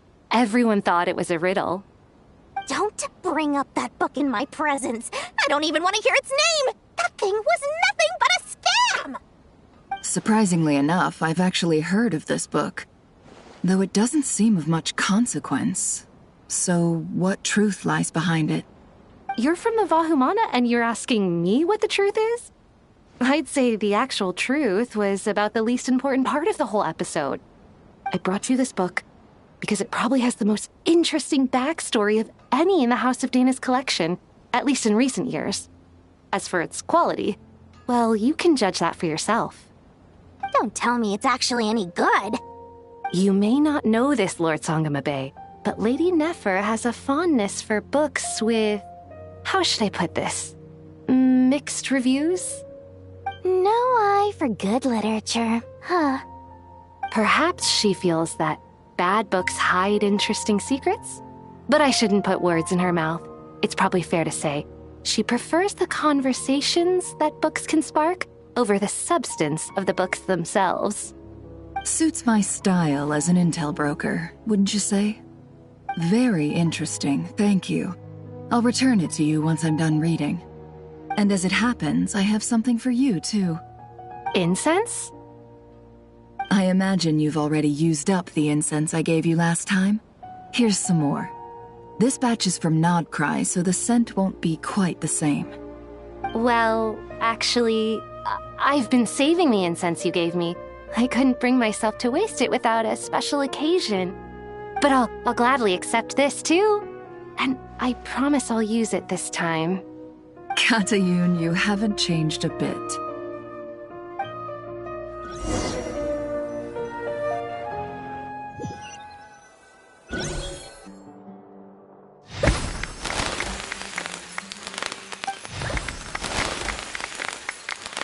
Congratulations, Kale.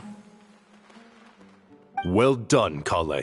After studying for so long, you've finally become a full-fledged ranger. Sure hasn't been easy for you, huh? This really is fantastic news. All grown up. No longer a trainee, but an official forest ranger. Oh, the next step is to secure tenure in the academia. Thanks, everyone. It's true. I'm an official forest ranger now. Master Tainari, thank you for your guidance and support. I wish Mr. Sino were here so I could thank him too. Sino had a matter to attend to at the Temple of Silence. I don't imagine he'll be back for some time. But don't worry, we can celebrate together once he's finished. I'm afraid the party will have to wait. Kale still has some matters to attend to first. Kale? Is everything all right? No, it's not what you think. There's nothing wrong with my health. I just have a few things I need to deal with. I've made plans with the Traveler and Paimon to visit Mondstadt. Master Tainari and Mr. Sino will be accompanying us too. Well, that's a relief. Let's get together when everyone's back. I'm sure you'll be doing even better by then. Of course. I have a feeling you're right.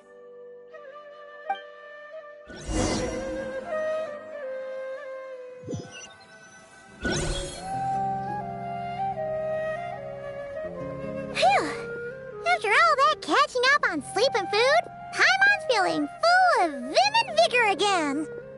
For someone who spends so much time resting, your recovery routine is surprisingly simple.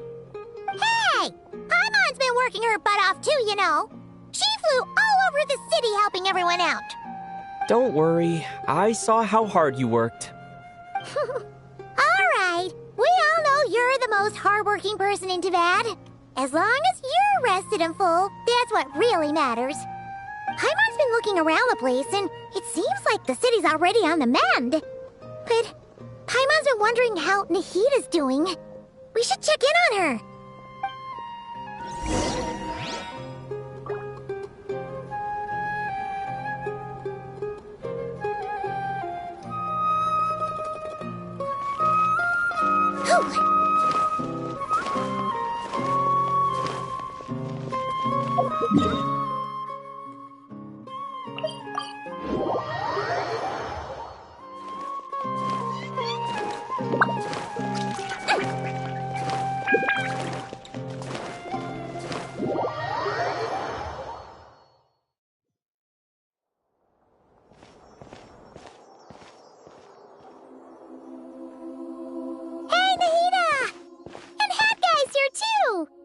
Traveler, Paimon!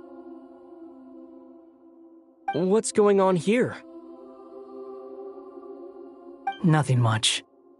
Nahida was just expressing concern for my physical and mental well-being. Oh, the Traveler told Paimon all about that. We've both been very worried about you. Are you feeling alright? You make it sound like I'm on the brink of some kind of breakdown. Truth is, I'm doing much better than you might imagine. If we can just get to the bottom of Dottoro's intentions, we can minimize his negative influence. That's the sort of thing I excel at. Just listen to that newfound optimism. It seems like having you enroll in the Vahumana was a truly inspired move. I can really see the positive influence. Observe, a classic Sumeru specialty. Chalking everything up to education and learning. To be honest, even I can sense the change in you. Everything Dottore said to you was a way to manipulate your mind. Fortunately, you're no longer under his sway. Can someone as old as me really continue to grow? If it helps, just think of yourself as a late bloomer. It's all a matter of phrasing, and it comes down to what standards you measure yourself by. For a puppet, developing at such an age is perfectly normal. But if you choose to call yourself a late bloomer, it sounds more like you consider yourself human. However you see yourself, well done. Alright, I see what you mean. Anyway, what's your next step? What else can I do but complete my current courses? Everything else can wait. Anyway, that's enough chit-chat. There are still things in the city I need to help out with. I'll be heading there now.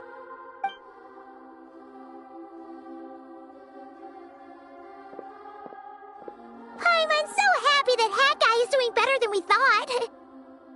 But what about you, Nahida? How are you holding up? The pyronosis burned down the corrupted Irminsul. The flames blazed for 7 days and 7 nights before they finally subsided. All that was left were the parts underground. Now, Aru shoulders the responsibilities that once belonged to Irminsul. The situation was contained before it got out of hand, so Teyvat's most vital information has largely been preserved. Irminsul has a strong influence over you, doesn't it? How will you cope now that it's gone? There is no need to worry. Thanks to Nicole's extraordinary talents, my connection to Irminsul has been severed and transposed onto Aru. Angels can do things like that? They can. Such abilities are precisely what makes them so powerful.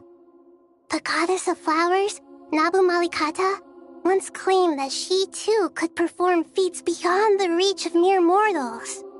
In my eyes, much of what she went on to achieve reached such transcendent levels. Her and Nicole really are both fascinating and magnificent.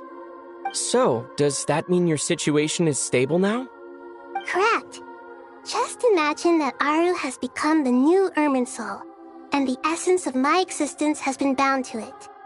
The wisdom of Sumeru has ultimately converged into a single, unified entity. Should we ascribe this all to fate, or is it merely fortune? Whatever it is, the important thing is that you're okay, Nahida. Dendro Archon, Lesser Lord Kusanali. Oh, thank goodness you're here. Greetings, Traveler and Paimon. Sir Nevis, do you have something urgent to say? Yes, there's something I need to report. We've received a message from Snezhnaya.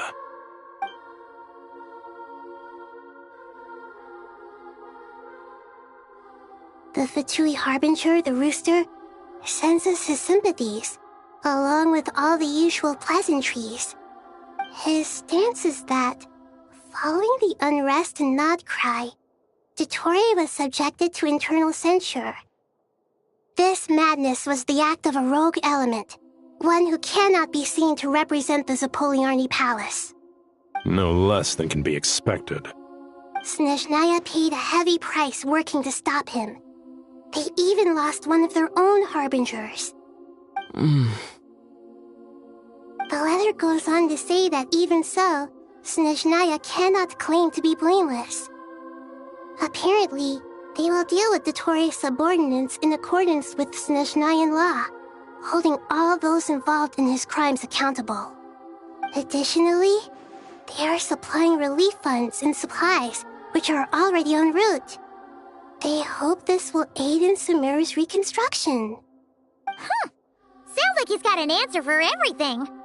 True, but as diplomatic rhetoric goes, it's highly effective. Completely watertight, both in logic and sentiment. This disaster has had a profound impact on Sumeru. There is much that I will keep in my heart. The matter of Dottore can be seen as settled for now.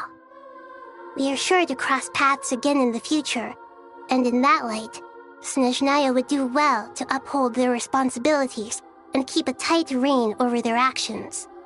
With Irminsul burned, the flow of fate now carries many more possibilities. I will be watching carefully. Perhaps we can move on to a less serious matter? Dendro Archon, will you eat with us once this matter is dealt with? Everyone wishes to celebrate together. Your presence would be most welcome. Of course! Junior Zod, Sino, and Hypatia all told me the same thing. If there isn't enough room for everyone, we can arrange back-to-back feasts. What a wonderful idea.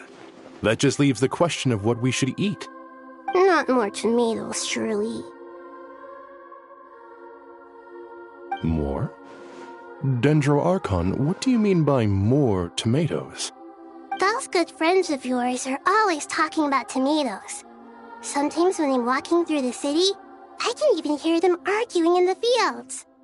Since you see them so often, you must hear about tomatoes even more than I do. Tomatoes. Tomatoes. The word has a certain magic to it. Like the autumn fur of a sumpter beast swirling in the wind, sometimes flying up my nose. Tomatoes. What can we make with tomatoes? Wait, why tomatoes? Take your time, there's no need to rush. The Traveler, Paimon, and I still have somewhere we need to visit. You'll have plenty of time to think it over before I return. Does this mean you're going to Natlan? Meet them there in person. It will require a long journey. I know. But this is necessary. I must go myself. Traveler, Paimon, we'll set off as soon as you're ready. Is that all right? Sure. We'll be ready whenever you are. You'll hear no objections from Paimon. We should grab some snacks along the way, though. It'll be just like going on a long holiday. Wonderful. I'm looking forward to this so much.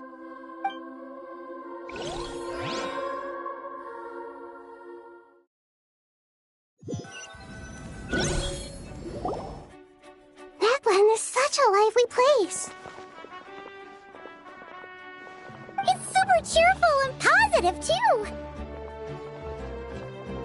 I can see that.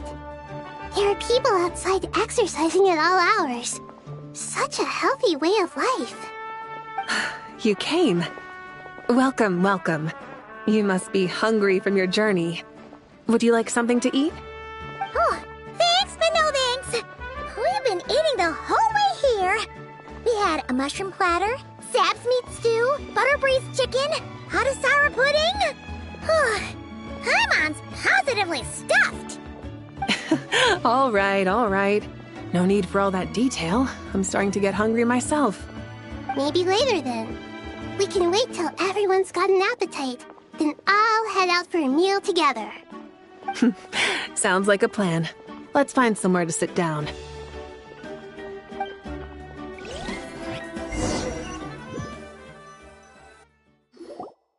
I should tell you, I already have some sense of why you've come. Why's that, Malika? To say thank you. Your senses are spot on. But on top of that, we also feel guilty. Because the pyronosis has vanished? I sensed its loss. Despite scouring through the remnants of Irminsul, we couldn't find any sign of the pyronosis. Not even any trace of it burning to ash. That's certainly unusual. Still, the potential fallout from Irminsul's loss is significant, to say the least. Perhaps the pyronosis's disappearance is simply a knock-on effect of the impact it's had on a certain strand of fate. There's no need to feel guilty. We were clear that this time, there was to be no returning, only giving. Pure and simple. Thank you really is a fascinating phrase. We use it to express gratitude for the smallest of things. Yet, when faced with a kindness too immense to describe, we use exactly the same words. It's not that we lack other means of expression. It's that when we truly need to express our feelings, the simplest and purest words are always the most powerful. You're right. In Natlan, we prefer simple expressions too. Companionship, friendship, support. They might not sound fancy, but the sentiment behind them is sincere. That's wonderful to hear. Sincere feelings are often a vehicle for the deepest wisdom of all. Irminsul's destruction doesn't seem to have done you much harm. I'm glad to see you're doing well. There's still a lot of work to do, but before we begin, we felt it was important to come here and speak with you. Partly to express our gratitude, but also because we felt that seeing you, in a sense, is like basking in warm sunlight. That's a nice way of putting it. I like that. To tell you the truth, though, I'm not a fan of somber meetings. So, since there's nothing more to say, why don't we go bask in some actual sunlight? The weather's beautiful today. What a great idea! Paimon's gonna lie back and soak up some rays.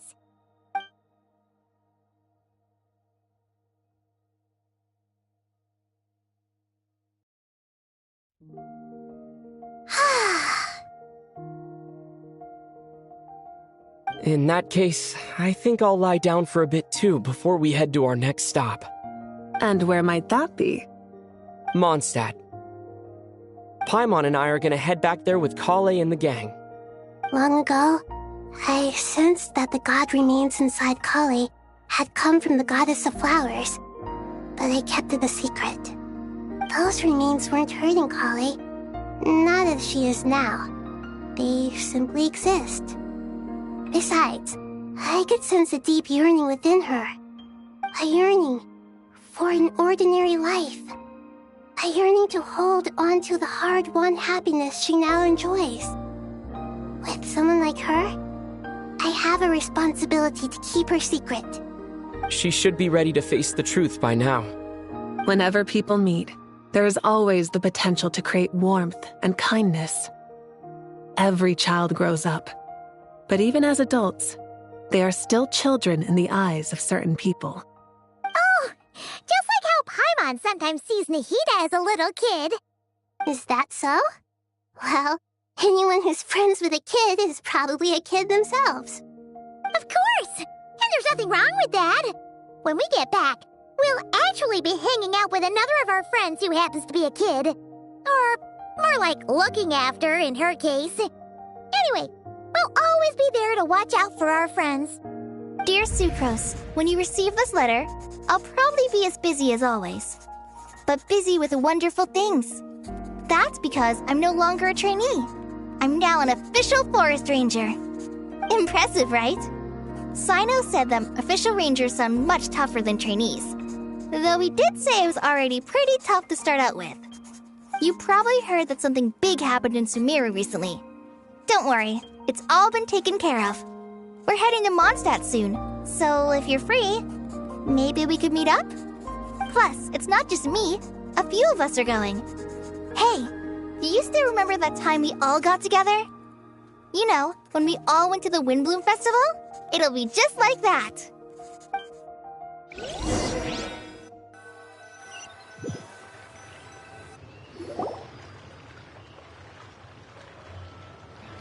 Dainari, is that... Don't you say it! Is that the great Vayu-Vyastra? Behold, the great Vayu-Vyastra, General Mahamatra. How times have changed. I wasn't expecting you to beat me to the punchline. You've changed. You've really upped the aggression in your battle against Sino's jokes. Kale, how did you know what I was going to say? For the love of... Hey! Traveler! Paimon! You're right on time! I hope we haven't kept you waiting. Kalei! Sucrose! It's been so long! How have you been? I've been well. Everything's going great. What about you? Are you still busy? Not at the moment. Oh, right! That juicer you gave us works amazing! Farzan loves it! Seriously? That's wonderful. I don't suppose you drew up a detailed test report. Oh, what fruits did you use? How's the texture of the final product? Sucrose, you might want to try asking your questions one at a time. Albedo! Paimon didn't see you there! It's been a while since all of us were together like this.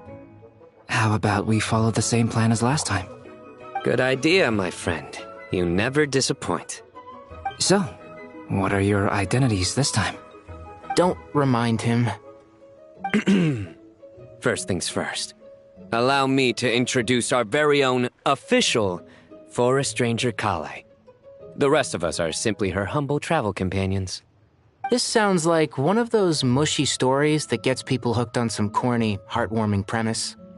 Oh, is our story not heartwarming? If I recall correctly, there was even a scene like this in King of Invocations. Besides being heartwarming, our story's also about tough, impressive-sounding job titles. At least that's what I think.